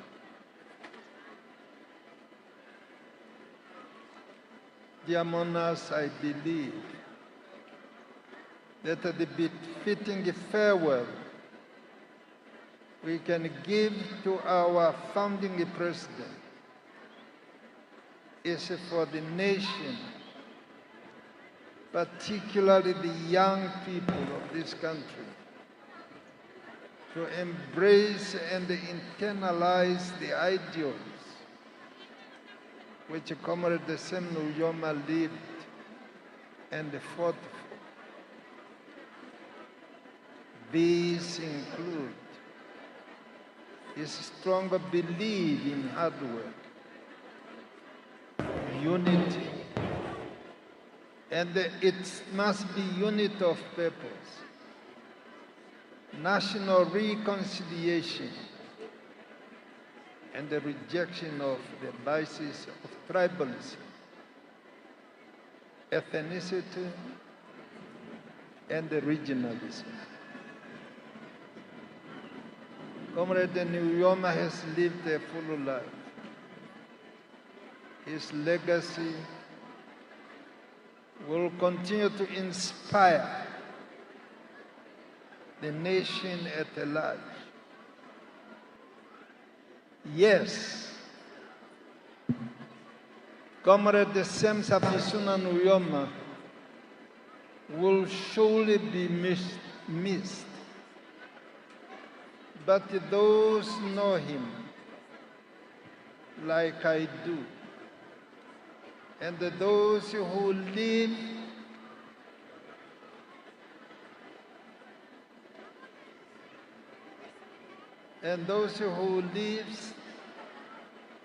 he touched should be, he lived touched, should be consoled by the knowledge that he has lived to ensure the achievement of independence and the establishment of a free nation, free from oppression, segregation, racism, and brutality. Comrade Kovambo Nujoma lived to see achievements of the goals he dedicated his life to. Comrade Nujoma fought a good fight. We will continue to sustain his legacy and that of all our heroes and heroines. Director of Ceremonies, this is the brief story that I felt I should tell you today. But meeting me a day after, next month, I will elaborate more.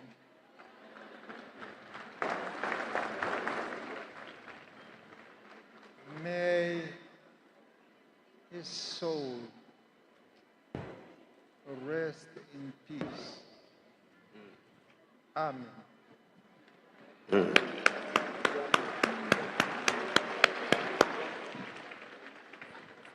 Thank you. Thank you very much, Your Excellency, Comrade Hifikepunye Pohamba, second President of our Republic. Dear Monarchs, I was informed, I was warned by the Weather Bureau that we have to wrap up our business before 4 o'clock, or else the weather will force us to wrap up. Therefore, I want us to move and move fast. Your Excellency, Comrade President, amidst the monarchs present are the head of state of our sister neighbors. It is for this reason now that I would like to invite His Excellency João Manuel Gonçalves Lourenço, President of the Republic of Angola and Chairperson of the African Union, to deliver his tribute. Your Excellency, President Lourenço. The Angolan president, our northern neighbor, being given an opportunity to be the first amongst the head of state that have gathered here to pay his tribute. Angola, a very, very important neighbor of Namibia, because it played such a huge role in the liberation struggle when the Portuguese left the country in the 70s, that opened that front militarily for the Plan fighters to launch their liberation fight from the Angolan soil. So Angola and Namibia share a history that is second to none.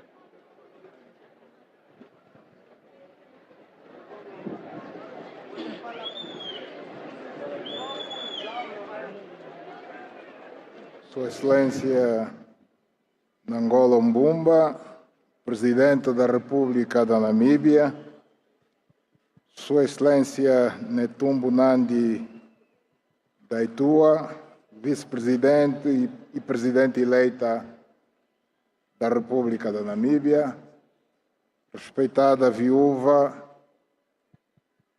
filhos e membros da família Nujoma, Sua Excelência Sara Kungu Amadilha, Primeira-Ministra da República da Namíbia, Suas Excelências Chefes de Estado e de Governo e outras altas entidades, distintas autoridades da República da Namíbia, minhas senhoras, meus senhores.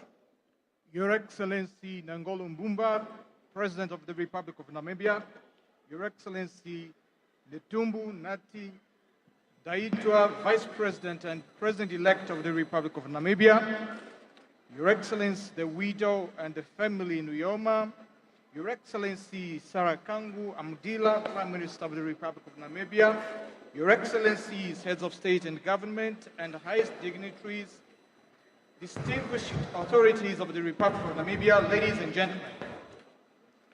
Este é um momento difícil em que me cabe o doloroso dever de prestar a última homenagem em nome de toda a África, que aqui represento na qualidade de Presidente em exercício da União Africana e, em particular, da República de Angola, ao Presidente Sam Nujoma, figura destacável da história contemporânea africana, herói do povo namibiano e um símbolo inquebrantável da luta de libertação da África Austral contra a dominação colonial e contra o regime do apartheid.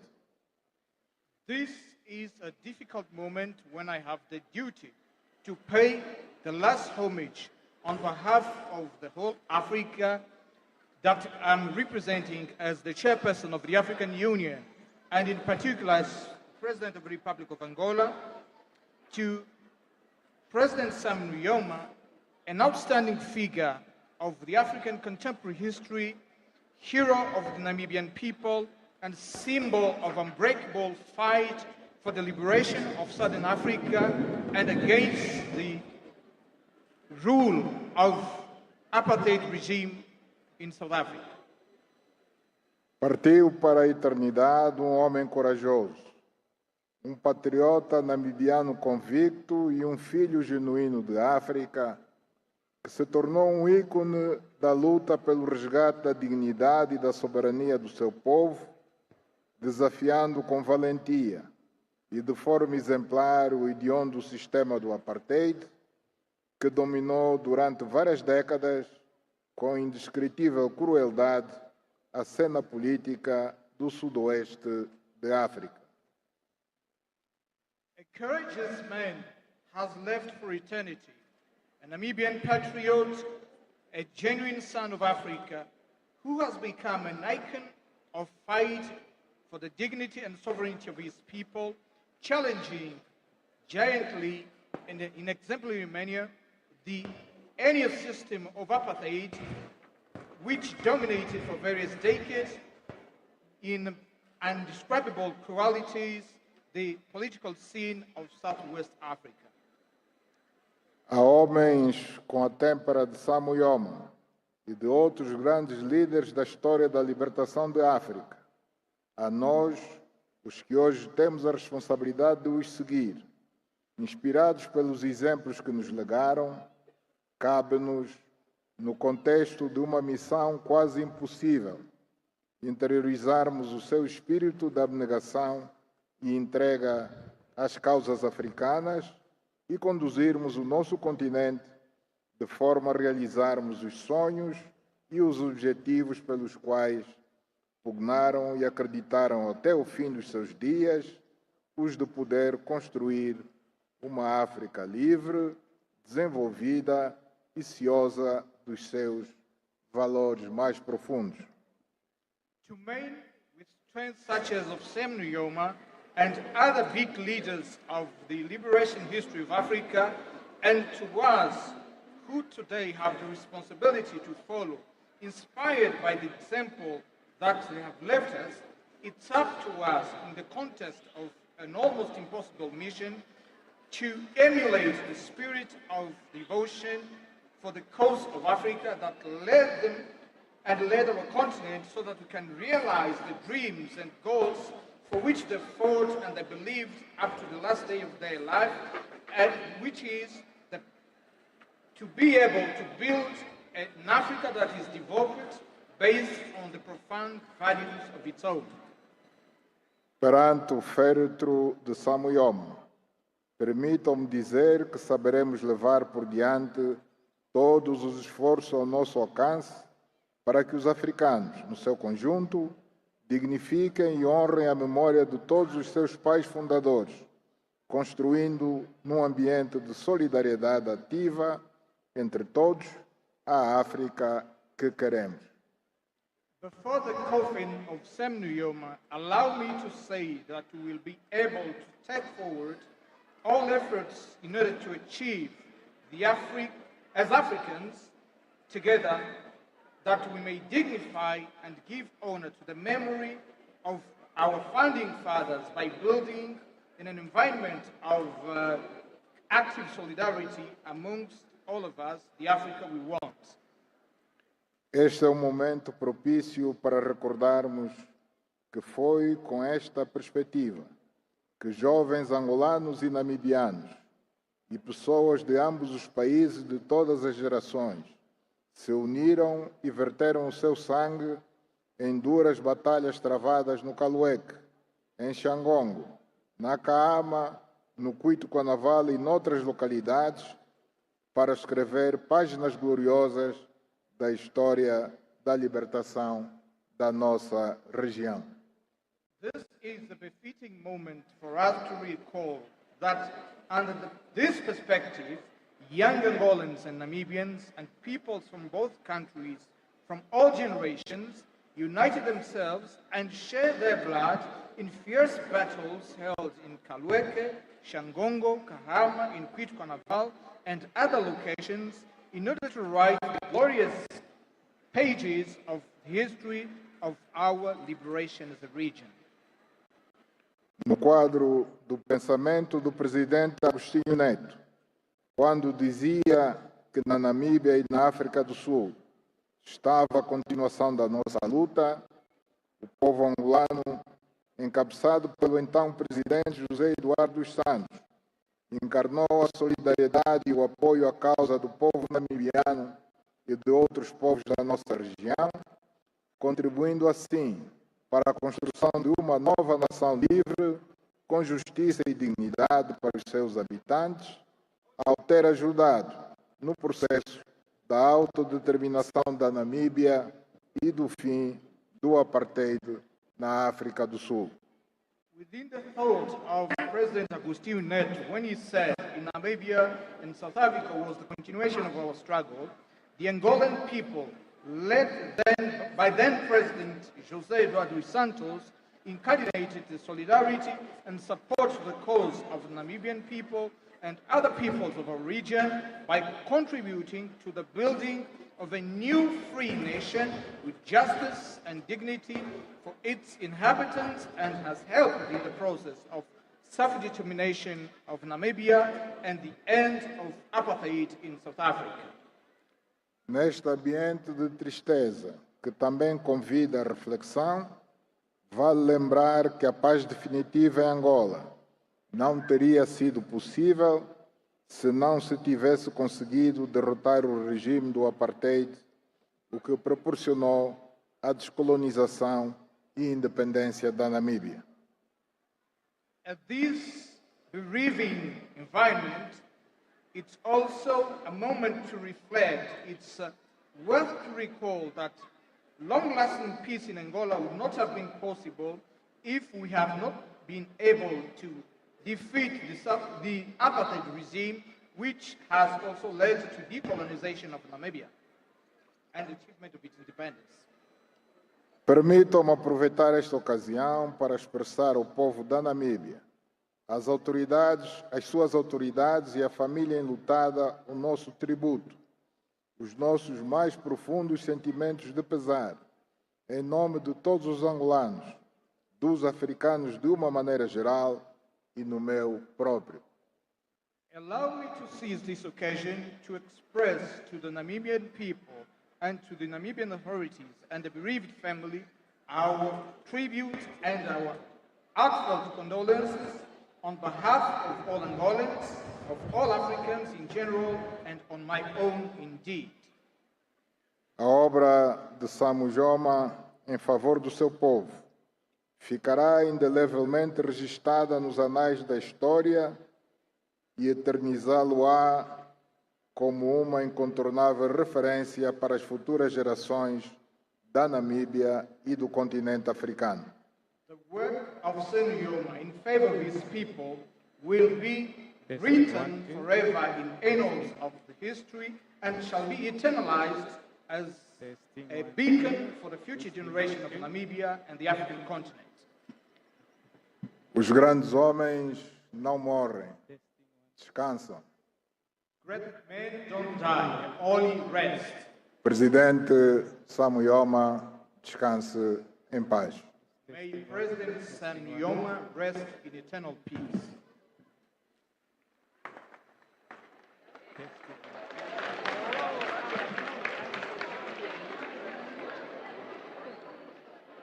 And that was the President of the Republic of Angola, João Lourenço. And as Kadambire was saying earlier on, Namibia and Angola have a shared history that goes way back to the armed struggle. Very much for your message. Your Excellency, President Lourenço of our sister Republic of Angola. I now would like to invite His Excellency Dr. Emerson Dambuzo Mnangagwa, President of the Republic of Zimbabwe and Chairperson of SADC. Your Excellency, President Mnangagwa.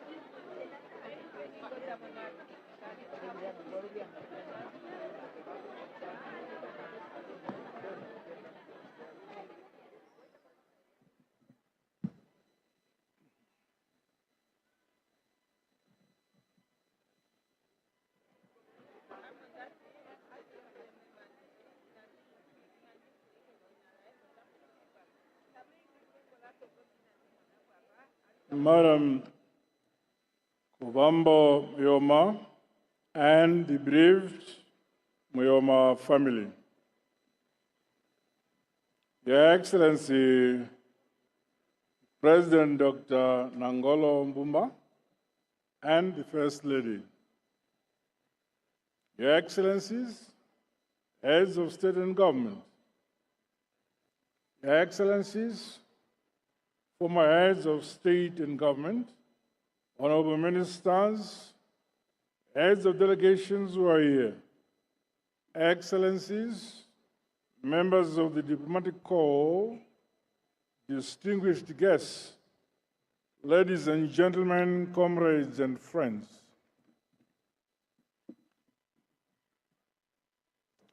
Today, we gather in profound sorrow to honor the life and legacy of a remarkable leader and stalwart of the liberation struggle. The passing on of the founding president and father of the Republic of Namibia, His Excellency Dr. Sam Shafishuma Nujoma, is a huge loss for the Republic of Namibia, the entire SADC region, the continent of Africa and beyond. His selfless efforts and unwavering commitment to justice, equality, and freedom for his people and all of mankind who remain etched in our collective memory for posterity. The late Dr. Nujoma, who had more than just a political figure, he was a larger-than-life revolutionary icon and a shining beacon of hope for the peoples of Africa. His astute, exemplary, and consistent leadership during our struggles for independence laid critical building blocks for the democratic culture that not only Namibia, but the whole of SADC cherished so dearly to this day. We honor him as one of the founding fathers and a true Pan-African statesman. As the leader of SWAPO, he inspired countless individuals to rise against colonial oppression and to fight for their birthright, freedom, independence, and dignity. His vision for a truly independent and liberated African people transcended borders, uniting peoples from across Southern Africa. Throughout his tenure as President of the Republic of Namibia, Dr. Nujoma championed policies that promoted social justice, economic development, and regional cooperation. He understood that true liberation extends beyond mere political independence to encompass social equity and sustainable development. He fought and led his people, including the region, with outstanding valor and distinction up to the end. I was personally privileged to work alongside the late statesman and African icon, Dr. Nujoma. He was a wealth of wisdom. His ideological depth and understanding of a wide array of African and global issues was both fascinating and inspirational. His humility and unassuming demeanor, compassion, and steadfastness were qualities that motivated all who knew him. He taught us that leadership is not merely about power, but about service to the people with integrity, honor, sacrifice, and humility. As we reflect on his legacy and continue on our pursuit to realize the SADC Vision 2050 and the AU Agenda 2063, let us emboldened by his words of recollection, and I quote, "When the founding fathers were calling for African unity, they were calling for economic emancipation, cooperation, and integration of the entire African continent. They fully understood that political freedom would remain insufficient and meaningless unless it was accompanied by genuine economic independence." End of quote. We must continue to work together as nations within our SADC region and the larger African continent to uphold the values he and many others fought hard to entrench in the psyche of our peoples on the African continent. Let us transform our sorrow into purposeful action. The late Dr. Njujoma's vision must live on through our collective efforts towards sustainable peace and prosperity in Southern Africa, the African continent as a whole, and the global South. In honor of the legacy bequeathed to us by our founding fathers, including the late Comrade Njujoma, we all have the responsibility to deepen collaboration and synergies among member states for a brighter and a more prosperous future, especially for our young people. Finally, I exhort us, therefore, to continue the fight for justice, equality, and a peaceful region. This is the fight that our late African icon and founding father, Dr. Sam Njujoma, so passionately led throughout his life, which was well lived in service of his people and all of us.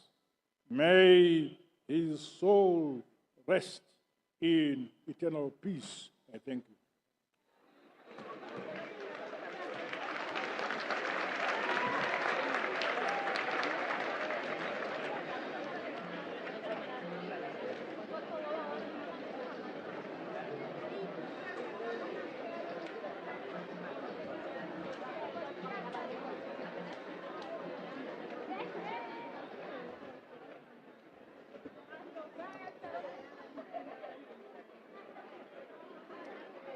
Thank you very much for your message, Your Excellency, President Mnangagwa.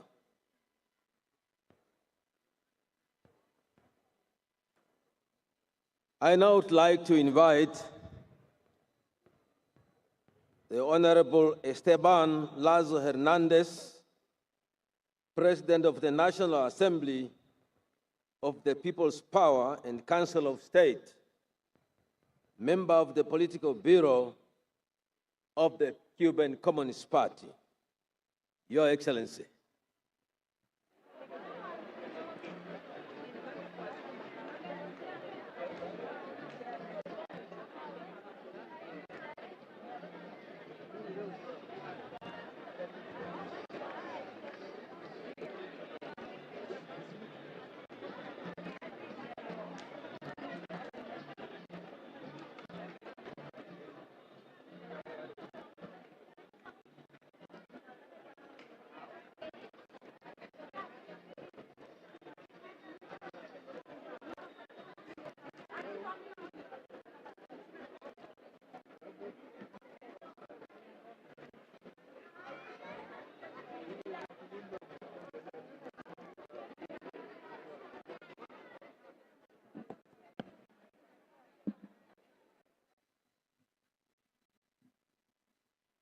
Estimado presidente Nangolo, Mbumba, querido presidente Hifikepunye Pohamba, estimada vicepresidente Netumbo Nandi, distinguida señora Kovambo Nujoma, viuda del querido padre fundador de la nación de Namibia,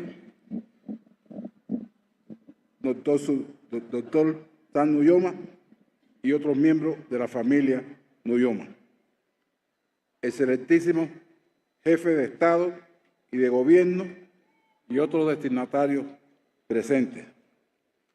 Valeroso pueblo hermano de Namibia, los hijos de la tierra de los bravos.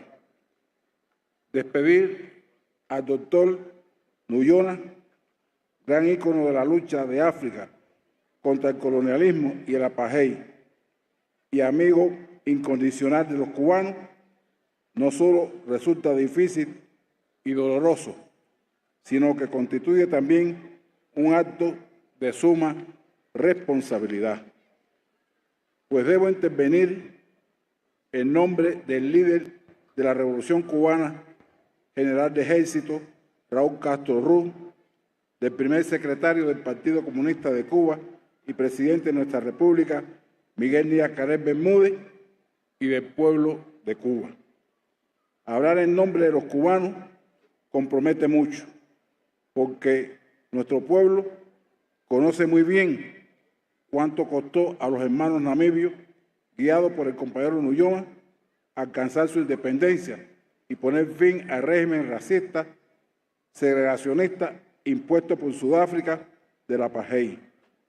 Vengo a compartir el mensaje de solidaridad de mis compatriotas por la partida física del insigne luchador que sentimos también como nuestro. De las trincheras que compartimos juntos, los heroicos combatientes namibios, con las armas en la mano, vimos crecer el liderazgo del doctor Nujoma al frente de la SWAPO en la lucha por la independencia y en la movilización de apoyo internacional para esta sublime causa.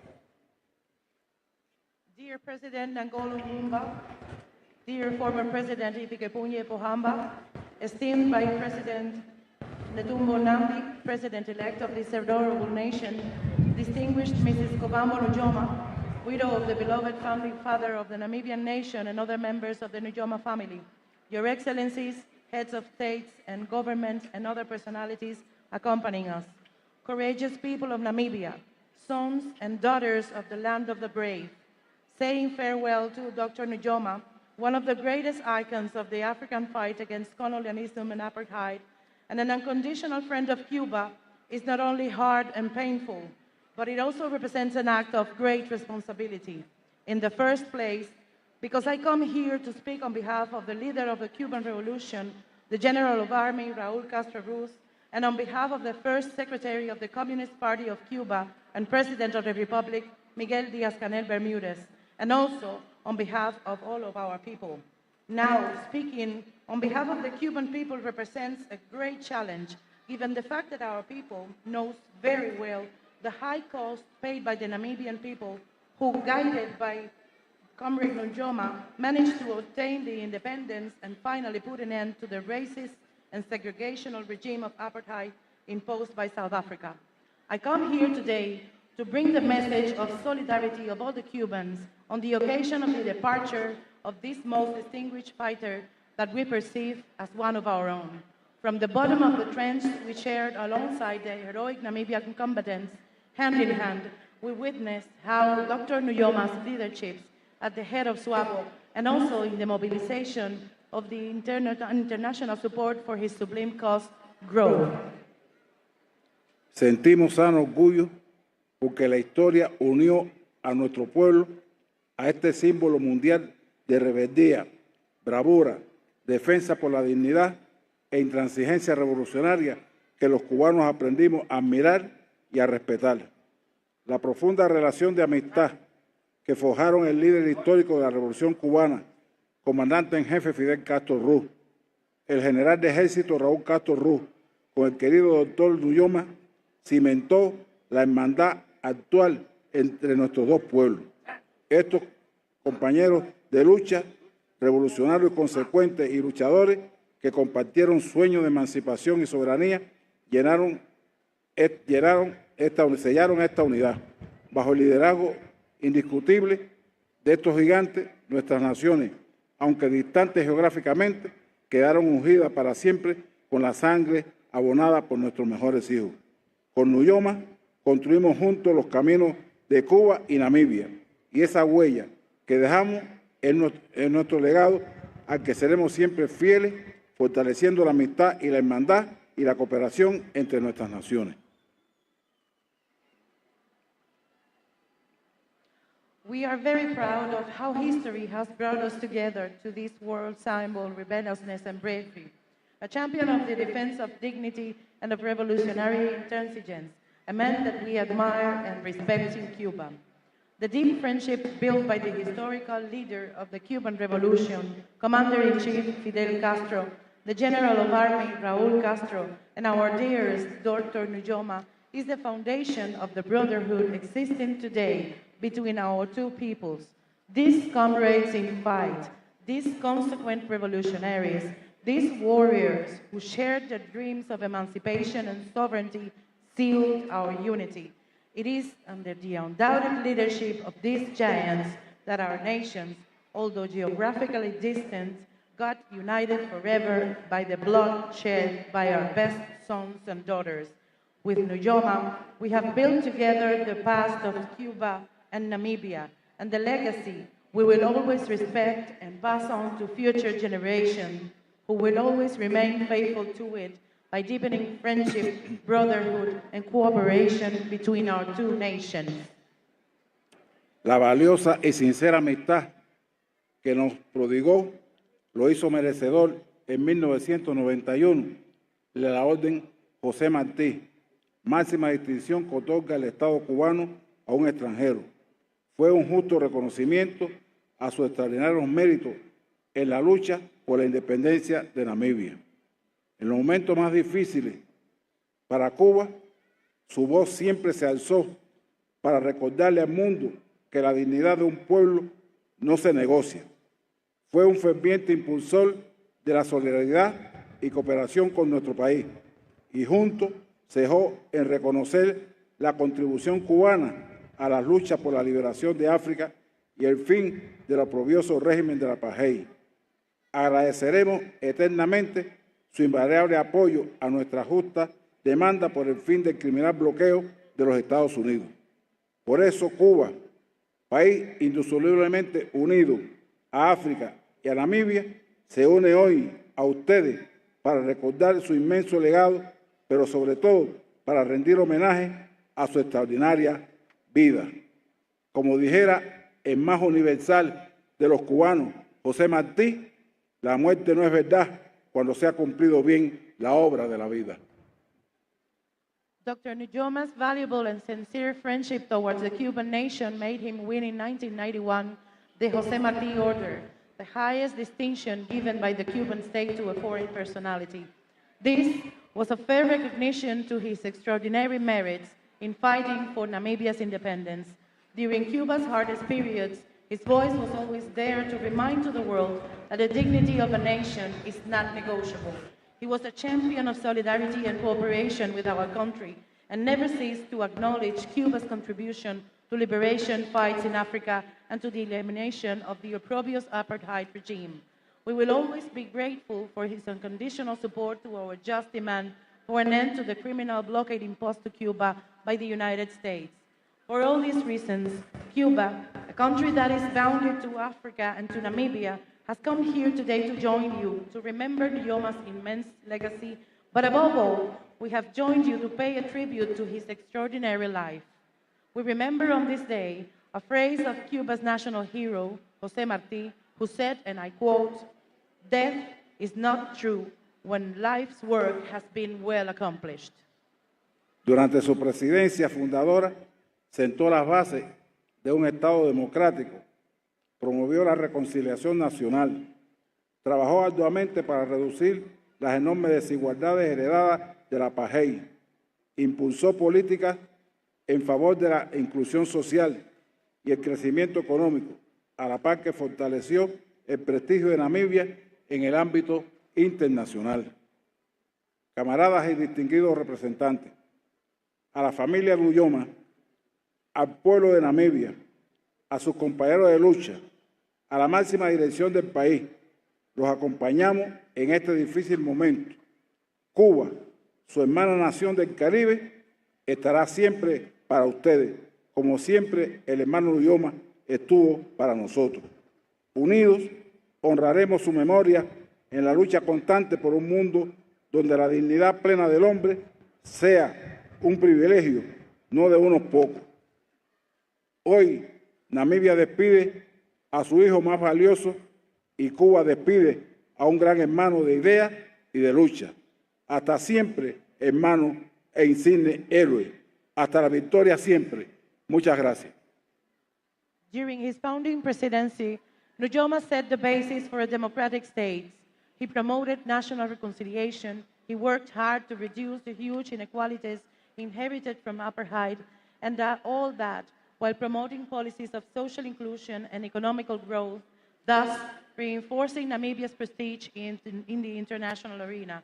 Comrades, distinguished representatives, to the Nujoma family, to the Namibian people, to his comrades in fights, and to the high authorities of the nation, we join you in these difficult hours.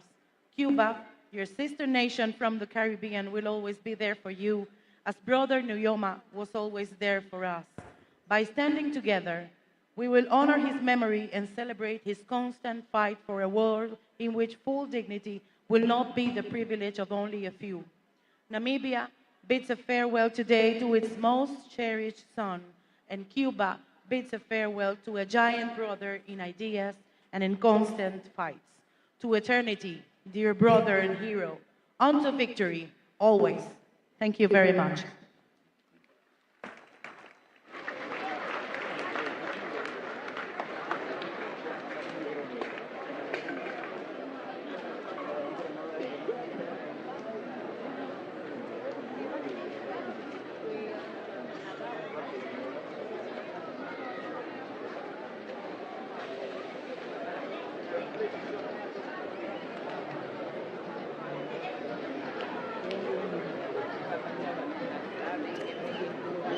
Thank you very much, Honorable Hernandez, for your consoling message.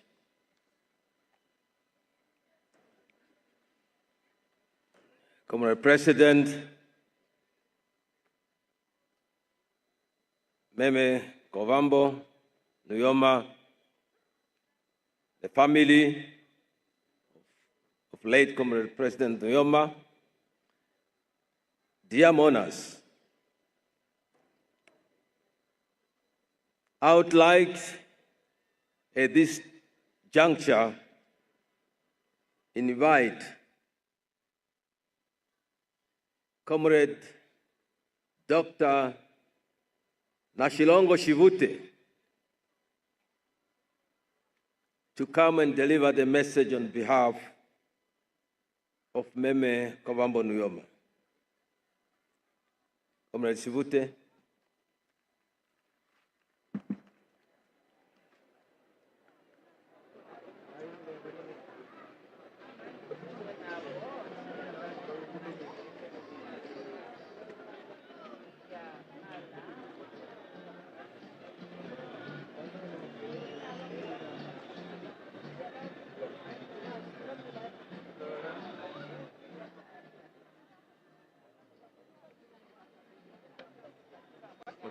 Nashilongo Shivute is going to deliver the remarks on behalf of Madam Kovambo Nujoma. Dr. Nashilongo Shivute is a former senior official within the Ministry of Lands and Resettlement, and she now serves as a Public Service Commission member.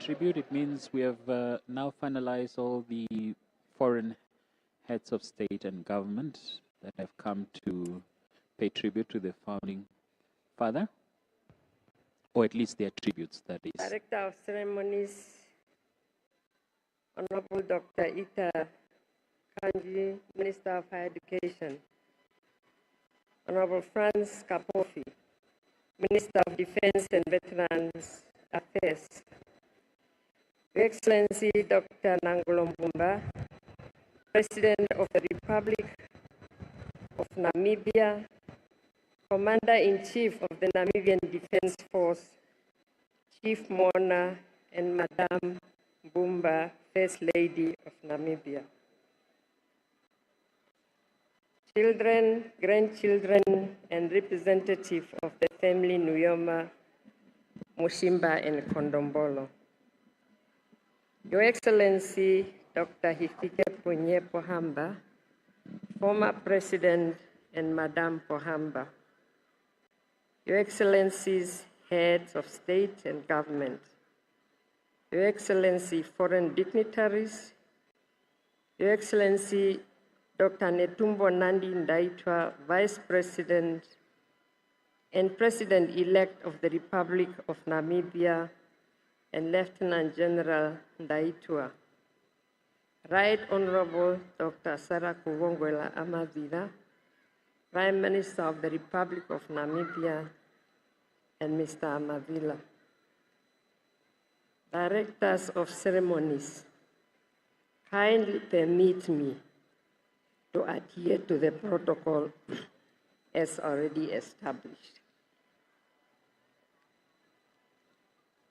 I have been entrusted to bring the voice of the message of the widow, Mekulu Sisi Kovambo Nujoma. I'm one of the children who used to run in front of her in the old location, barefooted. And I have the singular honor, and I'm very humbled to stand here and read Kuku's message. Fellow mourners, allow me on the onset, as we gather here on this solemn occasion, on behalf of the Nujoma, Kondombolo, and Mushimba families, and indeed on my own behalf, to express our profound gratitude to the government of the Republic of Namibia for conferring the highest honor of a state funeral and of a national hero to our family's pillar of strength and protector, my beloved husband, His Excellency Dr. Sam Chapishuna Nujoma. Your messages, your presence, visitation at home gave me, as well as the children and the extended family, the assurance that we are not alone during this difficult time.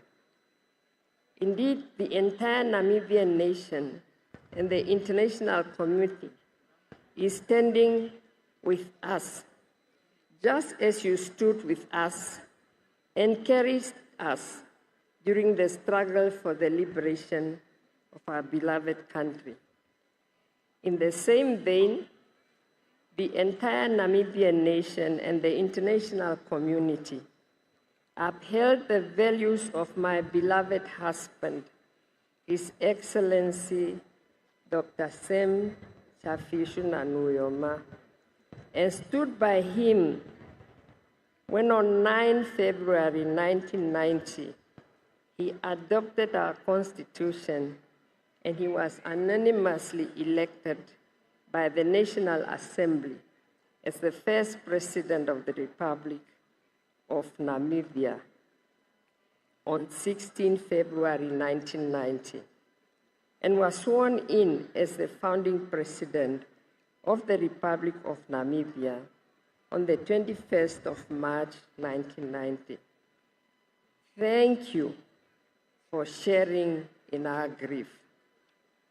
Allow me to share some thoughts about my husband, the love of my life, my protector, a visionary leader, a father and grandfather, a truly an African icon. He would call me Mekulu, and I would call him Presidente. It was during the apartheid era in the early 1950s, when racial segregation was at its fiercest, that I met the young Sam Nujoma. I was visiting Walvis Bay, and there he was, a young, vibrant, dynamic, and wise man. Excuse me.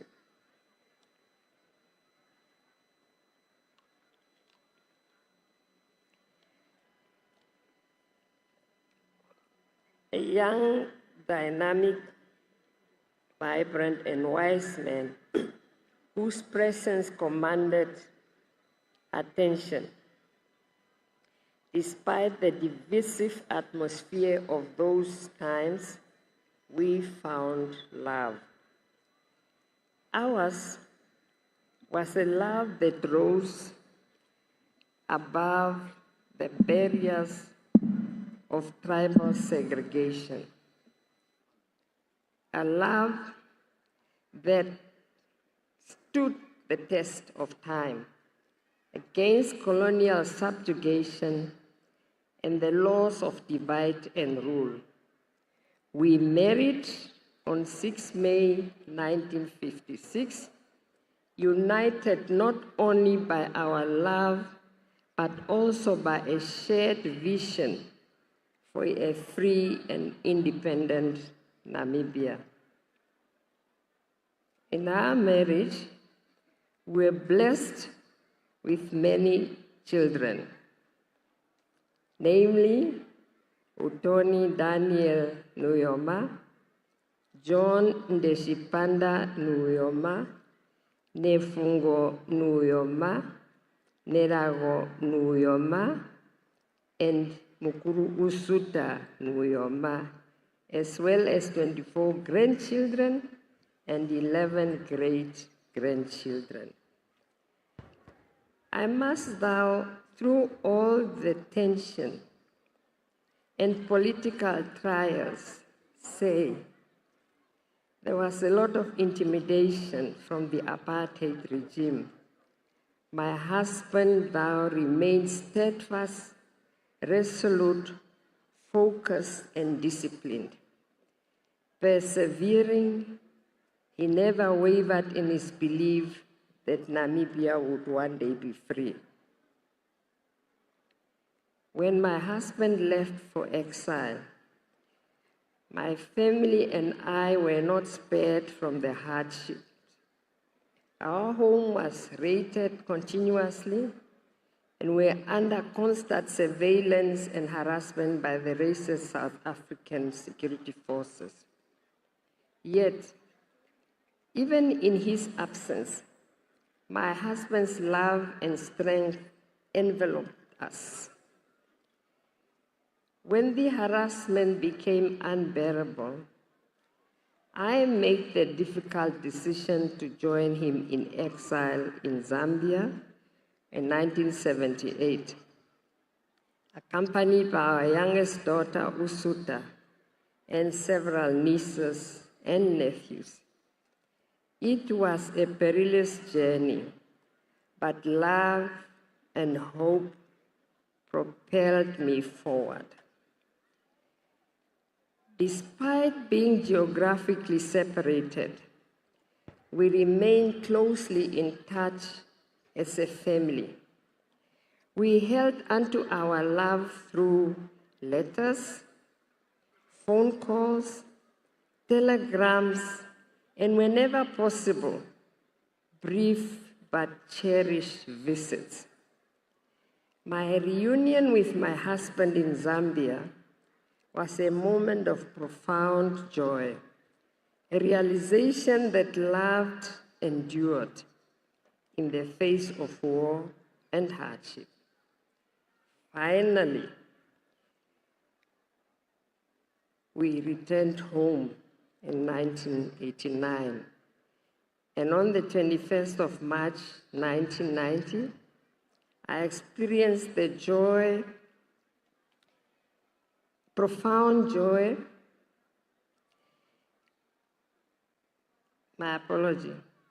standing by his side to witness Namibia's independence. It was the realization of my husband's dream, a vision he has held on to through years of sacrifice and suffering. Even after independence, his work did not cease.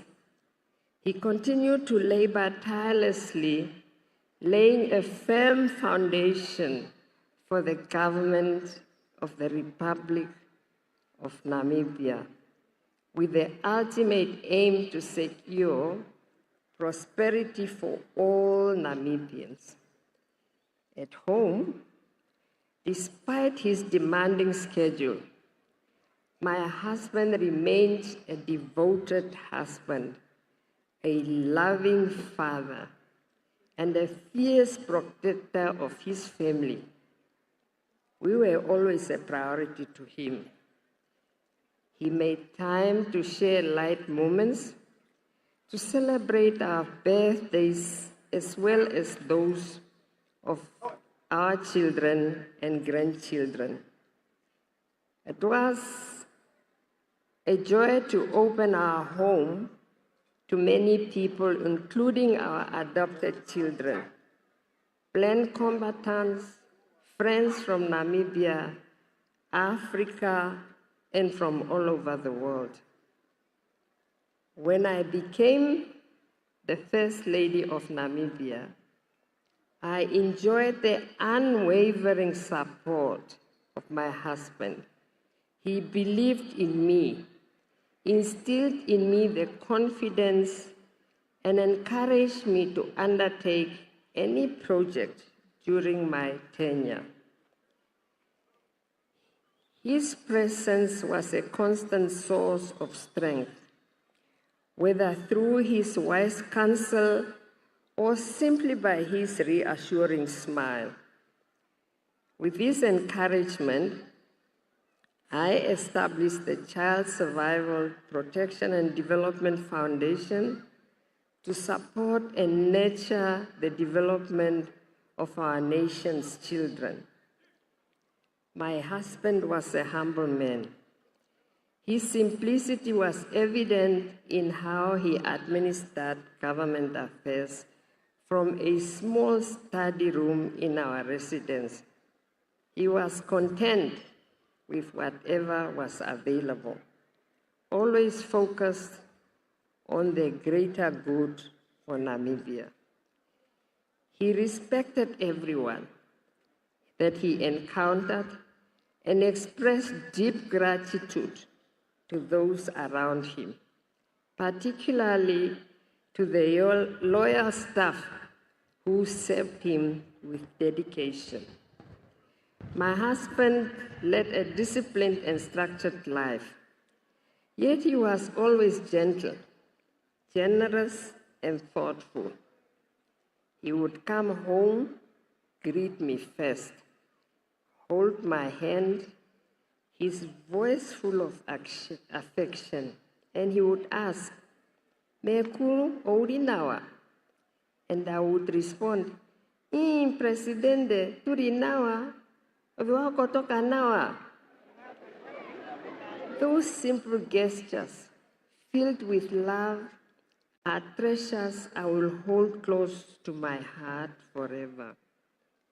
Directors of ceremonies, Your Excellencies, fellow mourners, permit me at this juncture to thank all Namibians for walking this journey with us, for lifting him high as they sang Sema Oripeni Yerura Epandera.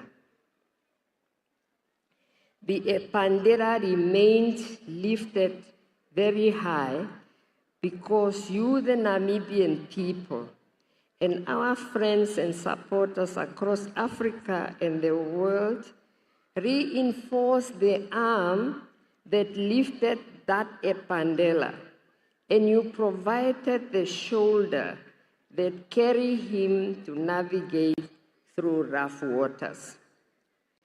I wish to express my sincere gratefulness to the mothers and fathers who sacrificed their sons and daughters for the dream he held so dear, the security personnel who safeguarded him, and the household staff who kept our family safe. I am deeply grateful to the medical team and to everyone whose prayers carried us through.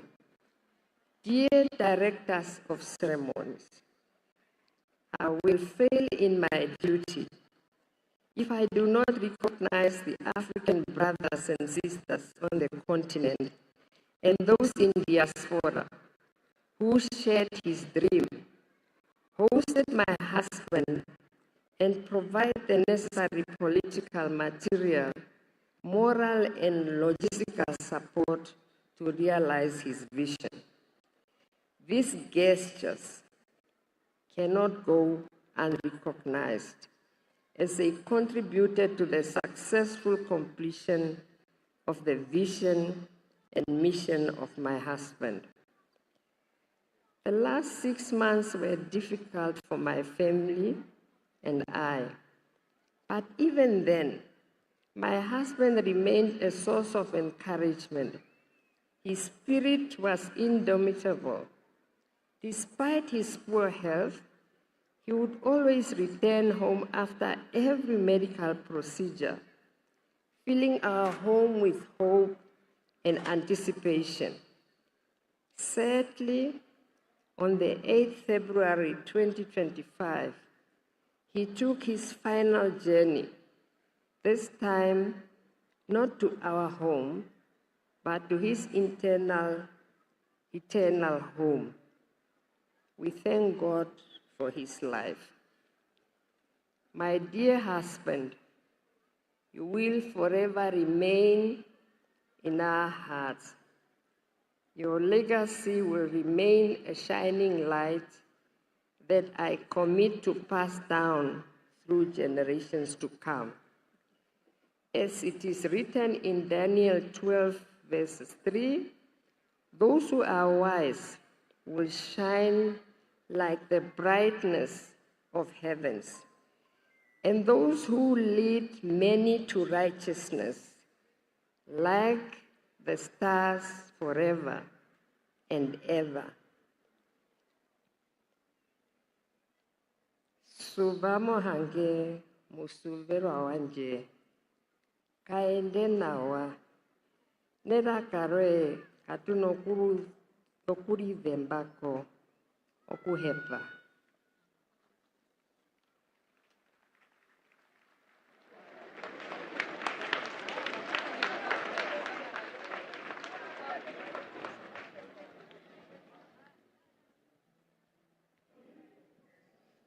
And that was Dr. Nashilongo Shivote, who was giving the message on behalf of the widow, our former founding First Lady, Kovambo Nujoma.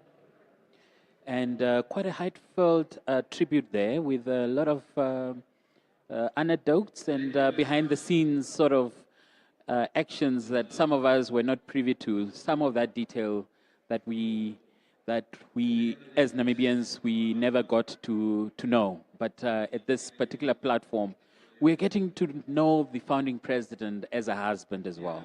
Absolutely. Kadambira, we're nearly coming to the end of the program. The last speaker will be the president, Dr. Nangolo Mbumba, who is going to give his tribute message. And that will then be followed by the benediction, and that will effectively bring the ceremony, the memorial ceremony here to an end. Of course, it's going to be followed by the viewing of the body of the remains of the late founding president. And this will continue throughout the night. So any of you who are out there who would like to pay your last respects to the founding president, please make your way to the Independence Stadium in Olympia, where you will be able to pay your last respects, because the body will be lying in state throughout the night. I must say that we need to acknowledge the NBC, the Namibian Broadcasting Corporation. For the past 20 years, these live broadcasts, going from region to region, putting on a production of this scale, of this magnitude, is something unseen in the history of Namibia. It's legacy stuff. Absolutely. In fact, they achieve the same level of unparalleled broadcasting standards last year during the funeral of the late President Gengob. So in fact, the Director General of the NBC, Stanley Similo, has done a sterling job in steering the NBC ship to modernization. So yes, and obviously together with the board, the NBC has now become a corporation that can pridefully take its place with the best of broadcasters in the world. Right, we are going to cross over now to what is happening.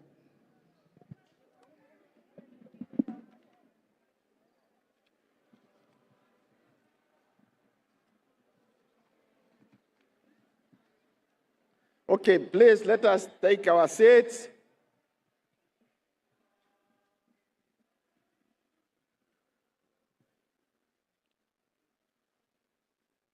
First, let me thank our directors of ceremonies, Comrade Franz Kapofi from Defense, and Dr. Ita Kanje Murangi from Higher Education. Madam Kovambo Nujoma, founding First Lady, the children, grandchildren, and the entire Nujoma and Kondombolo family members. Your Excellency, João Manuel Gonçalves Lorenzo, President of the Republic of Angola and Chairperson of the African Union. Your Excellency, Dr. Emerson Dabuzo Mnangagwa, President of the Republic of Zimbabwe and Chairperson of SADC. Your Excellencies, Head of States and Government, and other foreign dignitaries. Your Excellency, Comrade Netumbo Nandi Ndaitwa, Vice President of the Republic of Namibia, President-elect, that means future President, and my good friend, Lieutenant General Epaphras Denga Ndaitwa. Your Excellency, Comrade Dr. Hifikepunye Pohamba, Second President of the Republic of Namibia, and Madam Pohamba. As you have seen already, the rain started after Tate Pohamba has started speaking. He is the rainmaker #1. But today also, because the president of Angola and the president of Zimbabwe one come from the north, the other one come from the east, they also brought some rain. Give them a big hand.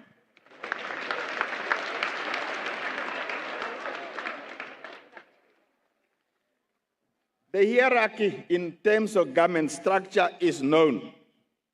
I don't need to waste time acknowledging each and every one. Just to say, Vice President is recognized, Prime Minister is recognized, Deputy Prime Minister is recognized, Honorable Professor Peter Kachavivi, Speaker of the National Assembly, you are recognized. Your Lordship Peter Shivute, Chief Justice, you are recognized. Honorable Lucas Sinimbo Muha, Chairperson of the National Council, you are recognized. Honorable John Mutoro, Deputy Prime Minister and Minister of Works and Transport, you are recognized. Everybody is recognized. Except also, I have to recognize Sophia Nahango Shaningwa, Secretary General of the ruling party, and my cousin McHenry Venaani, leader of the official opposition. Please accept that you are all recognized.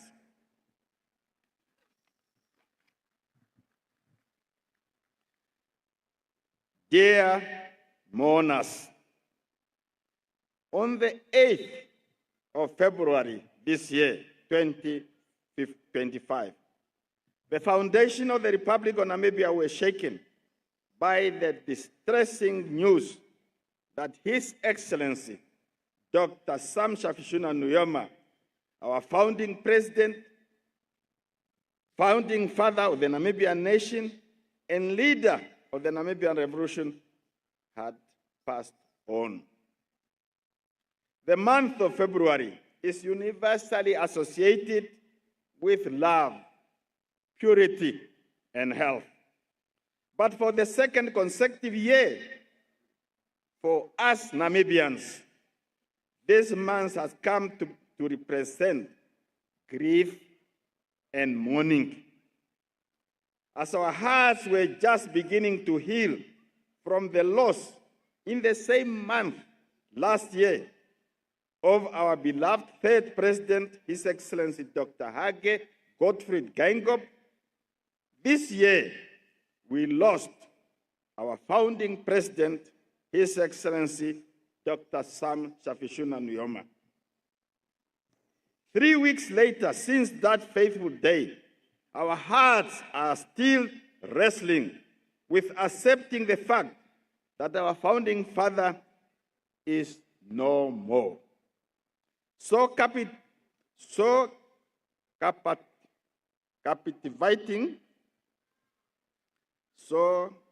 captivating was his personality. So acute was his magnetism. So large was his footprint on the Namibian social, economic, and cultural and political scenes that his absence has left a deafening silence across the length and breadth of the nation's landscape. Our spirits continue being troubled by the passing of a towering and peerless leader. There is a well-known Namibian liberation song whose first stanza is as follows, and it was already sung. Sema Olipeni, Yerule Pandera, Ola Namibia, end of quote. This song, which became the unofficial anthem for the national liberation struggle, says simply, Sam, where are you? Raise the flag on Namibia. Sam, where are you? Raise the flag on Namibia. This song captures the current national mood. Indeed, Namibians, the people of Sam Nujoma, are looking for him. He held the flag on Namibia high for a very long time, since the 1950s, when he went all over the world to seek freedom for Namibia and her people. After 29 years, on September 14, 1989, Comrade Sam Nujoma returned with freedom, with independence, big gifts for every Namibian citizen. Now he has gone again, this time not to return, but his indomitable revolutionary spirit will always be with us. For in the words of Ruth Castello Branco, and I quote, a people cannot bid farewell to their history, end of quote. And since Sam Nujoma is Namibia's past, Namibia's present, and Namibia's future, we don't bid farewell. We don't bid him farewell, but we mourn and celebrate his life, his history, and his achievements. Throughout his life, Comrade Sam Nujoma exhibited the traits of a man driven by purpose and called by destiny.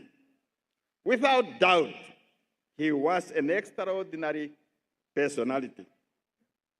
Who else could rise from the humble dwellings of a Tunda to lead a nation to independence? Who else could traverse from a dusty village to the hallways of the United Nations? Who else could rise from relative obscurity and end up rubbing shoulders with some of the most iconic leaders of the 21st century? Only an extraordinary human being could achieve such feats. Indeed, President Nujoma was a man whose unwavering commitment enabled him to join the pantheon of all-time great revolutionaries and legendary leaders such as Kwame Nkrumah, Gamal Abdel Nasser, Patrice Lumumba, Julius Nyerere, Jomo Kenyatta, Kenneth Kaunda, Agostinho Neto, Robert Mugabe, Nelson Mandela, Samora Machel, and many, many others. President Nujoma's distinct look, characterized by his signature revolutionary beard and effervescent smile, came to mobilize a freedom fighter and at the same time a patriarch figure. He was a leader, a father, a grandfather, and a great-grandfather. He could be stern, but he could also be congenial. Venaani said he could reshuffle. Reshuffle was just a way of disciplining us. He never fired us. We are still here, following him, following in his footsteps. He knew when it was time to fight and when it was time to negotiate, and especially when it was time to make peace. As the leader of SWAPO in the Namibian Revolution, he was the man for every moment and the man for every hour. In the words of the great Cuban revolutionary leader, Comandante Fidel Alejandro Castro Ruz, and I quote, "Men do not shape destiny. Destiny produces the men for the hour," end of quote. For Namibia, destiny chose the man for the hour, and that man was Sam Shafishuna Nujoma. He is Namibia's all-time freedom fighter. He is Namibia's ultimate freedom fighter. The man who took a people from bondage to freedom, from despair to joy, from war to peace. That is why in life or in death, there will be only one leader of the Namibian Revolution and the founding father of the Namibian nation, Comrade Sam Shafishuna Nujoma. There have been miscommunication. People are saying, we thank the Namibian government, we thank the president for according Dr. Nujoma a status of a hero. Please let us not mix up things. Nujoma was for a long time the leader. He has all those titles for a long time. What we did was to say and to follow in that footstep and to make sure that he gets what he has earned, not from the cabinet, not from the president, but from all Namibian people. Excellencies, dear monarchs, the founder of the Soviet Union, Tavares Vladimir Lenin said, and I quote, "Despair is typical of those who do not understand the causes of evil, see no way out, and are incapable of a struggle." End of quote. Contrary to that belief, Namibians have always fiercely resisted the oppressors, as reflected in the tragic genocide of the Herero-Nama War of 1904-1908 by Imperial Germany. It did not end there. The next generation to pick up the fight was spurred on by the wind of change for independence, blowing over Ghana and followed in many African countries. This gave birth to SWAPO and its leader, Sam Nujoma, a man of destiny, a man driven by vision of the total independence of Namibia and freedom of its people.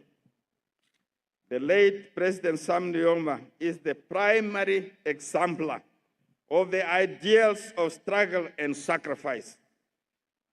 Although many heroes and heroines grace the annals of our history, Sam Nujoma, through his leadership of SWAPO, is the first leader who spearheaded the mobilization of Namibians from all ethnic communities in a unified cause to fight for total independence.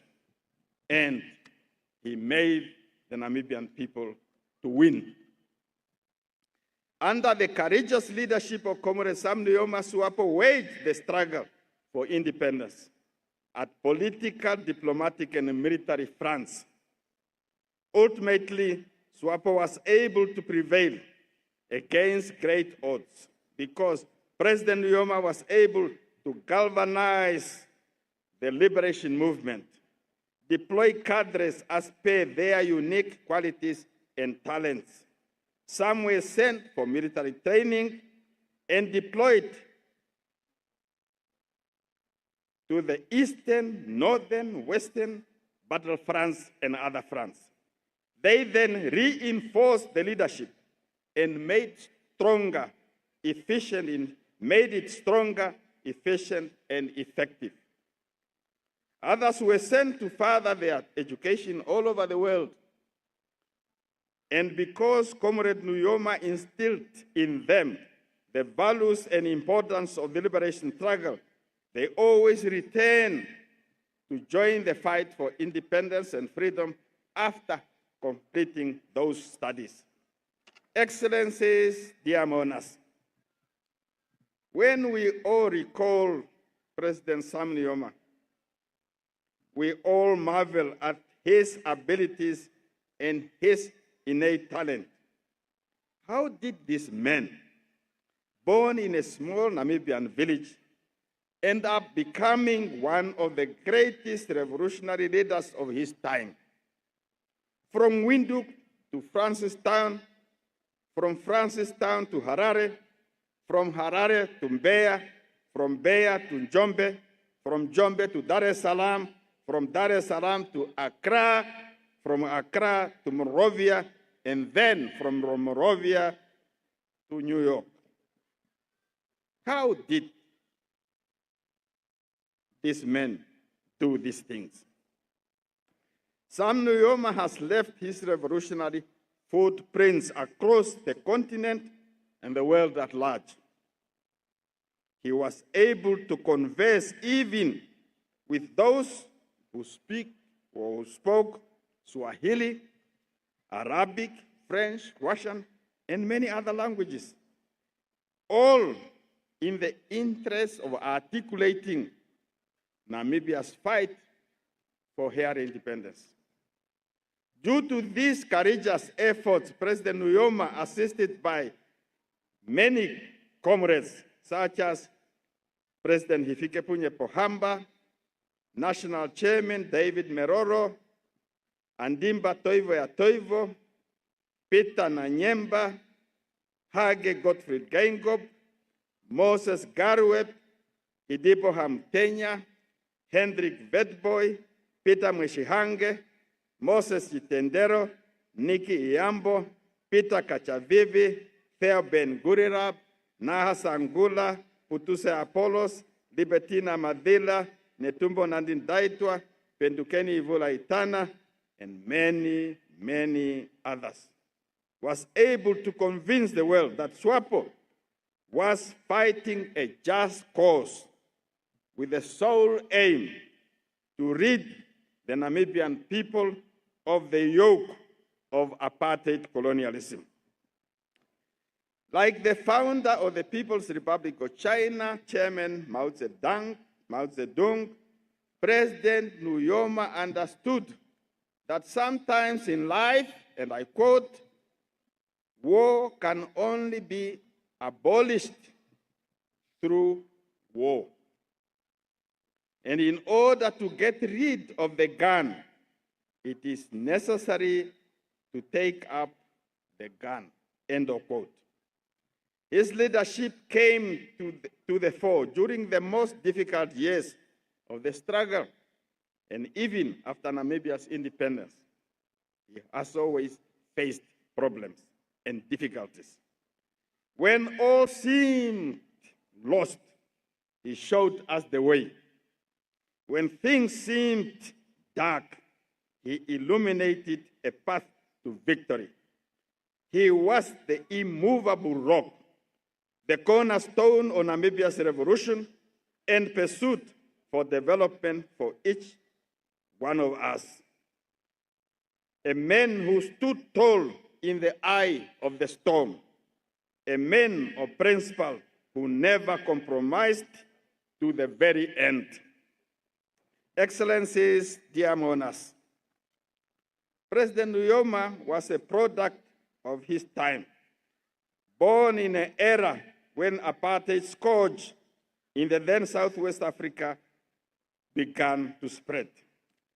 It was within this milieu that he was taught the values of iron discipline, stoic endurance, decisiveness, daring determination, and fearlessness by his maternal grandfather, Kondombolo Yakambulwa, a trained fighter in the traditional sense and a noted herbalist who grew up in Ukwambi district during the reign of Chief Nujoma Wahelu, and by his father, Utoni Daniel Nujoma, a noted sprinter and a celebrated hunter. These values laid the foundation for his grandeur, from traditional boyhood to legendary statesman. In President Nuyoma's own words, and I quote, "No animal could get away if it ran in front of his father, Daniel Nujoma. Once he has aimed, that's done." This is the same single-minded focus and the relentless pursuit we all came to associate with President Nujoma. Once he came face to face with the animal called, and I quote, apartheid settler colonialism, end of quote, and saw its widespread havoc of suffering, misery, and degradation of Namibians, he made the cause of Namibia's liberation his one and single highest priority and calling. He mobilized all Namibian citizens from across tribes, across the regions of Namibia, and religious affiliations, as well as friendly governments and organizations, to relentlessly hunt down for over 24 years this, and I quote, animal of apartheid settlement, apartheid settler colonialism, end of quote, which he brought down with a thunderous fall on 21st March 19 1990, our Independence Day. In this war against apartheid colonialism, Nujoma was also greatly inspired by the brave resistance against colonial Germany and apartheid South Africa, by preceding resistance fighters who include Chief Kahimemwa Nguvauva, Chief Hendrik Witbooi, Samuel Maharero, Jacob Marenga, Mandume Ndemfayo, Nehale Jampingana, Ipombu ya Chirongo, Hosea Kachikururume, Komumbombi Kutako, Homba Kanjimi Wahanga, and many, many Namibian patriots. Hence, Comrade Nujoma, throughout his life, could consistently extol the revolutionary virtues of these valiant heroes who preferred death over slavery and evoked their resistance as the legitimate spiritual foundation on which the Namibian liberation struggle was anchored. Excellencies, dear mourners, the political consciousness of Comrade Nujoma was shaped by the efforts by the effects of the dehumanizing Swanla contract labor system. In Walvis Bay, alongside comrades such as Vinian Dadi, Ben Amadvila, Peter Nanyemba, Nathaniel Mahwiriri, and others, he mobilized support through the Ovambolan People's Organization against the Swanla contract system and apartheid. Another pivotal moment in Comrade Nujoma's political journey was the fateful Old Location massacre, which took place on December 10, 1959. Comrade Nujoma, together with Chief Hosea Kutako, or in the company on the support of Comrade Hosea Kutako, Wacha Kaupetu, Oswanu, Comrade Moses Garweb, and others, led the defiance campaign against the forced removal. It was here that Comrade Nujoma witnessed the power of a united front of Namibians hailing from various ethnic groups, coming together to fight one common enemy, that enemy, apartheid South African regime. Thus, on February 29, 1960, with the assistance of the OPPO leadership and Chief Hosea Kutako, Comrade Nujoma, without a passport, crossed the border into Botswana to embark on his long march to freedom. The aim was for him to bring freedom to Namibia. His uncertain mission and the daring experience in exile spoke volumes of boldness, courage, and determination, because so much could have gone terribly wrong. He could have gotten lost, or he could have even lost his life. But such is the intrinsic nature of greatness. It is characterized by the ability to embark on perilous journeys to freedom and in the process face and overcome the risks and dangers which could even end one's life. Among others, Presidents Nyerere, Nkrumah, and Tubman greatly assisted Comrade Nujoma, who was then given a Ghanaian passport to enable him to successfully carry out his quest for petitioning the United Nations. Eventually, in June 1990, Comrade Nujoma petitioned in front of the Fourth Committee of the General Assembly, joined by Reverend Michael Scott, Prof. Mbumba Kirina, and Advocate Fanuel Jariretundu Odongwizi. In exile, Comrade President Nujoma effectively became both the tip of the spear and the magnet which firmly established and held together SWAPO as a nationalist, broad-based revolutionary vanguard movement comprising of workers, students, religious leaders, and the general population. Under Comrade Sam Nujoma, SWAPO waged an admirable and effective three-pronged struggle on the political front, on military front, and diplomatic front. On the military front, Comrade Sam Nujoma's sterling leadership as Commander-in-Chief of PLAN made it possible for PLAN to take part in the historic battle that resulted in the defeat of apartheid South Africa forces at Quito Valley in southern Angola by the combined FAPLA, COBAN, and PLAN combatants. This opened the way to the implementation of UN Resolution 435 in 1989.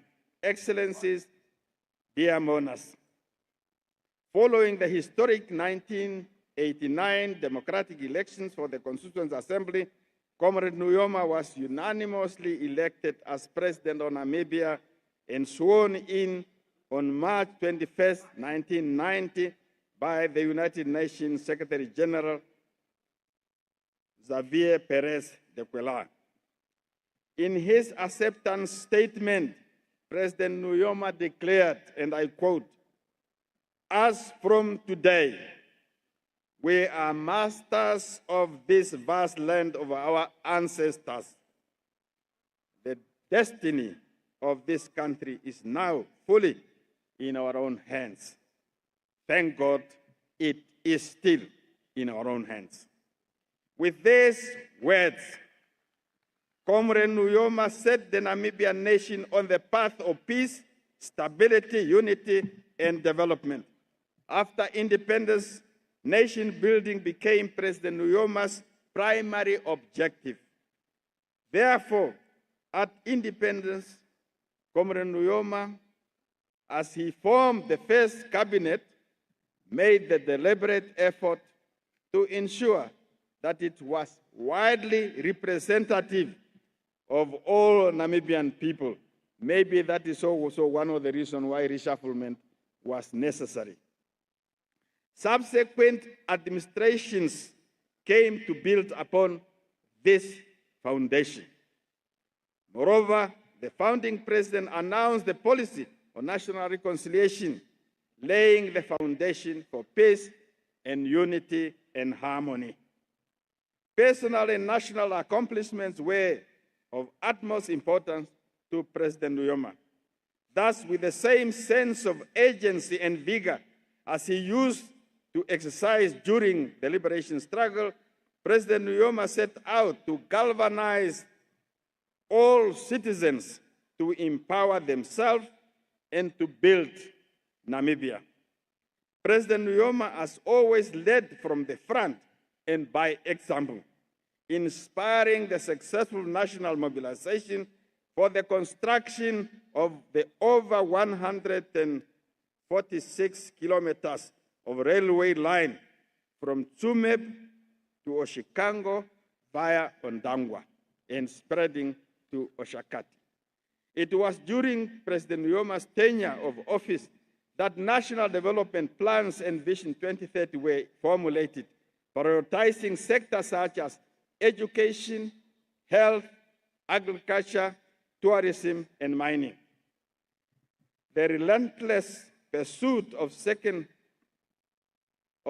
struggle for economic emancipation was central to President Nujoma's vision of a Namibia and Africa in which the socio-economic aspiration of the people could be achieved. President Nujoma was a true champion of women's rights and gender equality. He played a pivotal role during the liberation struggle, and post-independence for the advancement of women in positions of higher authority through legislation and endorsement of key processes such as the Beijing Platform for Action of 1995 into national development plans. The first Department of Women Affairs was established by President Nujoma in his own office, led by the current Vice President and President-elect, Comrade Netumbo Nandi-Ndaitwah. It is thanks to his gender parity vision, both in the SWAPO party and government, that we have close to 50-50 gender parity in Parliament and will soon inaugurate the first ever female president for the Republic of Namibia. Excellencies,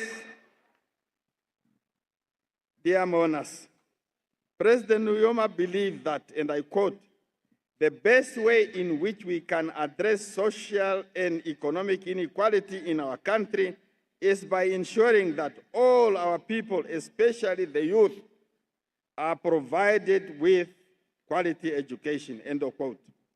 As a result, the highest percentage of Namibia's national budget since independence has been on education. Comrade Nujoma was a great believer in education as an agent of change to address and reduce structural poverty and inequality. Thus, he continued well into advanced age as an avid seeker of knowledge, reading books, magazines, newspapers, and listening to various electronic media. Upon retirement, to the surprise of everybody, Comrade Nujoma, again leading by example, went to enroll at the University of Namibia and obtain a master's degree in geology at a good age of 75, to help Namibia explore and discover untapped minerals. And that University of Namibia, he is the one who established it after all. On the international front, President Nujoma pursued diplomatic activities that were anchored on priorities such as Pan-Africanism, the Global South, and values of solidarity, peace, and development. In this context, he worked closely with the members of the non-aligned movement, with the frontline states, Southern African Development Community, the African Union, the United Nations, and sister liberation movements. Under his leadership, Namibia, together with Angola and Zimbabwe, played a pivotal role in ending the Third War in the Democratic Republic of Congo in the 1990s. He championed freedom for the people of Palestine and Western Sahara, lifting of the economic blockade against Cuba and sanctions against Zimbabwe, and greater South-South cooperation. Under the leadership of Dr. Nujoma, Namibia was recognized as a model country that transit from war to peace and worthy of emulation by other countries whose people were under oppression. Through his tireless diplomatic efforts, President Nujoma laid a strong foundation that ensure Namibia is today a respected member of the international community. Excellencies and dear mourners, it has been said that success is to be measured not so much by the position that one has reached in life, as by the obstacles which one overcame, end of quote. President Sam Nuyoma's story captures this perspective perfectly. although he climbed to the highest peak of achievement, became the founding father of our nation and the leader of the Namibian Revolution. His ultimate triumph and success lies in the obstacle he faced in his life and overcame them with courage, determination, and even elegance. Today, as we commemorate this remarkable human being who has left us a legacy as awe-inspiring as the Namib Desert, as abundant as the lush savanna, as breathtaking as the Pupa Falls, it is evident without doubt that we have lost an intergenerational icon, a once-in-a-lifetime luminary, a man who lived once but achieved the feats of 100 lifetimes. President Sam Nujoma, again, where are you? Namibia misses your voice. Founding father, where are you? Namibia misses your smile. Leader of the Namibian Revolution, where are you? Namibia misses your presence. You have left us alone with countless memories. In the words of the gallant son of the soil, Comrade Peter Nanyemba, you crossed many rivers of blood to raise the Namibian flag high. Now we cry tears, we cry rivers of tears as we say our final goodbyes. President Sam Nujoma, we thank you and we thank your family. The distinguished founding First Lady, Madame Kovambo Nujoma, our friends and colleague, cabinet colleague, Comrade Utoni Nujoma, the children, the grandchildren, and the extended family of the Nujoma and Kondombolo families. We thank all their excellencies, head of state and government, both current and former, and all global dignitaries who have joined us in celebrating the life of this enduring icon, in bidding him farewell.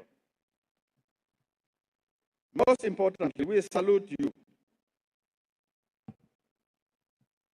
President Nujoma. Thank you for your sacrifice. Thank you for your bravery.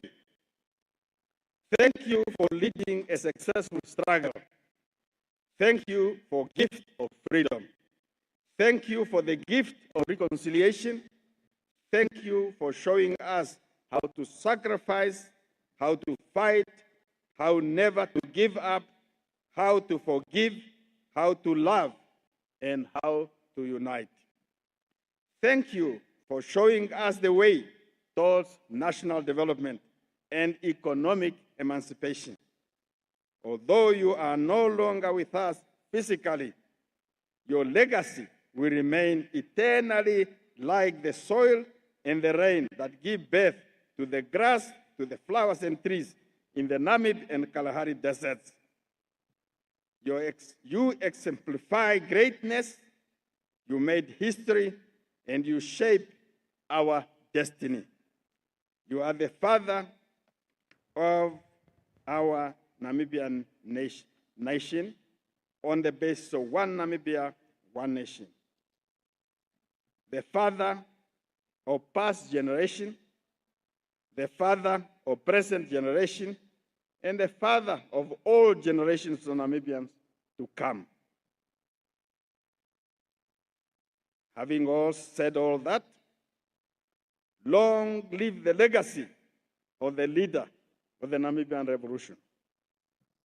Long live the memories of the icon of our liberation struggle. Long live the spirit of the father of the Namibian nation. Long live the Republic of Namibia. May the soul, the revolutionary soul of Dr. Sam Shafishuna Nujoma rest in eternal peace. And I thank you.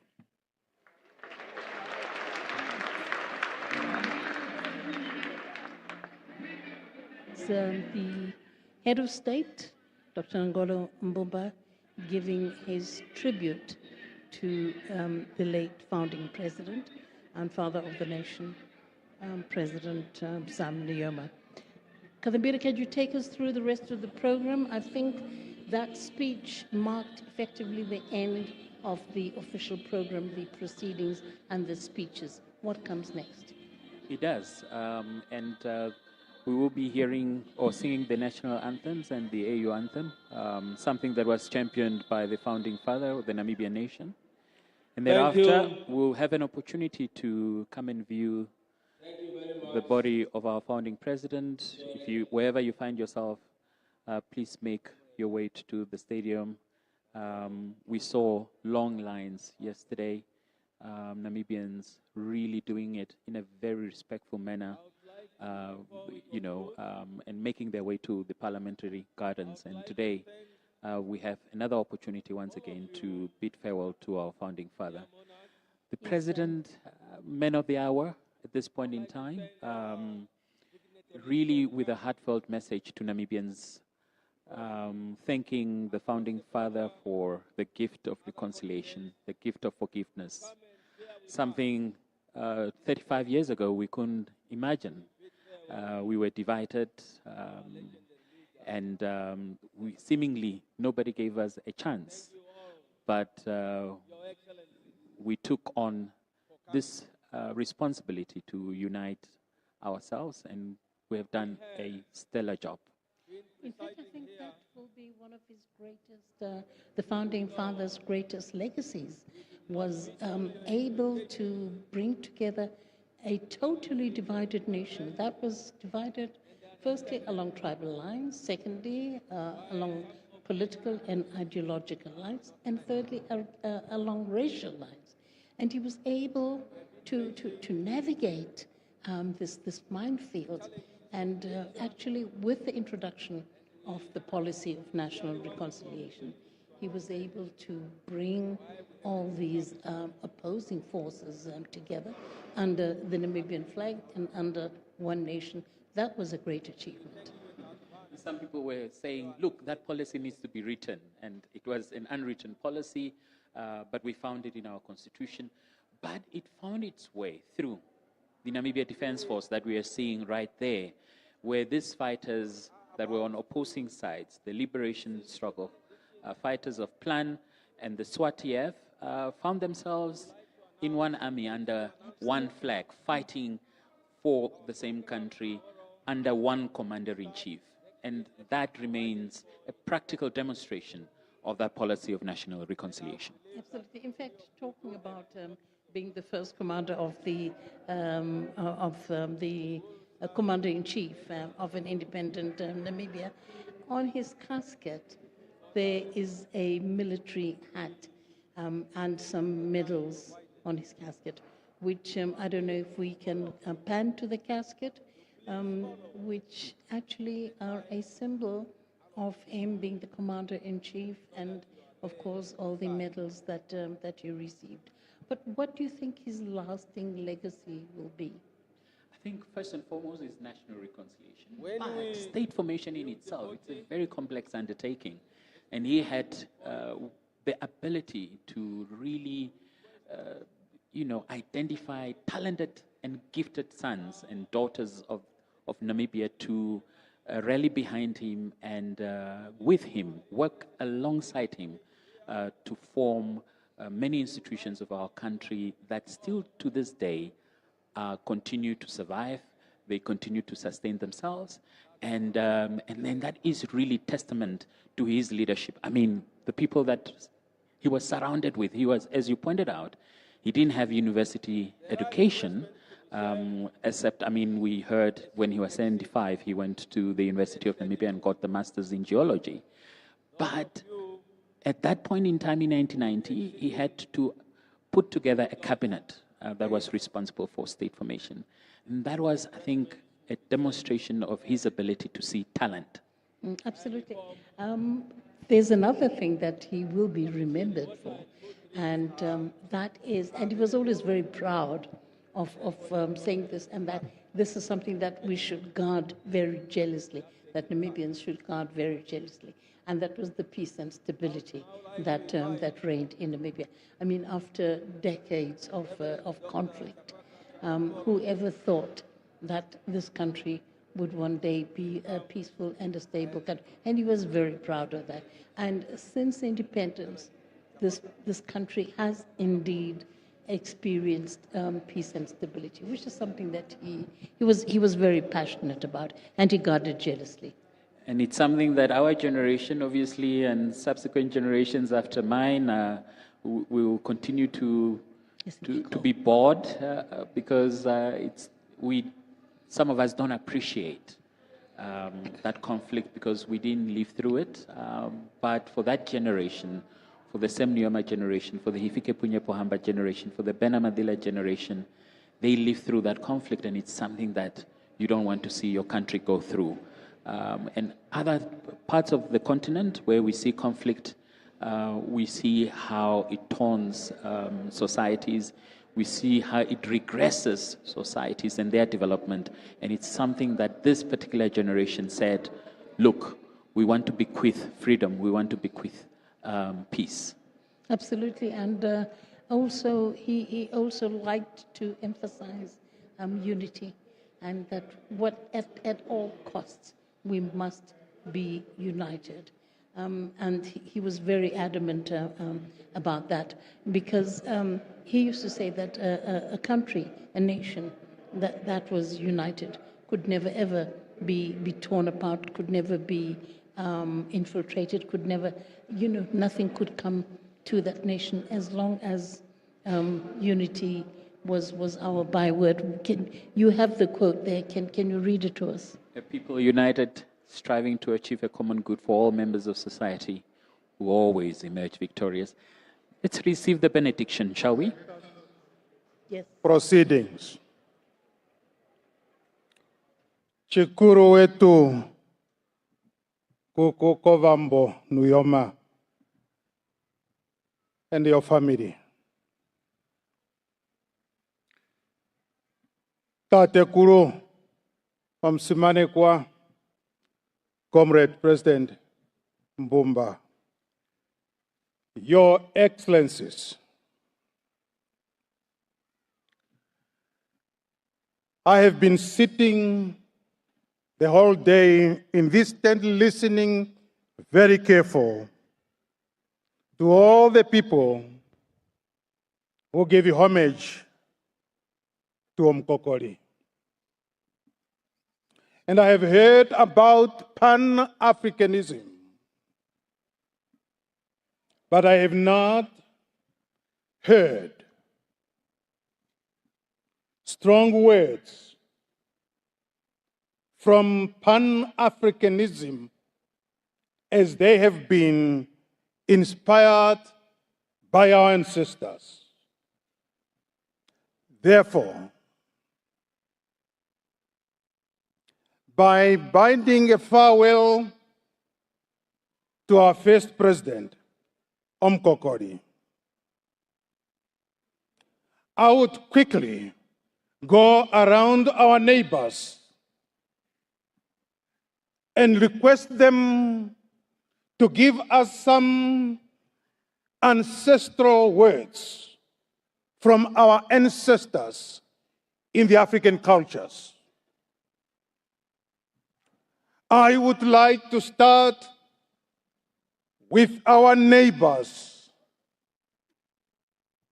During the colonial period, we were almost become one nation, but God did not allow that. People of Tanzania,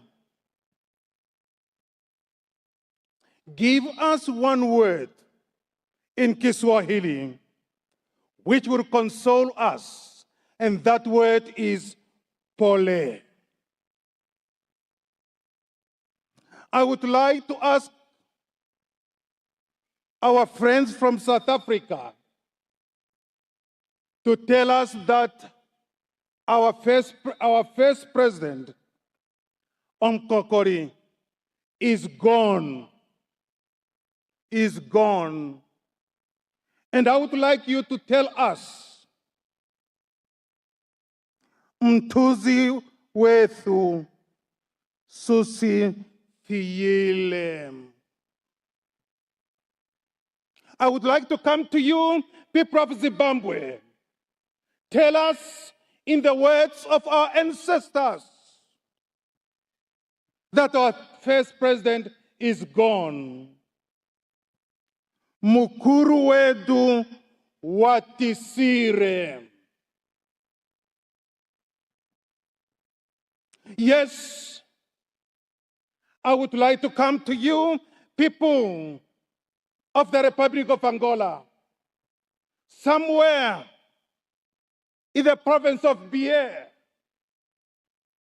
somebody to tell us in the words of our ancestors by saying, Wasekulu wetu wanda. Yes, I would like somebody here at home in the little town of Tsunkwe to tell us in the words of our ancestors by saying, Mba Sam A U.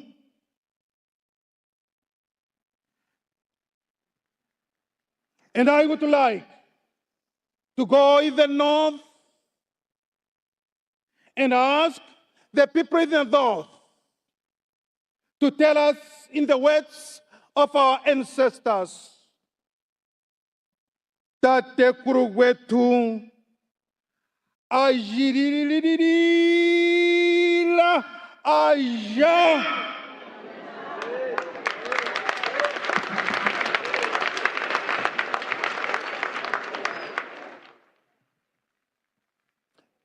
A people united, striving to achieve a common good for all members of the society, will always emerge victorious.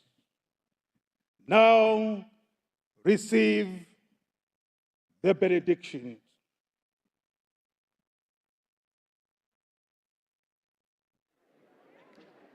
May I humble myself and ask you to stand.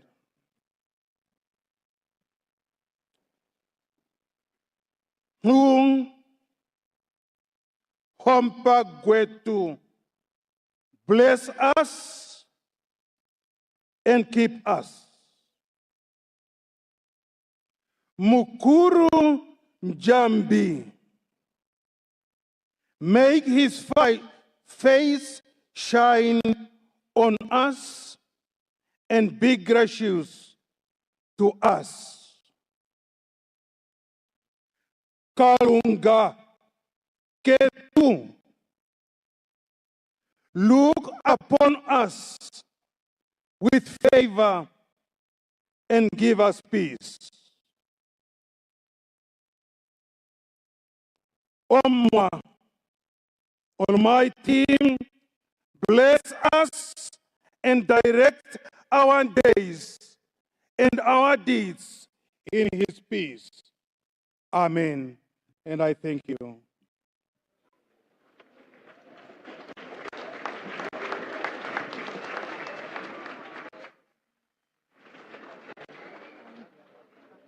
That was the bishop giving the last prayer before the end of the proceedings here at the memorial service of the founding president, President Sam Shafishuna Nujoma.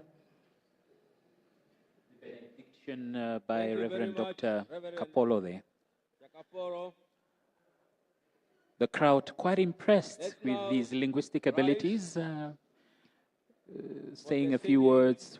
Of our national anthem. using African languages to color his benediction. And now, the anthems. And of course, that will be followed by the viewing of the remains of the late founding president and founder of the nation. For all of you who would like to view the remains of the founding president, he will be lying in state here at Independence Stadium. So please do make your way to Independence Stadium. At whatever time of the night, he will be here throughout the night, and his remains will only depart tomorrow morning for Heroes Acre. In the meantime, we are going to be with you until later this evening. We will try and bring you interviews with some of his soldiers in exile, people who knew him well, people who also...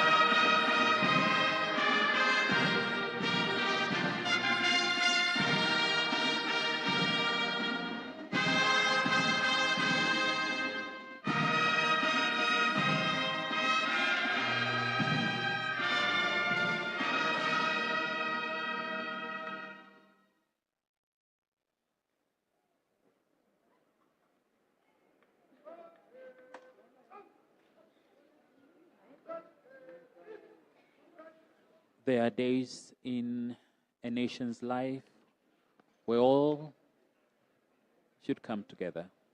And a day... Thank you very much. This one requires all of us to come together. And therefore, if you call yourself a Namibian and you are not at the stadium today, you still have an opportunity to redeem yourself, make your way to the stadium today and tomorrow at the Heroes Acre. You have no excuse whatsoever. Yes, indeed. The proceedings at Heroes Acre will begin. The public should start coming in at 6 o'clock because it will be an earlier ceremony. It will also be much shorter because there's only the head of state who will be making an announcement, plus the vote of thanks. So you can all start making, well, not start now, but tomorrow morning, please, if you can, come to Heroes Acre, where you will be able to witness history in the making and also pay your last respects to this icon, the son of the Namibian soil, the founding president and father of the nation, Dr. Sam Shafishuna Nujoma, as he is being laid to rest. Kadambire, do you know what the arrangements are going to be at Heroes? Do you know where he's going to be laid to rest? My sister Nora, you're always trying to put me on the spot, but we want to leave these things to observe them as they are being revealed tomorrow. I'm sure once the program gets underway, we'll be able to see some of the things. Obviously, we have not been able to observe them, but we do know that protocol dictates that the founding president, the father of the Namibian nation, is accorded that highest status that we can accord as a nation that hero status, and therefore his burial and his final resting place will be commensurate. It will be aligned with that particular status. And obviously, we're just less than 24 hours away, and tomorrow we will know what his exact resting place will be. But I'm sure you can tell it will be very close to where the former president has been laid. Absolutely. You can see the Guard of Honor is comprised of the three wings of the Defense Force. So we've had a Guard of Honor from the Army, the Land Army, a Guard of Honor from the Air Force, and a Guard of Honor from the Navy, who have been standing vigil at the casket of the founding president. And this is going to continue throughout the night. So please make your way to Independence Stadium, where you can come and pay your last respects and view the body before we take him to his final resting place at Heroes Acre tomorrow morning, where he will be laid to rest alongside many of Namibia's heroes and heroines who paid the ultimate price, made the ultimate sacrifice for the independence that we enjoy today. And you can see, yes, they're preparing to open the casket.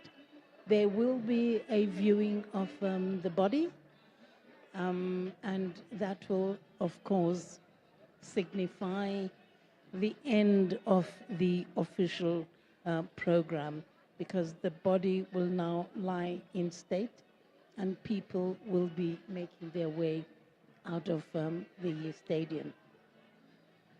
Ordinarily, what happens is that the head of state will be the first person as the chief mourner to start the process of viewing the body.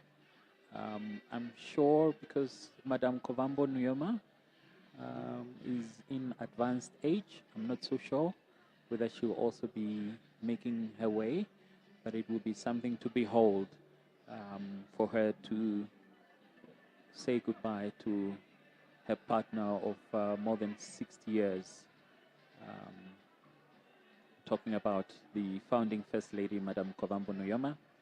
Then we have several heads of state and government from the continent and elsewhere who have joined us as well, and they will also be accorded the opportunity to view the body. We have the AU chairperson, our Angolan president. We have the SADC chairperson, the Zimbabwean president. So they will be leading the way. And we have a couple of former head of state, including the Mozambican former head of state, Joaquim Chissano. We have obviously former first ladies as well in attendance. The former Angolan president, former wife of President dos Santos, who's also here.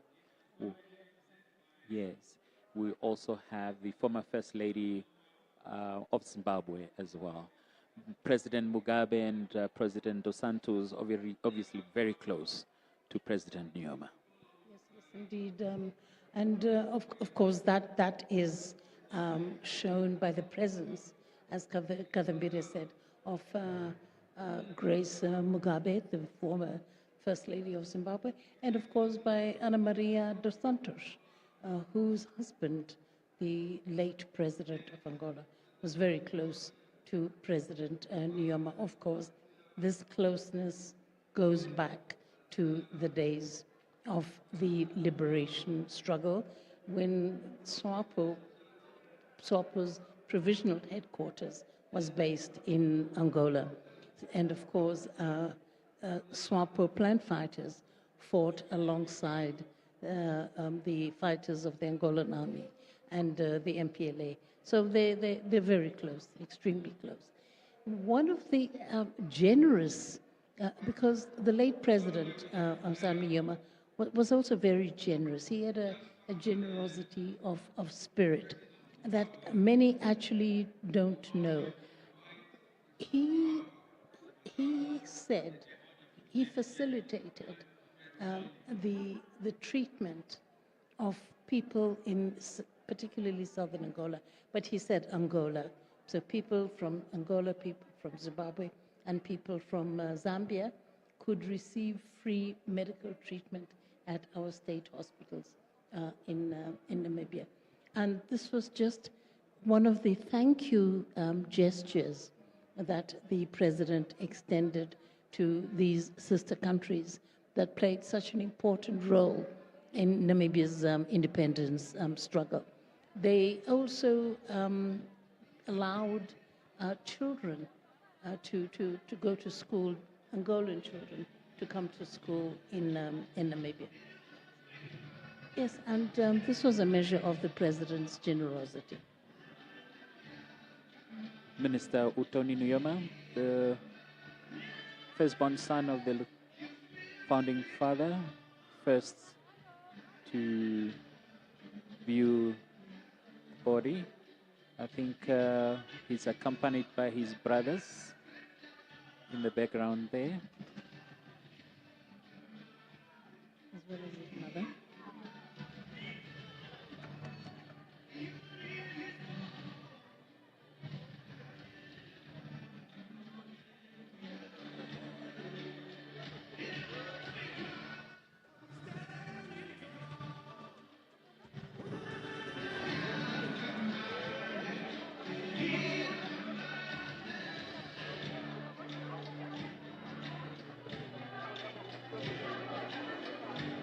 Everybody has to view the body. The casket will not be opened tomorrow at Hirozeka. So this is effectively the last time. Bishop Dumeni, Bishop Emeritus Cleopas Dumeni from the Elsing Church, he will be officiating tomorrow. We do know that ordinarily these are private moments for the family. In our traditions. However, Dr. Shafishuna Nujoma was no ordinary man, and therefore this is really a public way of saying goodbye to...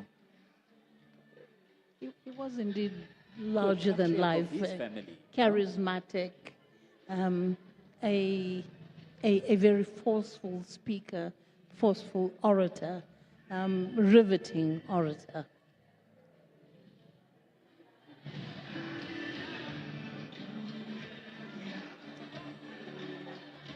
The founding president is survived by his two siblings, his two younger siblings, and of course by his wife, former First Lady Kovambo Nujoma, and by his three children, the Utoni Nujoma, who is the Minister of Labor and Industrialization and Employment Creation, and then survived by Nefungo Saki Nujoma, who is a businessman, and by the only daughter, Usuta Nujoma. And of course, several grandchildren, 24 grandchildren, and 11 great-grandchildren. We have not yet counted the cousins and the nieces, the nephews. Obviously, according to African culture, those are children. Those are also his children, yes, indeed. President Nangolo Mbumba there. And the First Lady making their way to view the body. He's now accompanying President of Zimbabwe.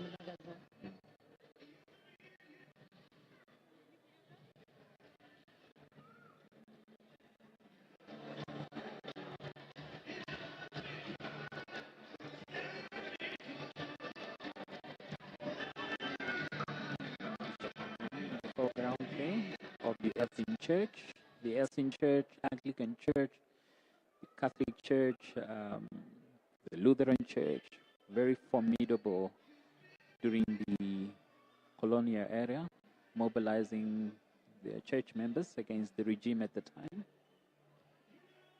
And Bishop Dumeni, one of those.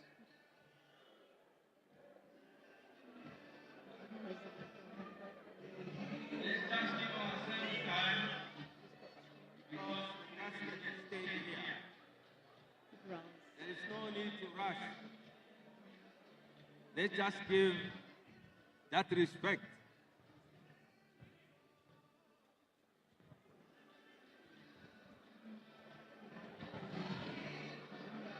Ambassador Patrick Nandago there, who served as Chief of Protocol for a very long time. Now he is the Ambassador of Namibia to Angola.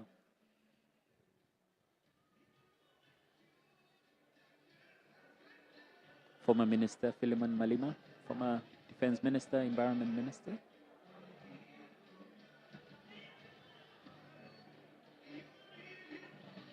I believe this should be military attaches.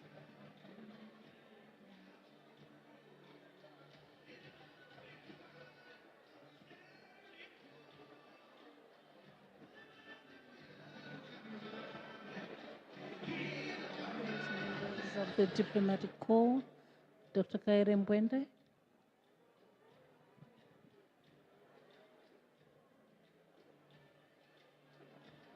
Members of the Diplomatic Corps are also well represented here.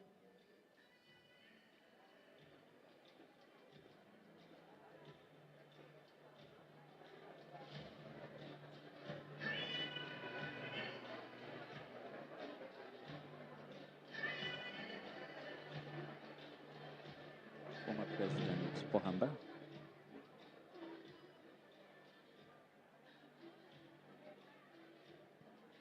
This is undoubtedly a very emotional moment for the former president because he was so close to the late president.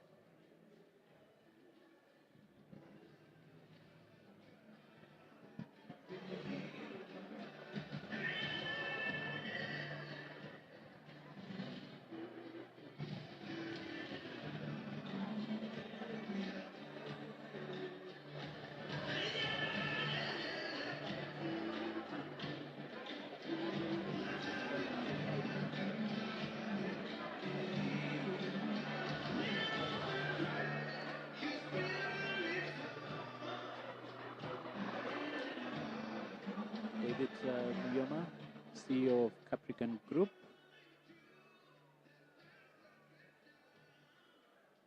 Family member.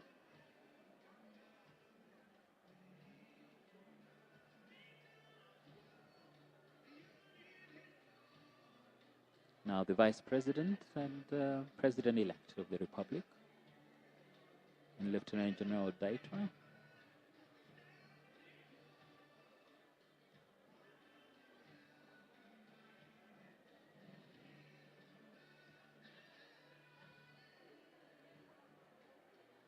Mr. Madila and Prime Minister Saraku Kungela Madila.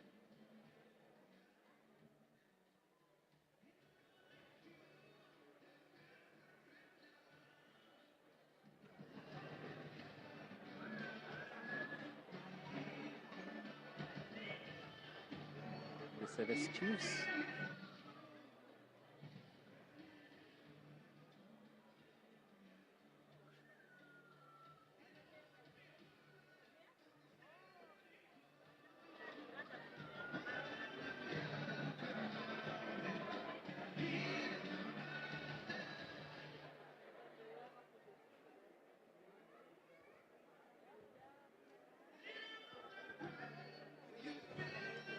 Members of the security cluster also paying their respects to their former commander-in-chief.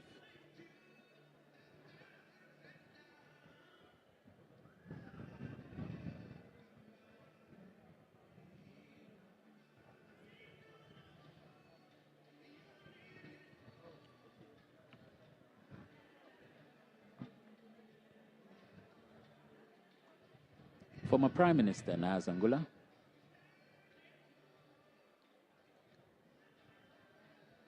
Chief Gassep, Chairperson of the Council of Traditional Leaders.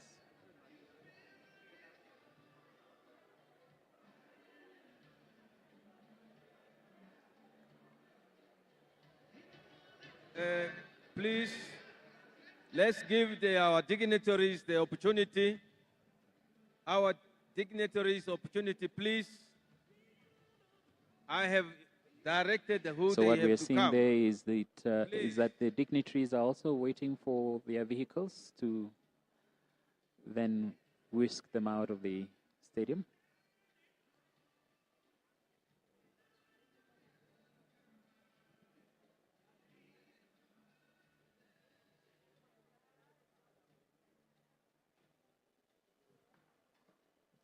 Former President Joaquim Chissano of Mozambique.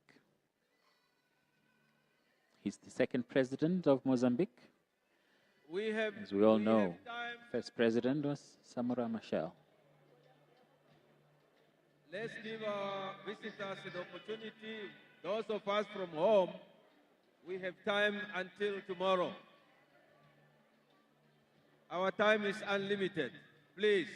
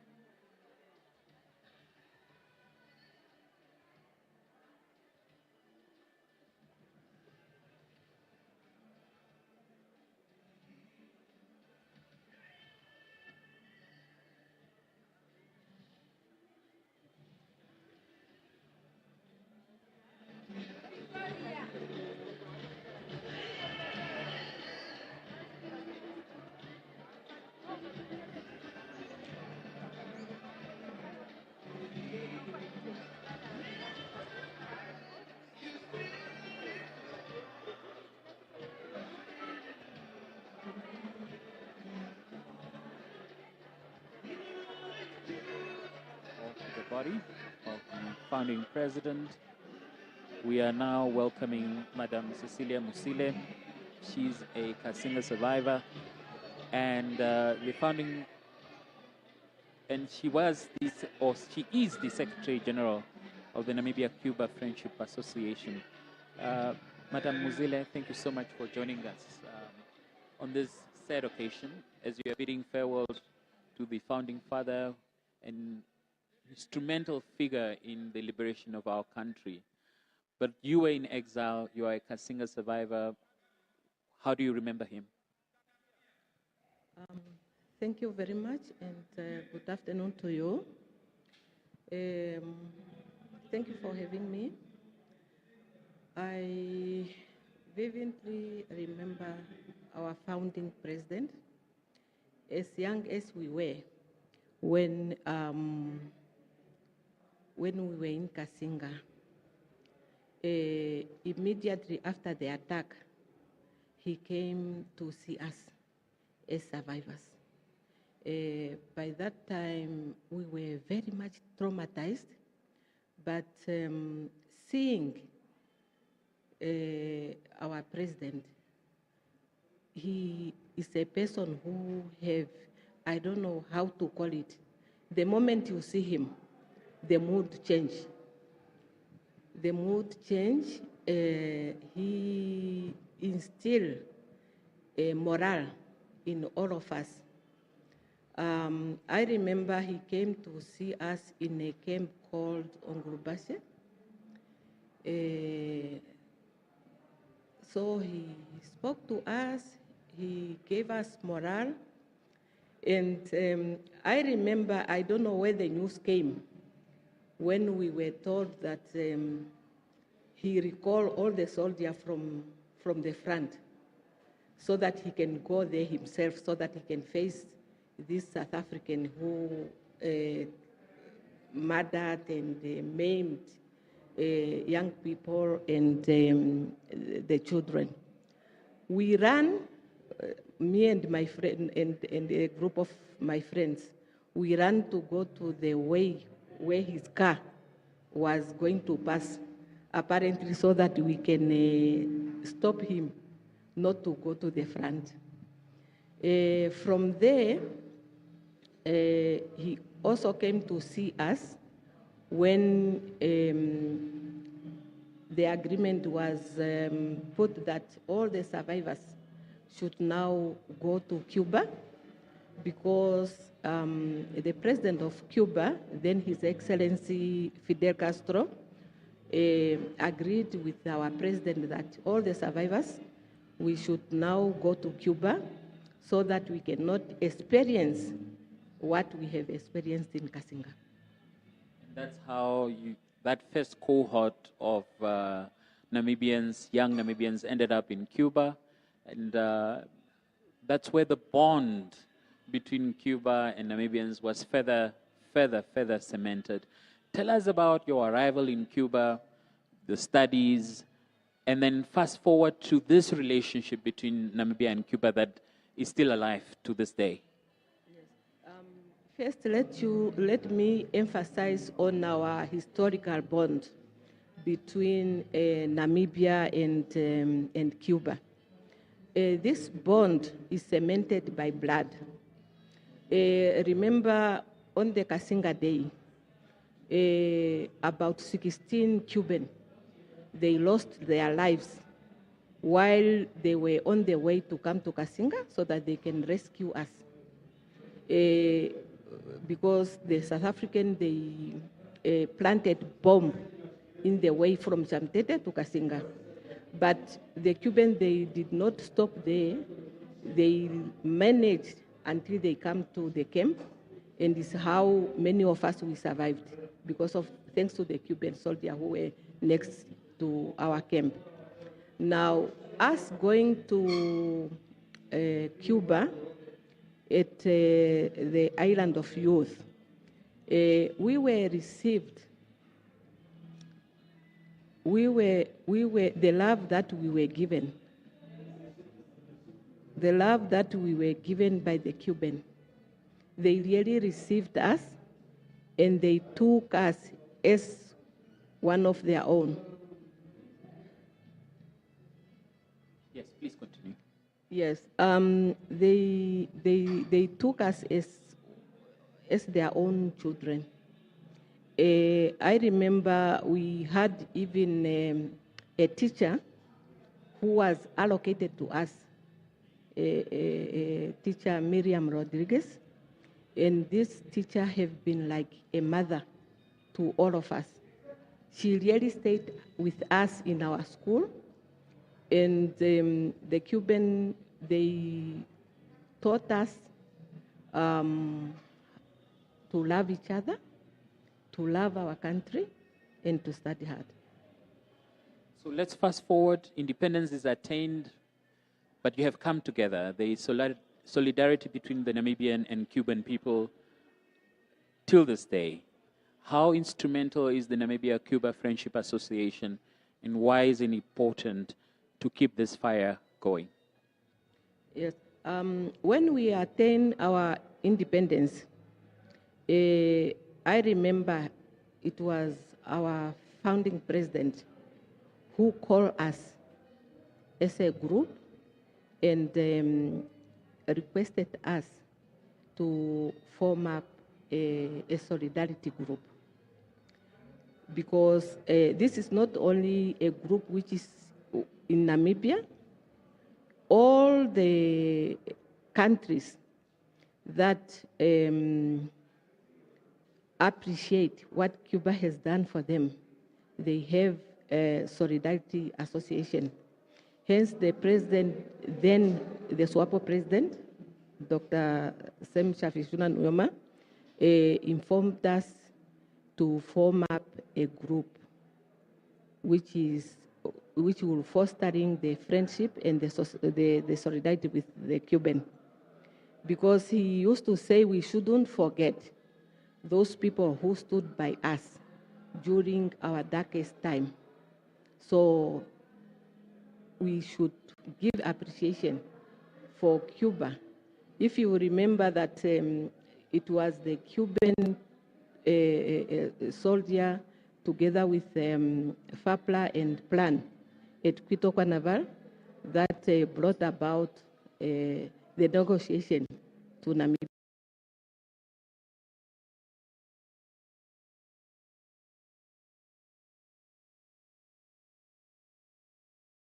of July, 1992.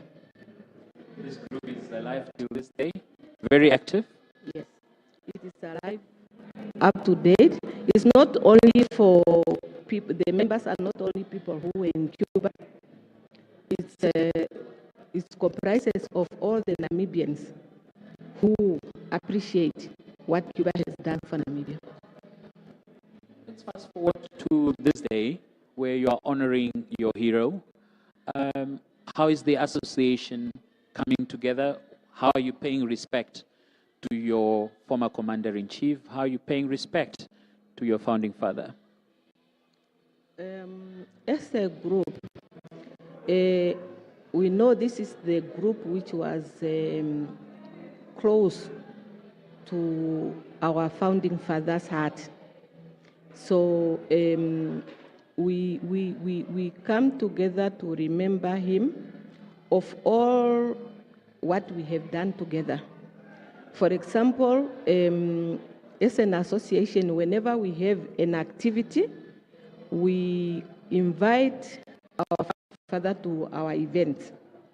He even make a personal contribution towards the event.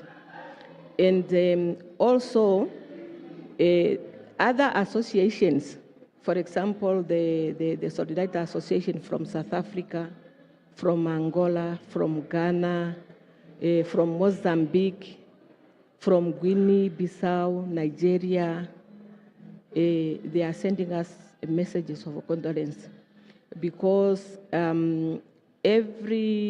after 2 years, as Africa region, we come together to have a conference in solidarity with Cuba.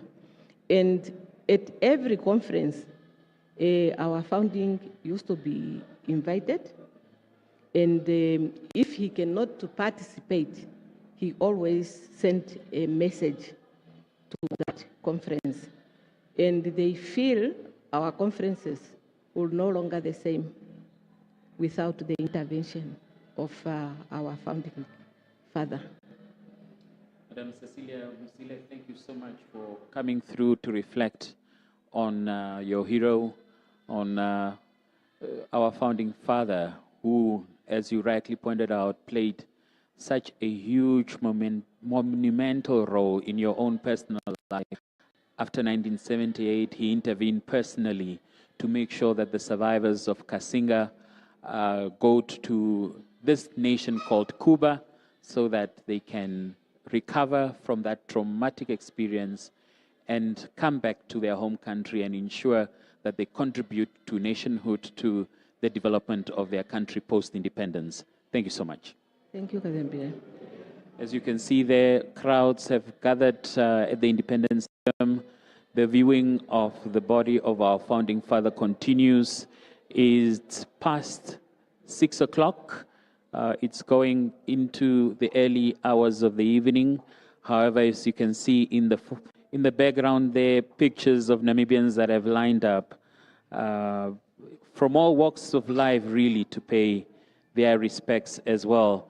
And we are continuing to discuss with some stalwarts of the liberation struggle, people that have met the founding father, that have interacted with him very closely through his years of service to the liberation struggle, through his 15 years as president of the Republic of Namibia. And so we'll be continuing with these interviews to hear from them their personal reflections on the life and times of our founding president. At this point in time, let me now hand you over to Madam Nora Apollos to continue with more news, views, and interviews. Okay, let's just, sorry. Pardon. Let's just cross over to see what is happening on.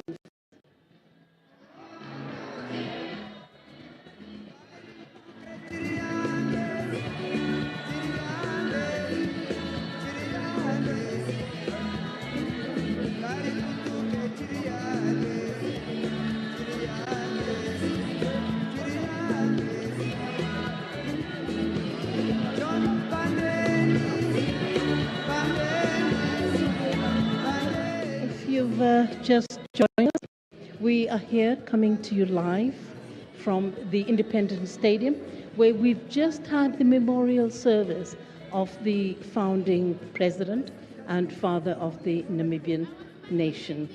I'm joined now in the studio by Lieutenant General retired Martin Shali.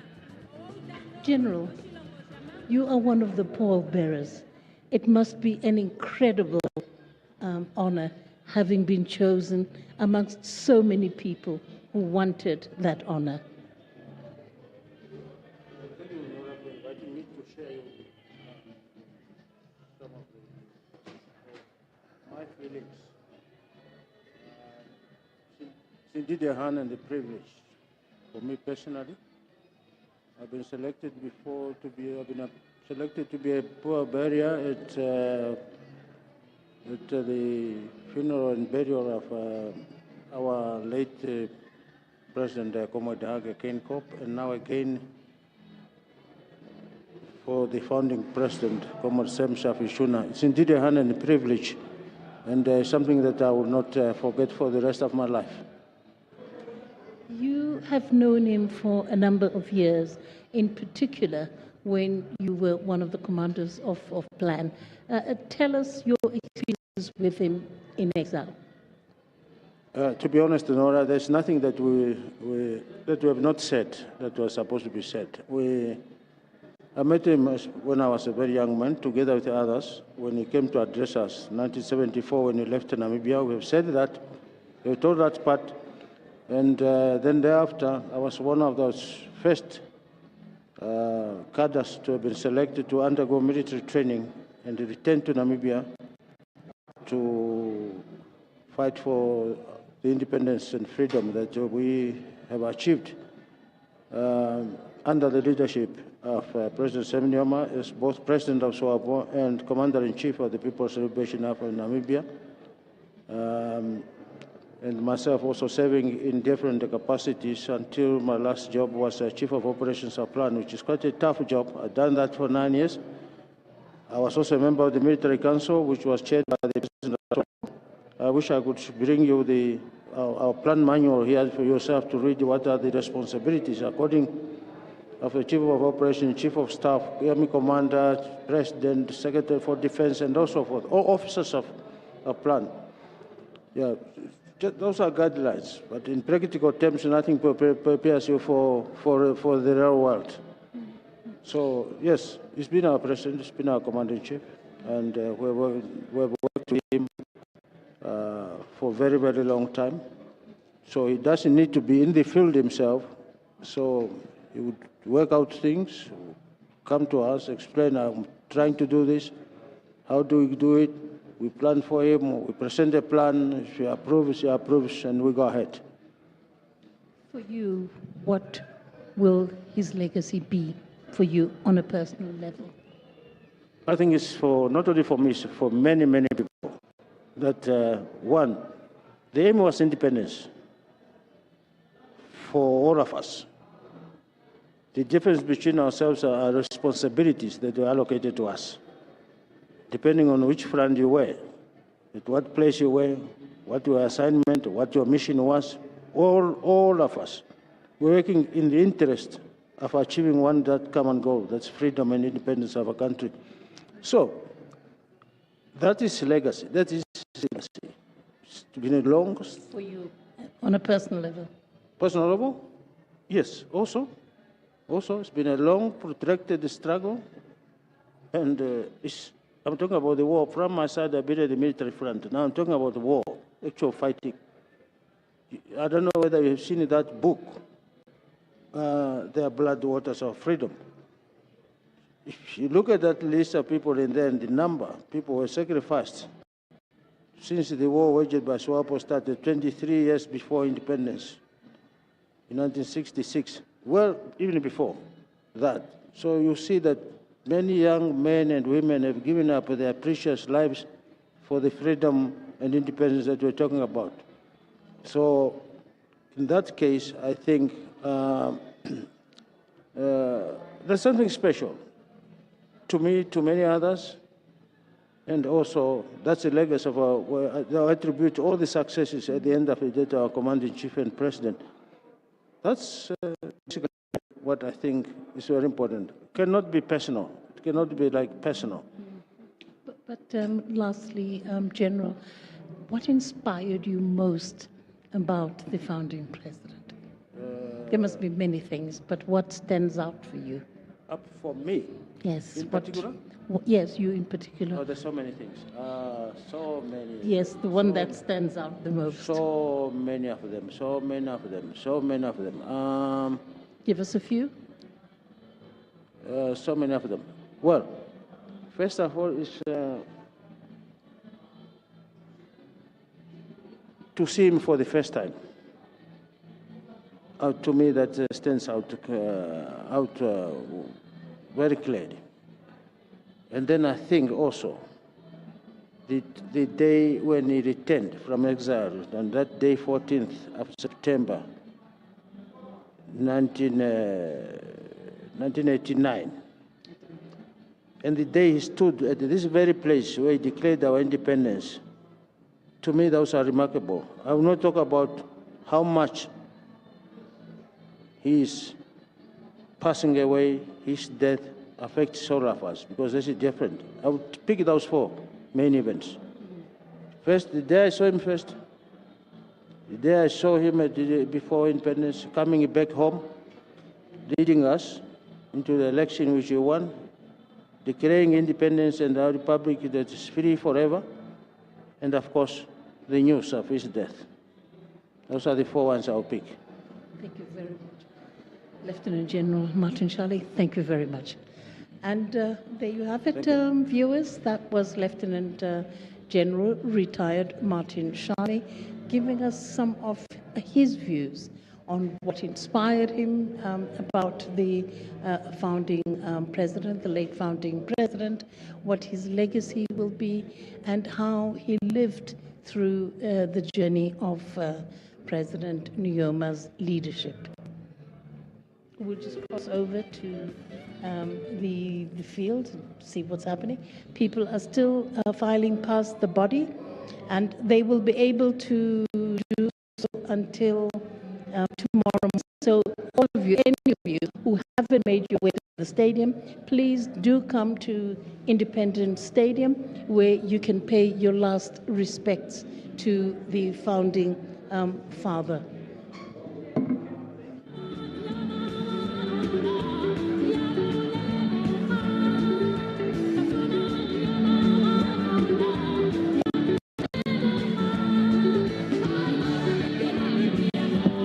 Hello, 1 2 1 2 1 2.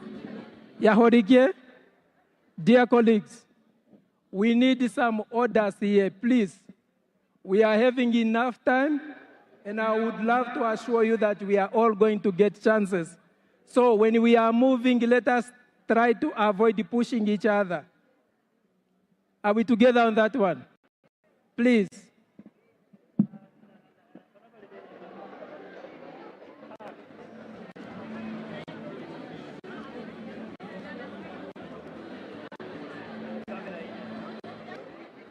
We continue to observe Namibians from all walks of life making their way to view the body of the founding father.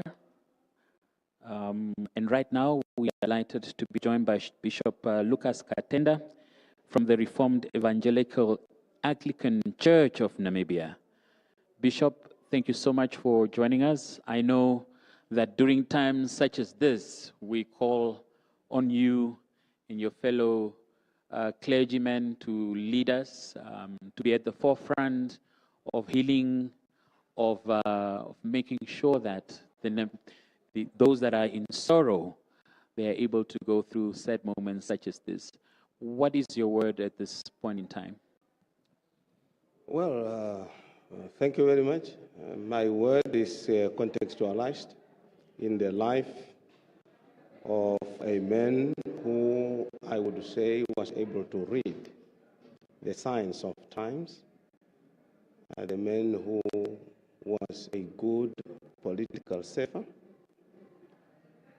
he knew what to do at the right time. In biblical words, we say the sons of Issachar knew the signs of times, and they designed ways to intervene. So the founding president and father of the nation intervened in our situation at the right time, and therefore our words will be contextualized in that particular context. Therefore, his passing, despite the old age, is something that is painful, especially to those who have worked with him, those who have known, those whom he led during the difficult days of our liberation. And our words of comfort to them is to be of good heart, that the Lord will comfort them in his own time. A biblical figure such as Moses, is that how you would compare the founding father? But most importantly, he saw the promised land. So not only a Moses, but also a Joshua. Well, who could disagree with that? If you have a leader with a vision who was not scared to confront the pharaohs of his time, and he was able to gather with himself with people of the caliber of Joshua, of the Aarons, so that together they can forge the project of independence. So we could, in fact, compare him to those figures. If you can retrace our steps, I mean, obviously the churches played a huge role during our liberation struggle, mobilizing members, and providing sustenance, providing assistance to plant fighters, providing assistance to students, to workers. Maybe if you can retrace the role of the church in that period for us. Well, the church was, in my view, the master key. It is the institution that opened the people's minds, not only education-wise, but also just political-wise. Because remember, the context, as I have placed it, is that of the aftermath of the Second World War, and the spirit of change was sweeping across many continents, and Africa was not left behind. And therefore, in the context of Namibia, you have people like the Reverend Michael Scott, who visited the Ovaherero people in Botswana that time, who then guided him to seek the audience with Chief Hosea Kutako, who dictated to him of the situation in Southwest Africa, and he compiled the first petition that he delivered to the United Nations via the Indian delegation that he was able to address the fourth committee of the United Nations. Really a newly born United Nations, a successor then to the League of the Nations. Then you have people like the Reverend Theophilus Hamtumbangala in the north, who also agitated for the freedom of the people, especially the workers. And he also compiled the petitions that he sent to the United Nations, resulting in him being banished from the north to Windhoek, kind of exiling him. Yet people like President Nujoma worked very hard and implored the bishop then of the Anglican Church, that time, John Decker Vincent, that you have to send the man back to his family, otherwise things will not go well with you. So from there you have quite a number of clergymen and women who were vociferous enough to agitate for independence. Bishop Awala and moderator Paul Govaseb of the Lutheran churches authored what we call the Open Letter of 1971, and Bishop Colin Winter supported this. So it was in the context of the change, in the context of radicalism, that the church leaders, who also were able to read the signs of time, could not keep quiet. they also raised their voice louder. It's written in Isaiah, do not keep quiet, speak louder. So they spoke louder in the context of freedom for the liberation. James Kauluma, obviously, Cleopas Dumeni were even more tactful, as at some point they behaved as if they were members of the SWAPO Central Committee when they were actually bishops just visiting their members in exile. Obviously, then independence was attained. The church continues to be part of the civil society, a very important development partner. Obviously, challenges are bound. However, the nation has withstood the test of time. Peace and stability and tranquility continue to this day. And all of those seats laid by the founding father of the Namibian nation. The ability to unite people. It's something that we cannot underestimate or overstate. Ability to unite people of all tribes, of all religious affiliations, of all races, and through his own wisdom, he knew how he did this.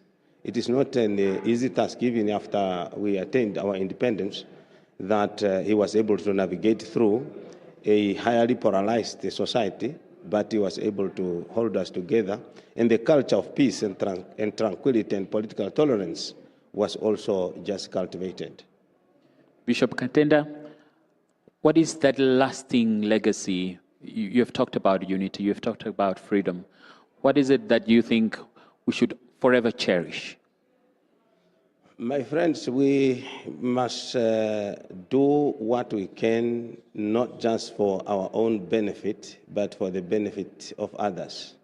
When the founding president used to speak about the common good, that phrase, common good, it must ring the bell in our mind all the time, that we exist for common good, that every member of the society feels safe and flourish in the Namibian space.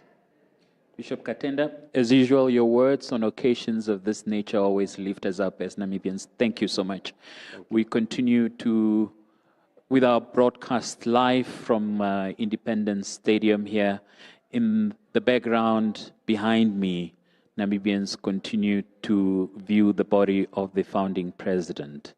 And they shall do so for the rest of this evening because the body will be lying in state. And then tomorrow, he will be accosted a hero's funeral that will be taking place at the Heroes Acre. We continue with more interviews with luminaries, with people that got to interact with the founding father, and who will be paying tribute to him.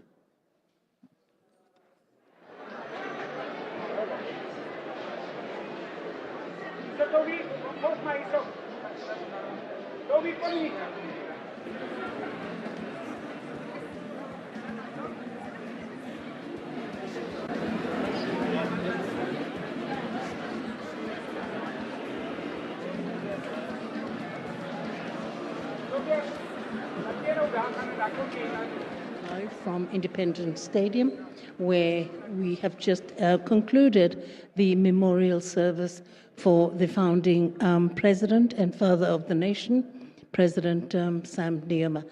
I'm now joined in the studio by Lieutenant General Joseph Shikongo, who is the Inspector General of the Namibian Police.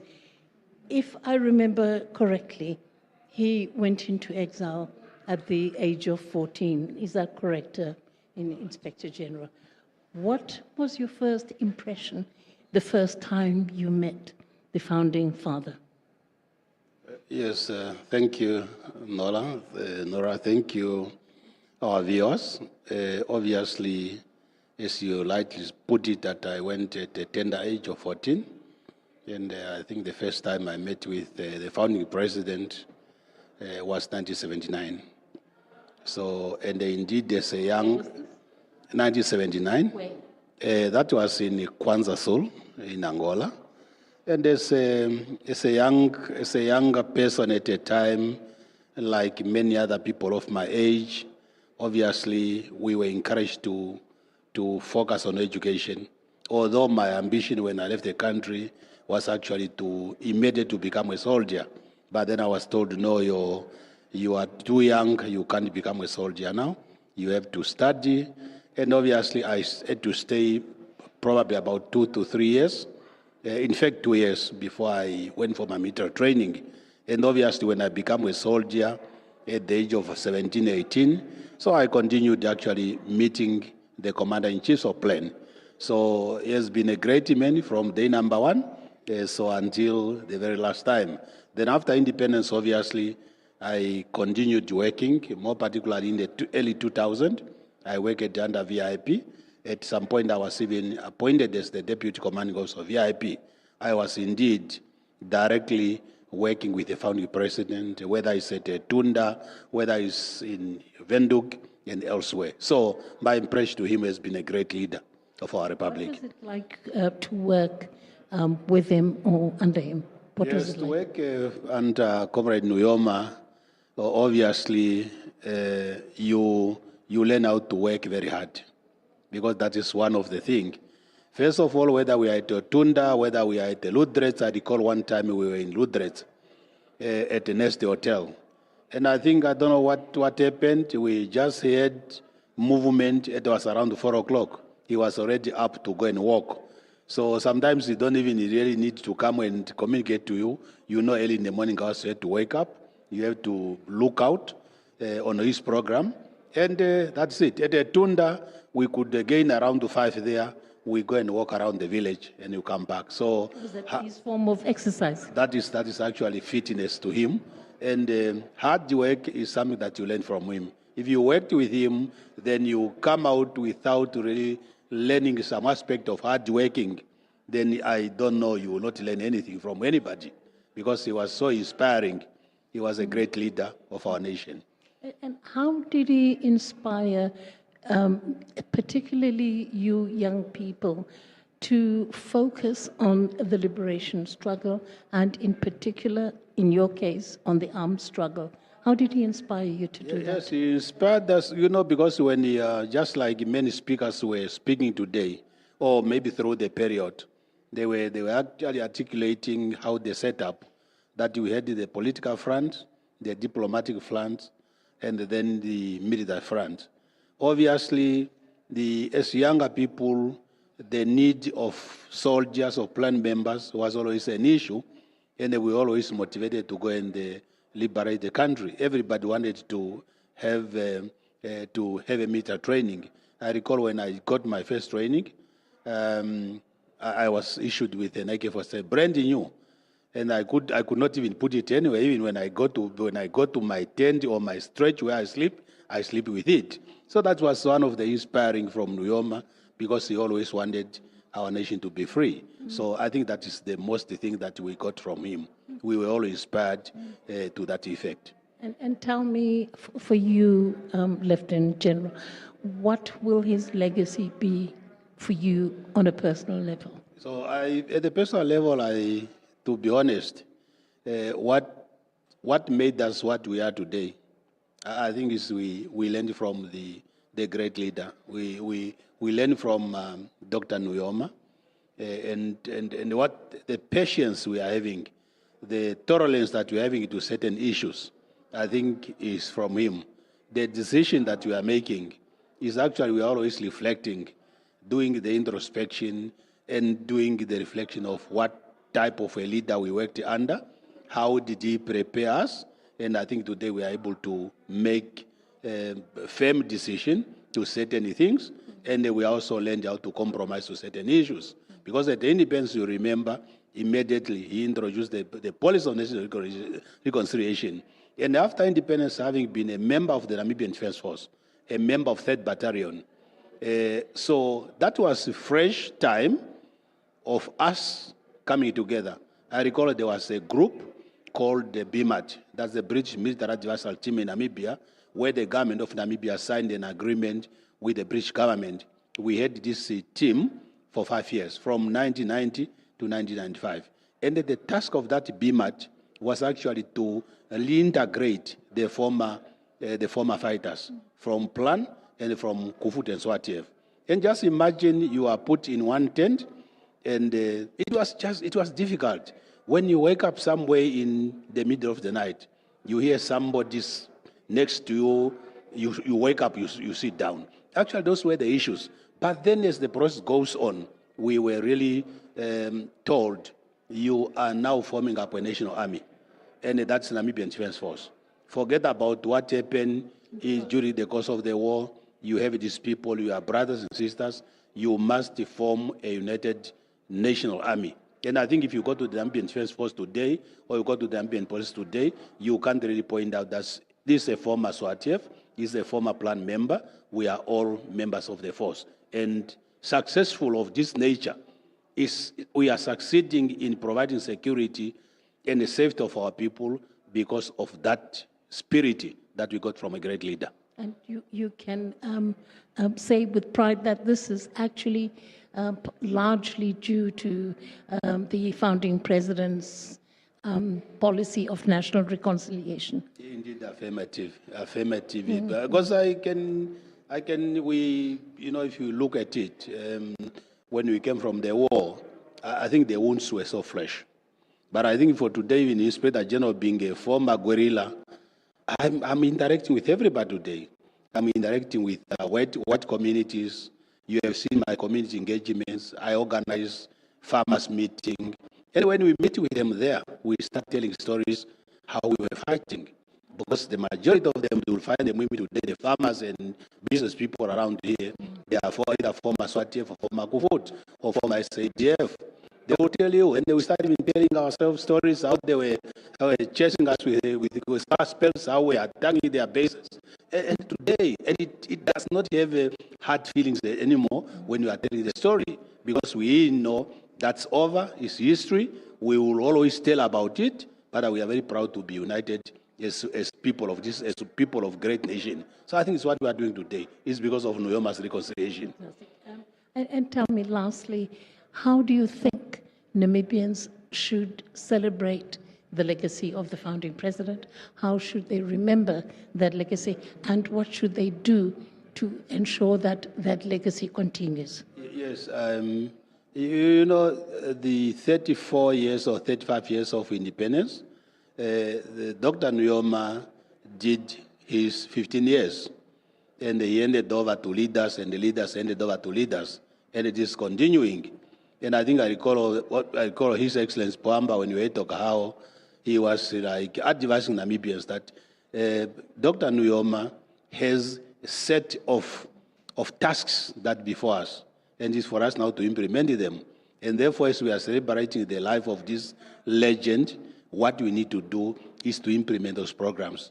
Every leader in your respective office, make sure that you focus on what is that Nujoma left, that's uncompleted. We are talking about Vision 2030. So we got about 5 years before 2030. It's a question now for introspection. What did we do? How far have we gone in terms of ensuring the realization of the Vision 2030? Talk about industrialization of Namibia. Talk about prosperity. Talk about all these things. And I think all our efforts should not be projected on that. In agriculture, talk about road infrastructure, talk about water provision, talk about hospital. We are talking about all this. These are the things that Nujoma set for us. It is now a question for us to ensure that as we are remembering him, as we are mourning him, we should not only mourn for the loss, but we should also celebrate what he has left for us. And I think he prepared us enough, and I think we are able to carry out those programs and implement them to the fullest extent. Inspector General, thank you very much for your time. No, it is my pleasure. Thank you very much, Thank Nora. you very much. Thank you so much for the time. Thank you. And that was Lieutenant General Joseph Shikonga, who is the Inspector General of the Namibian Police, who was sharing with us some of his most poignant, some of his most memorable moments with the founding president. So, if you've just joined us, we are coming to you live from Independence Stadium. And yes, we will now just take a brief look at what is happening outside. Before I hand you over to my colleague, Kadembire.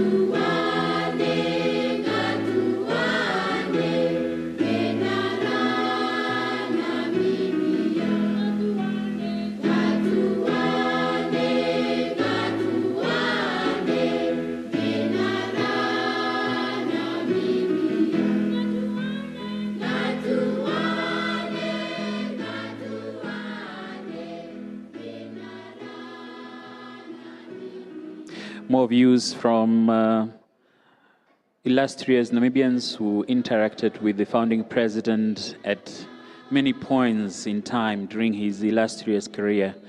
We are delighted to be joined by Advocate Vicky Yatoivo, who in her own right was an anti-apartheid activist in the United States of America, where she interacted with freedom fighters who were fighting for the total liberation of Namibia. Advocate, if you can retrace your steps and maybe to the time that you heard of this legendary figure called Dr. Sam Nujoma. When was that? And then maybe if you can retrace the time that you met him. Well, I knew about Sam Nujoma from sometime in the late 1960s because I was somebody who was reading publications of ANC and SWAPO and the South African Communist Party. But it was when after I graduated from law school and I moved to New York, that I became active in the movement in solidarity with different African liberation movements. And in that context, I came to know SWAPO. In fact, I came to know SWAPO, and I was an activist, all right? I was an activist who had another job. I had a day job and I was an activist. And so I did a lot of work with SWAPO in various ways. And through that, I eventually had an opportunity to meet Sam Nujoma. I was a part of, there was a function at the home of the Gurirabs, and each group was allowed to send 2 people, and I was chosen to come, and we all got a little chance to speak to Sam Nujoma. I was quite nervous. I didn't even know what I was going to say. There were other comrades there who were with him who were very reassuring, and they said, oh, he's just like anyone else, you can talk to him. So that's how I first met him. But I want to say something which the viewers may not hear from this perspective about solidarity, because I worked with a lot of people in SWAPO, and there were people who were always coming to the UN for activities. So I met the people who were based in New York, and I met the comrades who came to the US.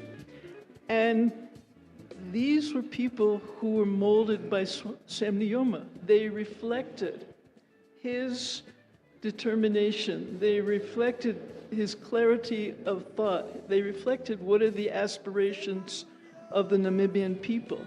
And this was really a testimony to his leadership.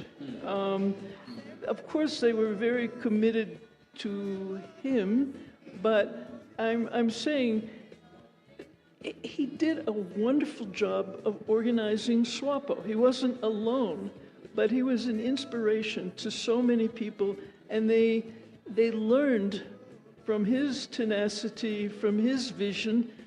They developed themselves, and they were a very, very cohesive unit. Now, we can see some of these people, fortunately, continued after independence. They're part of our society in one way or another. But they all reflect his legacy. It's quite a testimony to him. He encouraged young people to develop. He obviously had confidence in young people that they had the capacity to represent SWAPO. He was always getting opportunities for them to be trained in one way or another, whether it was in diplomacy or things like that. But he produced. He did a wonderful job. And that kind of determination, frankly, that's how we need to develop people in this country today. There were goals. There were very clear goals. If we understand that our goals are to develop Namibia, if our goals are that every person should have an opportunity to contribute, If we understood that we will only achieve results if we work together, that's the legacy that he has left, and it's something that's really, really worthy of learning from. Yeah. Maybe if you can retrace those steps, and as you're doing that this evening, I'm reminded of the fact that the diplomats of that time of SWAPO, when they were attached to the United Nations, I mean, that was using that multilateral platform to lobby Namibia's case before the United Nations Security Council, the General Assembly, and what have you. However, there is this aspect that we were not really aware of how SWAPO was also able to immerse itself in American society. Tell me about that. Yes, you see, the SWAPO representatives, yes, they were at the UN, yes, they were diplomats, and even sometimes they would recruit some of us to go and testify before the Fourth Committee and things like that.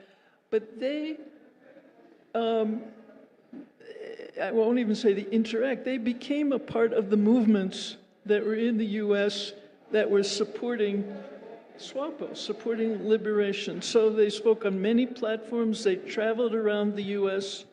That was a big part of what they did. It may not be as well known, but that's how I knew SWAPO. I don't know SWAPO because I was a diplomat and I was at the UN. I know SWAPO because I was an activist, and I was recruited by ANC and SWAPO to become involved in some major national, I was representing an organization of progressive lawyers.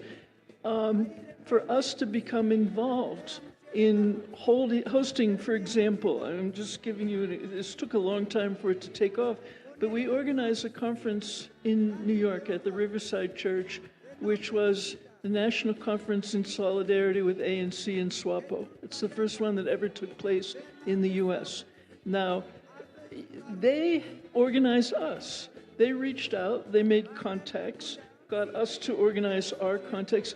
They became very familiar with who you needed to know to mobilize, and they operated on many different fronts. I remember that we were once called together because the U.S. had certain laws that said that no part of the U.S. UN contribution could go to SWAPO, right?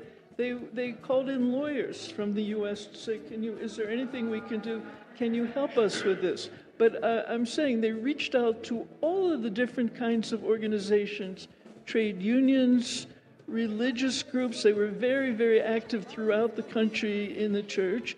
And SWAPO also was very much involved with the Namibian students who were in the U.S., encouraging them to be involved in this solidarity movement. So that was a very major activity of SWAPO, maybe one that's not, as you said, not as well known. Yes, exactly. But the glue that held all of it is, as you rightly pointed out, Dr. Sam Shafishuna Nujoma, a railway worker, did not go to, your traditional high school, university education, but he had something about him, as you are also pointing out. What are those things that stood out for you that he was able to be that glue, to be able to lead this machinery that had its tentacles in almost all parts of the globe? I think he had a vision. I think he believed, first of all, he believed in the justice of the cause of SWAPO. And I think he believed that people of the world, people of goodwill, let us say, they would understand this and they could make common cause. Now, that may sound simplistic, but he had, and by the way, I've met people from ANC who had similar beliefs and similar spirit and tenacity. They understood that justice, these concepts of freedom, equality, and justice, it's attractive to people. It's what people want. it's not just, oh, it's something in Namibia. It's something that people can relate to in their lives. So it was possible to make common cause with democratic-minded people throughout the world. Regardless of the particular ideology, it was possible to make common cause. And yes, the question of whether some, as I said, in the United States, the trade unions are very, very important and very influential in these movements.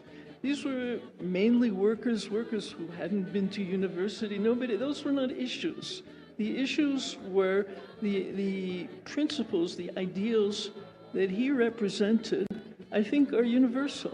And I think that it was not difficult to find, as I said, to make common cause. Icons such as Sam Nujoma, icons such as Andimba Toivo Yatoivo are disappearing from the scene. Mm-hmm. How do you think Namibians ought to remember them as a collective, as freedom fighters that fought for the cause and finally independence was attained? How should that legacy be maintained going forward? Well, this is not about sentimentality. The values that our leaders had are values which are highly relevant today. I think some of you, the people that have been interviewed here, we have to take stock. Where do we want to be as a country? If you look at the values that are contained in our Constitution, if you look at the values contained in, if you look at Vision 2030, right?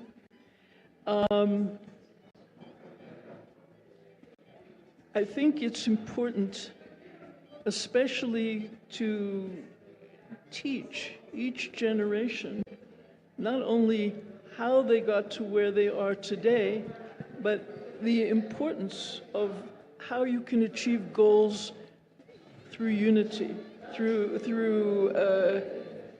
goals that are for the benefit of all. I mean, what we're fighting, if one can say we're fighting, the challenge is, if you looked at SWAPO, I'm saying back in those days, this was a movement, all right? The members of SWAPO were very united. You interviewed my colleague from Cuba, Solidarity. The people who studied in Cuba, they were united, all right? Here, there have been a lot of influences which, in the name of, some will say in the name of progress, which have promoted individualism over collective approaches, all right? Now, I am certainly not one who's against individualism. I consider myself to be a very independent-minded people. But part of my thinking is that in order to achieve the kind of Namibia that we all would like to see, we have to put a lot more emphasis on unity. We have to put a lot more emphasis on working together. And that is also beyond the political parties and the stone throwing and all of that. It seems to me that the real issues, I mean, the fact of the matter is there's a lot of suffering in Namibia. There's massive youth unemployment. We have an unacceptably high rate of child malnutrition, chronic stunting in children under 5. This wrecks their futures. Now, these are all problems that I think we can solve, but we can only solve them if we say, we want to solve them, and then we're going to say, here's how we're going to do it. And these are national issues. I believe that there are many people who are of, let me say, of goodwill. I think in every community in Namibia, in every village, you will find people who would like to be a part of improving the lives of their fellow Namibians. So it seems to me, if we want to remember, if you remember when my husband said, I know the struggle will be long and bitter, but I know, you know, he had confidence. Sam Nujoma had confidence in the Namibian people. I must say I do too. But I was mentioning to my daughter just now a slogan from an organization in the United States from the ancient times called the International Workers of the World. And one of their slogans was, "Don't mourn, organize." That's where we are today. We either say we want to solve these problems together and we're going to work hard, we're going to organize, or we will continue as we are today. And the way we are today is not where we would like today. So to honor the legacy of these great leaders, we should not mourn, we should organize. Excellent. And obviously, the challenges are not insurmountable. Thank you so much, Advocate Yatoivo, for joining us this evening to reflect on our founding father. As you rightly heard, Advocate Yatoivo formed part of that small band of activists in the US that rallied behind the cause in movements such as Solidarity, standing shoulder and shoulder with SWAPO and the ANC at the time. Obviously, victory was attained in 1990, and for the ANC, freedom in 1994. You continue to watch our live broadcasts from Independence Stadium, Namibians still paying their respects to the founding father of the Namibian nation, a man who, as you just heard, was able to rally so many Namibians from different backgrounds behind this one single cause of freedom in their lifetime. And that was attained, and they continued with yet another fight, that is the fight for economic independence. That is something that this generation must not betray as we continue to honor their collective memory. My colleague, the veteran broadcaster Nora Apollos, continues on the other side of this with more interviews.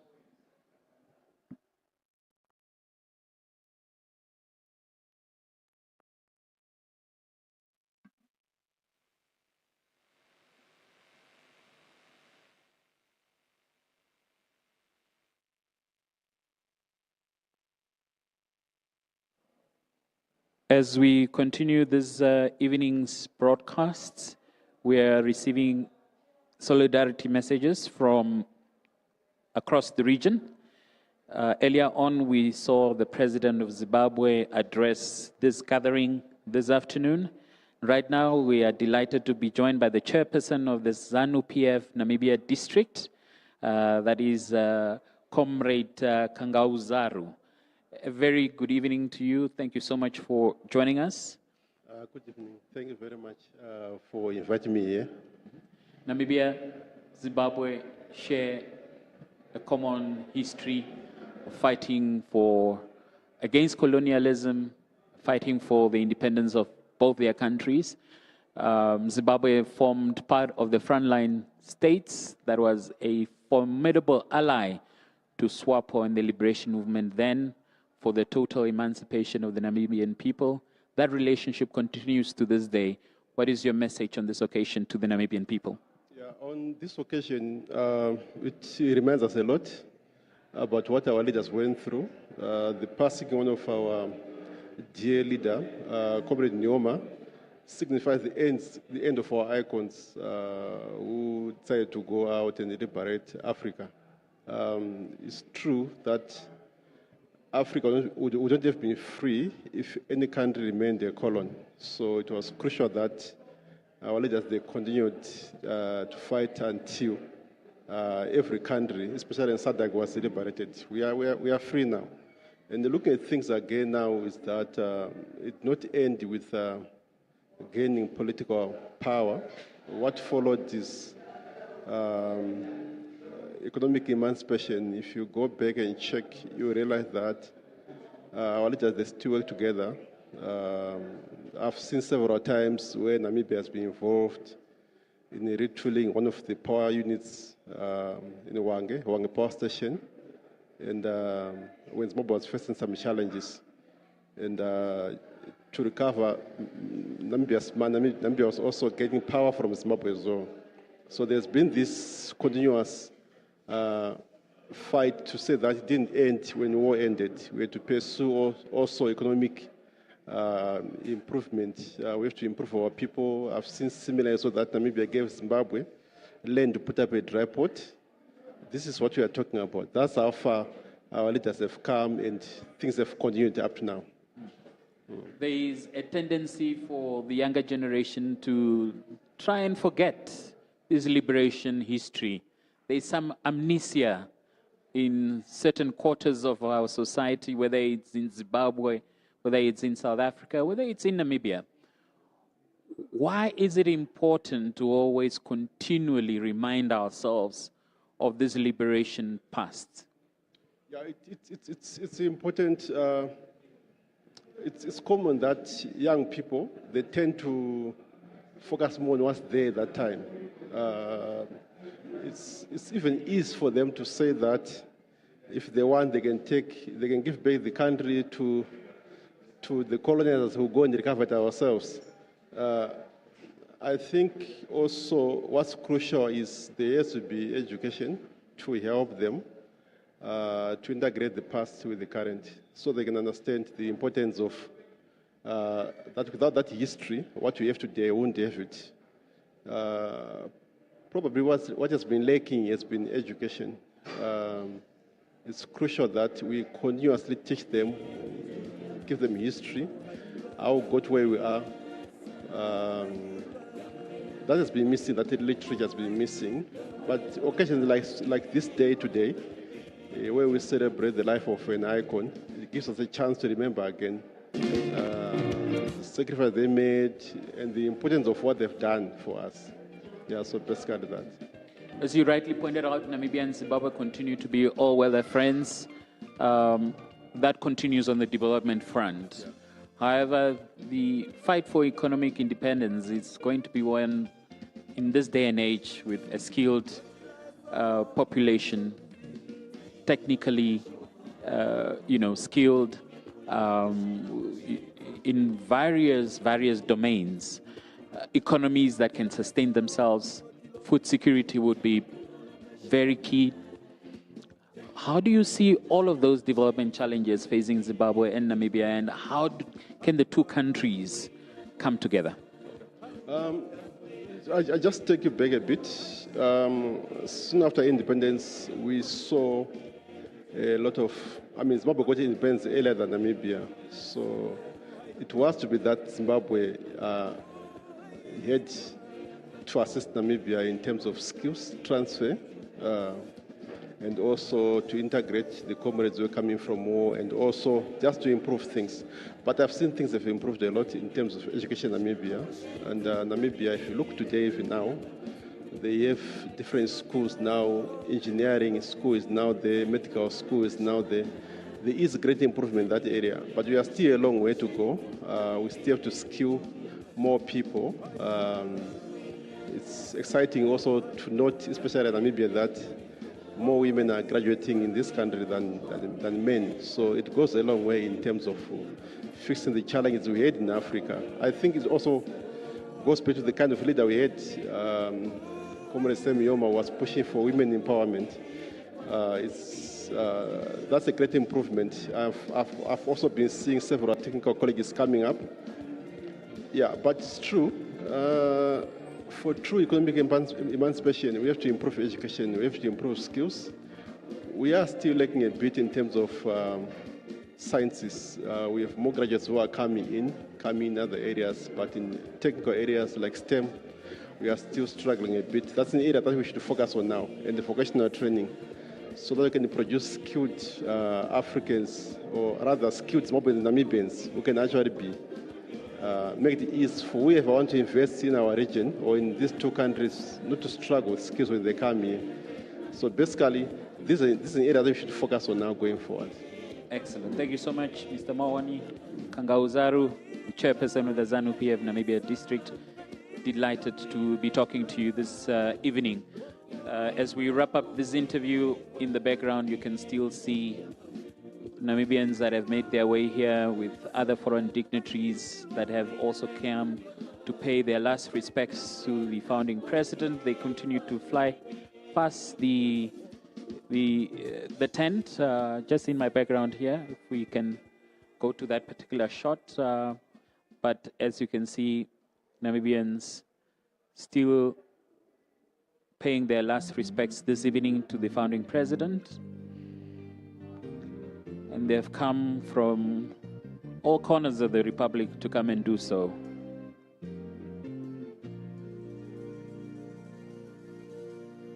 And if you have not had an opportunity to come to the Independence Stadium, there's still abundant time for you to do so. Please make your way here.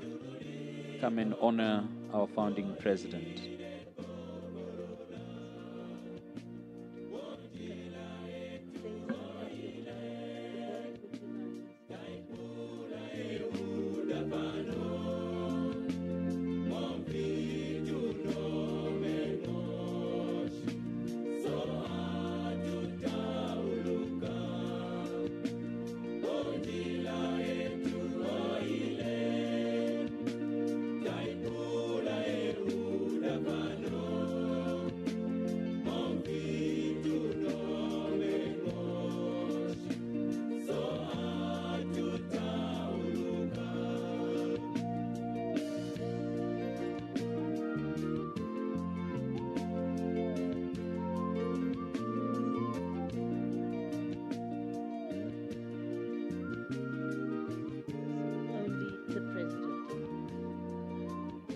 And I must say, really, it has been a befitting send-off to the founding president. For the past 20 days, Namibians united in grief, but also at the same time recalling all of the achievements and accomplishments of the founding president, and most importantly, retelling the story of the liberation struggle, a story that has been written about.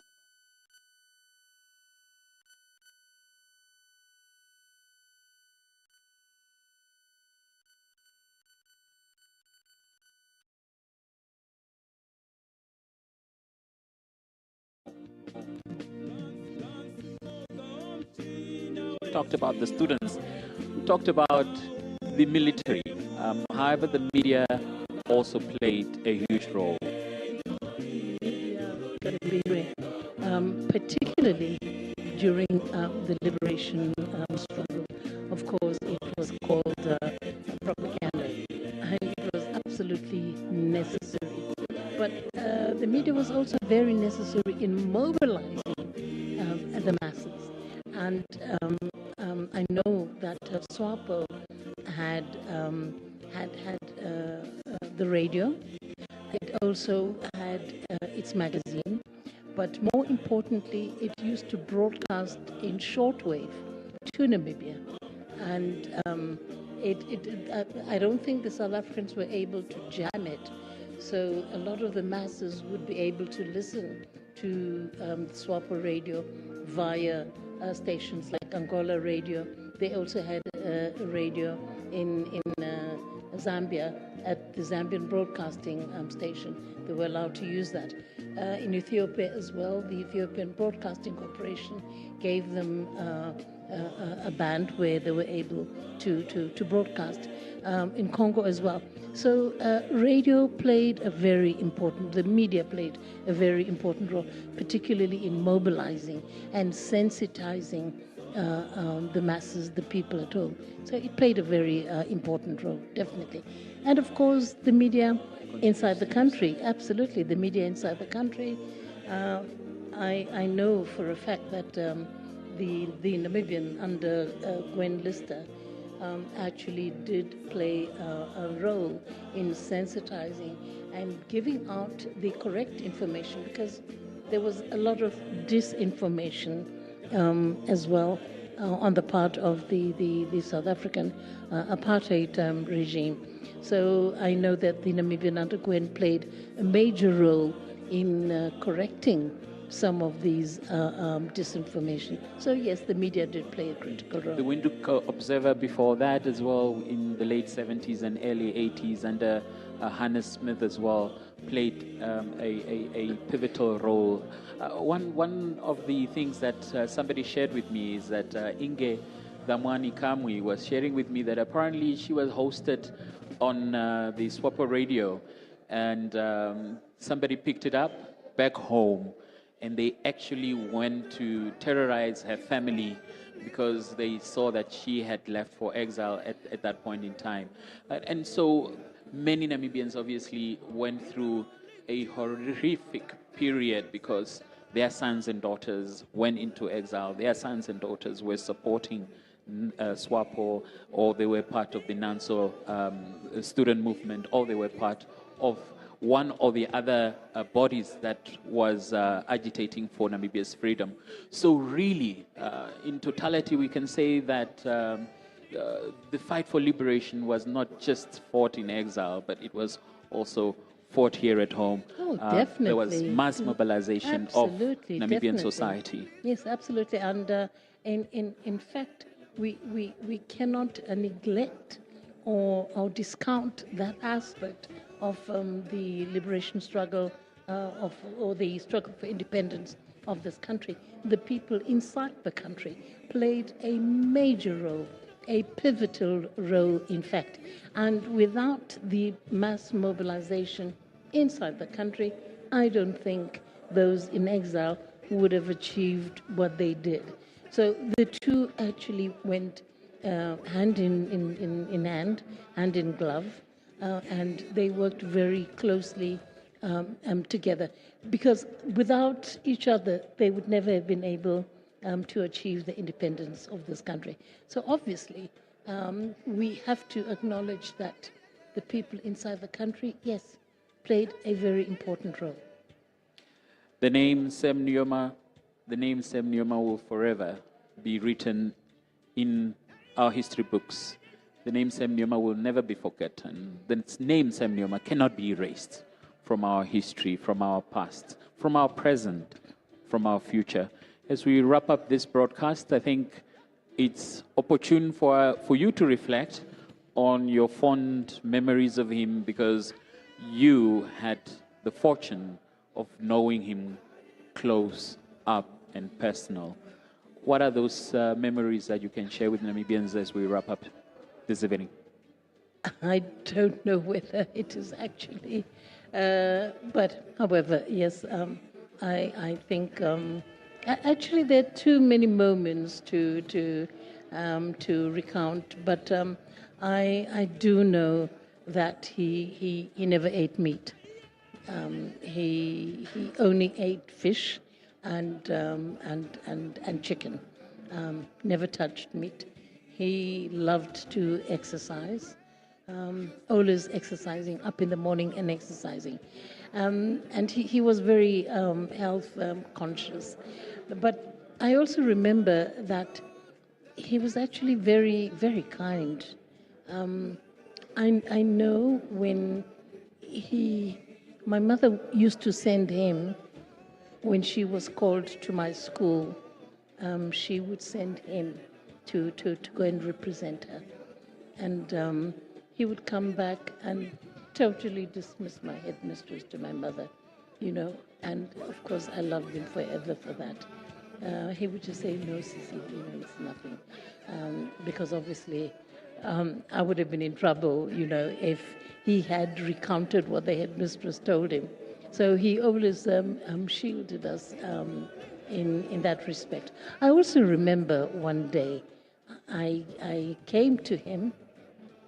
He was visiting us. He was visiting us in Algeria. He was on a visit there, and I went to receive him, and I was wearing a wig. And he looked at me and said, "Take it off. Our children don't wear these things," he said. And I had to take it off in front of everybody. Needless to say, I was embarrassed. But I never wore a wig in front of him, after that. Yeah. So those are the moments. The fondest of memories. Thank you so much. I know it was very difficult. I actually put you in the corner right there for you to be able to share some of those fondest memories of your uncle. I mean, I was 10 years old when Namibia gained independence, and about 12, 13, we were part of a school from Windhoek that flanked Parliament during the opening of Parliament. And so we were waving our little Namibian flags, and that's how I could remember the beaming smile, the beard. And lo and behold, 15, 20 years later, I would interview him, and I reminded him that I was this young chap back in the day when I was just in my teens, that I was waving the Namibian flag. So he played such a huge role in all of our collective lives, and we have a bit of him to remember and recollect as the days go by. One of the things, actually, that stands out, and I'm sure it stands out for many Namibians, many people, revolutionaries never cut their beards. And do you ever remember seeing him without a beard? No, never. Never. In all my years of knowing him, and I first met him vividly, that I remember, I first met him in 1961, 60 or 61, thereabouts. That's the first time I met him. And even then he had a beard. And throughout the years that I've known the president, he's never ever cut his beard. And I also look at other revolutionaries, and the beard appears to be a trademark of the revolutionary. President Pohamba used to sport a beard. President Hage used to sport a beard. Theo Ben-Gurion used to sport a beard. And Ndimba Toivo sported a beard. Obviously, one of the most famous beards was Fidel Castro and Che Guevara. So this trend, I don't know whether it was taken from that, but this trend continued with our and freedom it's making fighters. a comeback, because all young men now are sporting beards, growing them, and putting all kinds I don't know whether they were inspired by the founding of president. ointments in them. I don't know what has inspired the return of the beard. But it's just slowly but surely getting to be nighttime here. Yes. The Independence Stadium, as we can see in the background there. Namibians still lining up to pay their last indeed. respects. This is going to continue for a while yet, because there's a very long line of people waiting to view the body. Yes, and we have a guest that we should be having on the set very soon. But let's just take a look at what is happening in the stadium.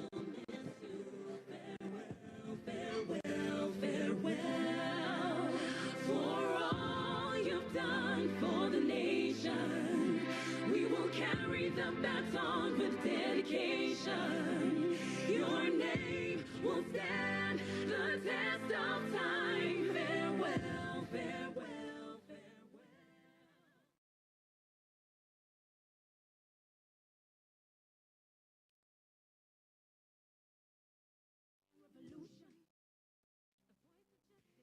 The pain, you stood your ground through sun and rain. Dependa fuleletwe.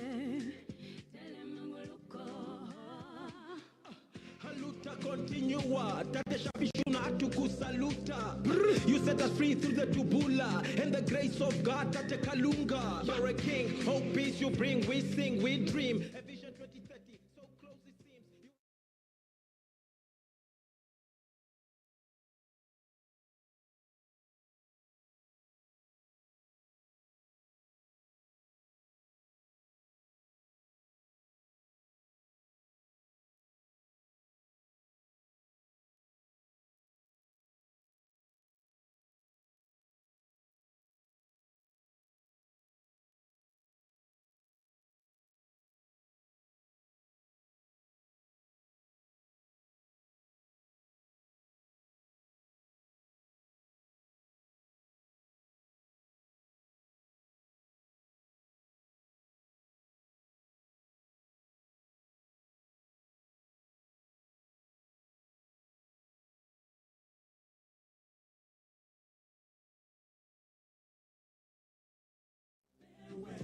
Farewell, farewell, for all you've done for the nation. We will carry the baton with dedication. name will stand the test of time. Farewell, farewell, farewell. Namibia, Namibia, Namibia, let us rise together. Continue a major legacy of our founding father. He set the tone for us so we don't stand alone. Build a better future for the world to see.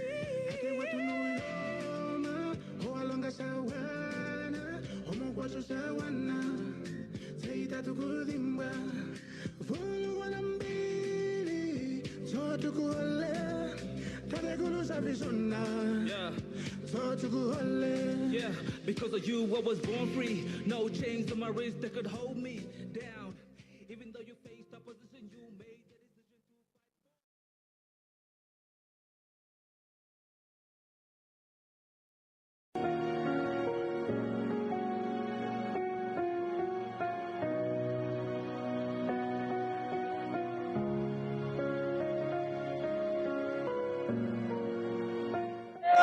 Victory! Victory! Period!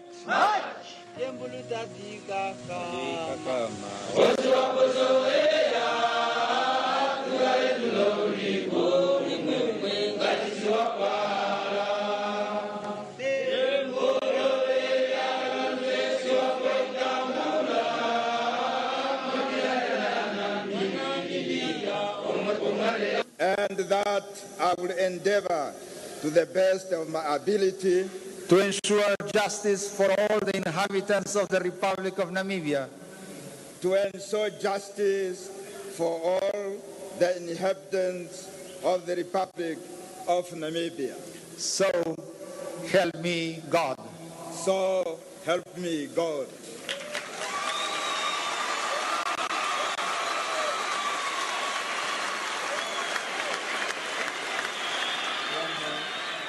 For the Namibian people and for myself, this day, the 21st of March, 1990, is the most memorable and indeed the most emotional moment in the annals of our history.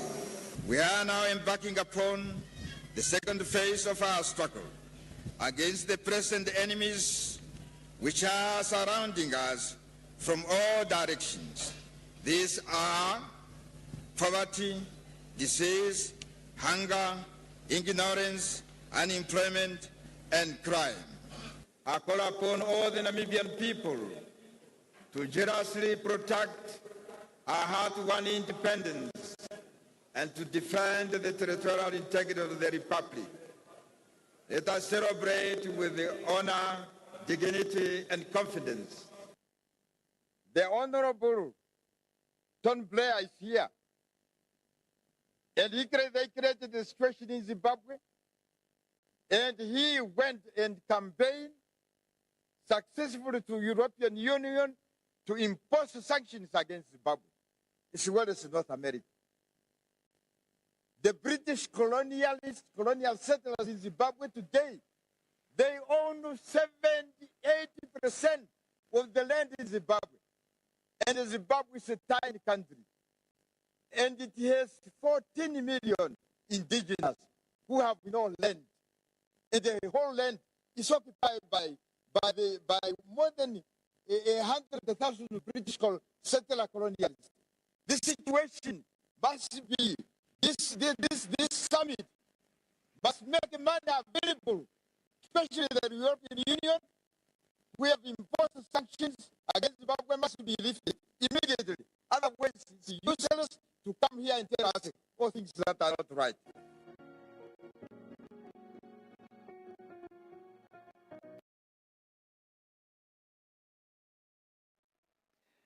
Quotable Dr. Sam Shafishuna Nujoma there, as we are continuing with our live broadcast from Independence Stadium.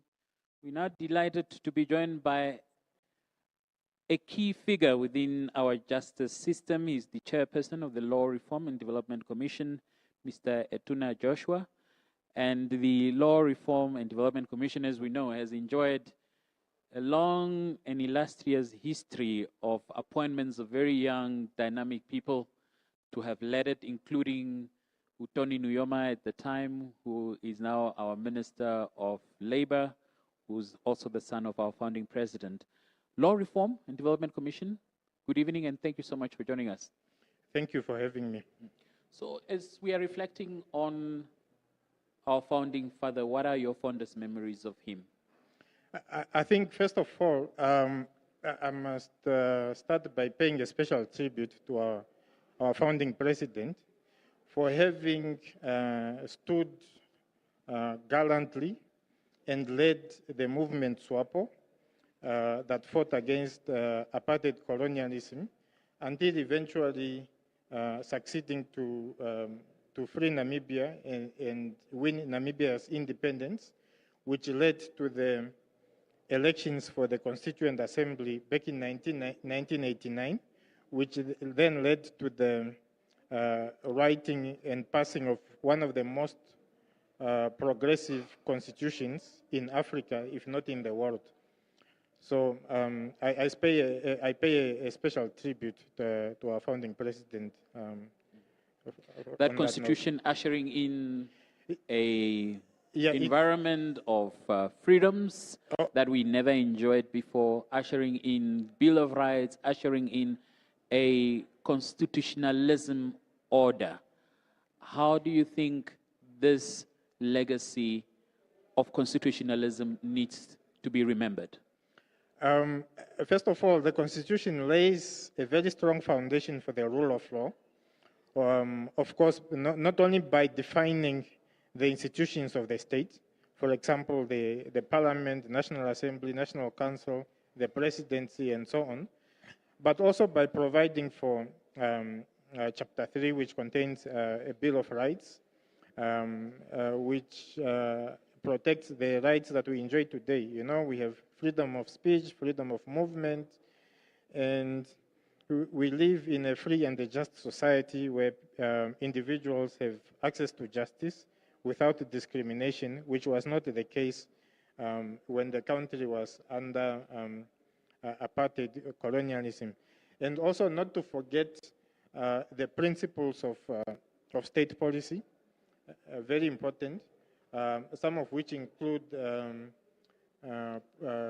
striving to provide welfare, you know, for everyone in society, and also providing guidance on how Namibia should deal with other nations on the international arena, you know, by promoting peaceful resolution of disputes, for example, and also by pursuing a non-aligned policy. So I think those are very, very powerful foundations, which I think were made possible under the leadership of our late founding president. The founding president declaring that Namibia shall forever be free. 35 years after independence, you are in charge of law reform. How do you think the record of law reform has been, especially to wipe all of those colonial era laws that are unjust, that discriminate, and that have no place in an independent and free Namibia? I think the law reform record has been quite remarkable, but of course, as the times change and society and technology changes, there's always a lot that can be done in terms of developing new laws that will talk to and that will govern new phenomena or new situations that or new technologies that we never contemplated. For example, in 1990, in February 1990, when our constitution was passed, issues such as the internet, for example, you know, things like the internet, they were non-existent by that time, at least not in our context, not in our society. So now we have to deal with issues, for example, of cybercrime, you know, like issues that the country experienced last year with the cyber attacks and so on. So the law reform continues to be at the forefront, to investigate these issues and to formulate laws that will recommend to the lawmakers in order to be able to govern these issues. Also, another example that can give, for example, is green hydrogen and new forms of energy that were unknown, in the recent past and which have now become prominent and at the forefront. So we need to study these matters very carefully and ensure that our legal system does not contain gaps and that it governs all these new and emerging technologies. So in your view, there are no colonial legacy laws that we need to get rid of. We just need to deal with the contemporary issues of the day. I think there may be some laws that come from the colonial era, but that does not necessarily mean that everything must be thrown out wholesale. For example, there may be some laws that are just governing mundane things. For example, let's say, let's say, for example, the common law for theft. It comes from, ancient times, and it applied throughout the colonial times. One cannot just chuck it out because, it serves an important purpose in society. So it's not a wholesale reform, but one looks at the pieces of law on a case-by-case basis and make a judgment on what to keep and what to reform, and to what extent to reform it, and so on. All right. Thank you so much, Etuna Joshua, reflecting on law reform and the order of constitutionalism that has been implemented by our founding fathers and mothers of the Republic, as championed by the first amongst all of them, Dr. Sam Shafishuna Nujoma. Thank you so much for joining us. Can I closing remark? So, are you done? Closing, maybe just a final. Okay, please. Yeah, if you can keep it under 10 seconds. I think it's incumbent on all of us, and especially the younger generation, to carry forward the legacy of the founding president and to promote and keep the values that he taught us for future generations and forevermore. I thank you very much. Thank you so much. As you can see in the background there, we still continue to see in the dark that Namibians are flocking to the Independence Stadium and others that were here before. We will yet see maybe the lights go up at the Independence Stadium, but soon they might do so. But it's getting very dark here, as you can see in those pictures.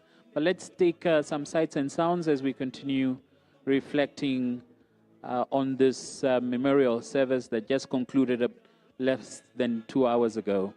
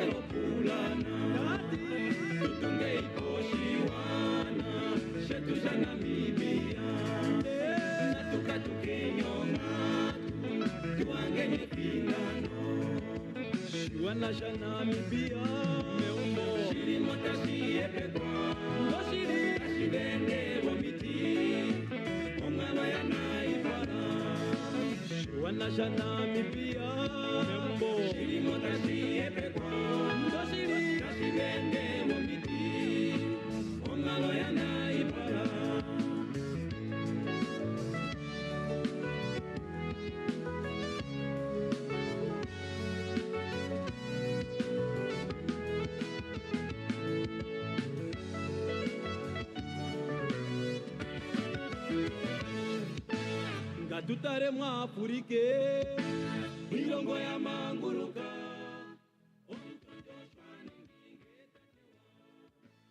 As you can see, there's still a very long queue of people who are waiting to view the remains of the founding president. And he's going to be lying in state the whole night, so people can go through and come and see him. There is still a long queue, but the official part of the program has come to an end. It's been a long day. We've been here broadcasting live on NBC and also on social media. And we've been here since 10 o'clock, 10:15, when we started the broadcast. It's been a long day. We've heard from various people, various guests, various people that we had here inside the studio, and all talked about the founding president in glowing terms. They spoke about his legacy.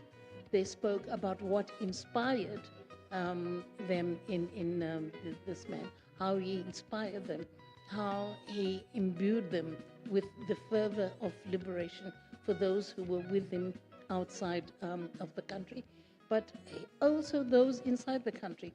They spoke about his work ethos and the fact that he was a very hard worker, and also that he encouraged children to go to school, to have an education. And these are some of the things that they remember most about him. And one of the great things is that we have gotten to know this particular history because he wrote this history himself.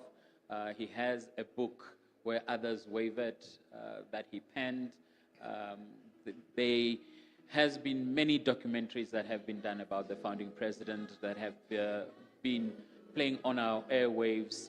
And so even the quotes and his speeches and the things that he stood for, those are the very things that we will continue to listen to go back to, so that when we are lost as a nation, we can always go back to this pillar, to this champion, to this supporter of Namibia's cause.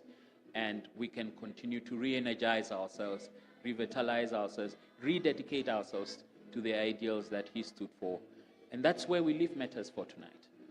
Absolutely, and we would like to invite you to join us again tomorrow morning, when we will be broadcasting live on NBC and on NBC social media platforms, coming to you live from Heroes Acre, when we will be laying the founding president and father of the nation to rest, putting him in his final resting place. So please do join us. If you're not able to come to Heroes Acre, at least tune in to NBC and tune in to our social media platforms. And from me and Kalimbire Dembruka, it was a pleasure and an honor being here, taking you through this 10-hour plus program that was interrupted by the heavens opening up, but we continue tomorrow. Thank you very much, and good night.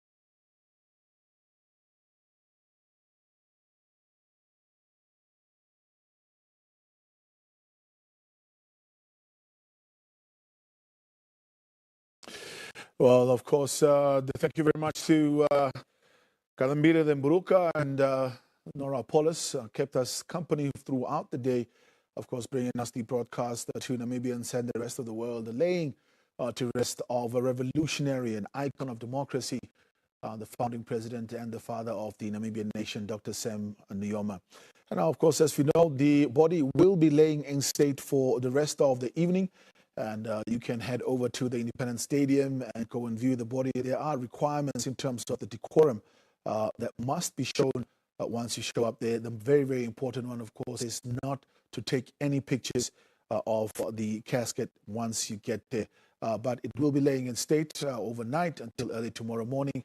And at 6, the body will be moved to the Heroes Acre, its final resting place. It's been quite an eventful afternoon as the memorial took place at the Independence Stadium. We have seen the representation from across the continent and the rest of the world, many leaders in different levels of government from different republics, of course, coming to pay their last respects to the founding father. We saw early in the morning the procession that started at about 10:45, way early. Other than that, from the Osaka International Airport, we saw the lengths and breadths of Namibians that had come out in the streets across the city of Windhoek, the capital city of the republic, to come and pay their respects. A number of school children, of course, also spelled out throughout the procession route to greet their founding father. And as far as the speeches and the tributes are concerned, we've seen visits from sitting presidents. Angola's President João Lourenço opening up the tribute messages from the heads of state and the visiting heads of state. We've seen also, not surprisingly, the Zimbabwean president coming for the memorial and the funeral tomorrow. That's Emmerson Mnangagwa also recognizing and saying that the founding father was one that had stood and fought for the liberation of the whole continent, being the last founding father to be laid to rest tomorrow. And we've also seen a long-time partner in the revolution, a supporter of Namibia's independence in the form of Cuba, being represented by Esteban Lazo Hernandez, who is the president of the National Assembly at the highest level of the legislature, being represented here. But no surprise, Cuba, of course, has been one of those countries that really aided Namibia during the liberation struggle. Many of our politicians, including former members of cabinet and heads of administration, had been educated in Cuba. A lot of support coming in there from Fidel Castro as well. And we all know if he was alive himself, he would have made the trip to come down to Namibia to come and lay his brother to rest. We've also seen a representation, we've heard a little bit earlier also, but in fact, that President Joseph Kabila, former president of the DRC, Joseph Kabila, also in attendance there, although he did not deliver a message of tribute, in attendance, very, very important for him. They were very, very close with the founding father. If you can remember right, he was the president between 2001 and 2019, and that was also the time around the 2000-2001 that Namibia had sent troops to the DR Congo to go and assist in stabilizing the country. And that very, very close and intimate relationship Joseph Kabila have had, in fact, his father as well, with the founding father of the Republic. Another person of interest also arrived a little bit earlier, President Thabo Mbeki, president of South Africa from 1999 until 2008. And if you can remember right, that was also the time when Namibia sent troops over to DR Congo, an intersecting time right after President Thabo Mbeki has taken over. Of course, as you know, right now he is an elder, regarded as an elder statesman across the continent, and one that has that institutional memory, having spent time and having worked together with the founding father as well during the liberation struggle. He arrived a little bit earlier on, and Blanche caught him at the airport. Let's take a listen to this quickly. You know, we've come here to really to say a final farewell to a very, very important leader. He's a very important leader of our struggle. I know he was Namibian leader of SWAPO party, but was also a leader of the ANC, a leader of the South African struggle. These are the people who brought us up. So if there is anything good about us today, it's because of what they imparted to us in that sense of the political upbringing. And so it's a very sad moment for us to say farewell to somebody who really was, I'm saying our leader, but also our teacher, in terms of what is it, how should we conduct ourselves. If we say we're revolutionaries, if we say we're leaders of the people, how do you conduct yourself if you say those things? So I'm saying that he taught us all of these things, so we've come to say good farewell to him, and I hope that at least we'll be able, a little bit, in terms of celebrating his legacy, to show that we learned something. in terms of the way we conduct ourselves, that indeed we learn something from him. Thank you so much. Well, of course, I'd say former South African President Thabo Mbeki, president from 1999 until 2008, reflecting upon his arrival at the Hosea Kutako International Airport on his way to the memorial and the burial of the founding father tomorrow. Just reflecting on and saying, and really I think what many people have been repeating over and over again about the founding father, behavior, decorum, discipline. How do you conduct yourself if you refer to yourself as the leader of the people, if you refer to yourself as a revolutionary? Just reflecting a little bit there as well, former President Thabo Mbeki. Now, the program is going to be busy tomorrow as well. For tonight, we know that the casket will be laying in state, and you're welcome to go to the Independence Stadium. That is, of course, to go and view the body and pay your last respects as well. The program will start very, very early in the morning tomorrow. In terms of the funeral itself, it will take place at the Heroes Acre here in Windhoek. Honorable Franz Kapofi, the Minister of Defense and Veteran Affairs, and Honorable Dr. Itakanji Murangi, the Minister of Higher Education, Technology and Innovation, would be the directors of ceremony for tomorrow. The general public is reminded again, the gates will be opening very, very early, I think at 5 o'clock in the morning, and you're expected to arrive from 6 in the morning. That's at 7:15. A lot of the Guard of Honor will arrive, followed by the service chiefs, and of course, the protocol as recognized earlier today. We know that there won't be much being said at the event itself, but the Commander-in-Chief will provide his message as the Chief Mourner and the Commander-in-Chief of the Namibian Defense Force. The President of the Republic of Namibia, Dr. Nangolo Mbumba, will be the one to provide the key address tomorrow.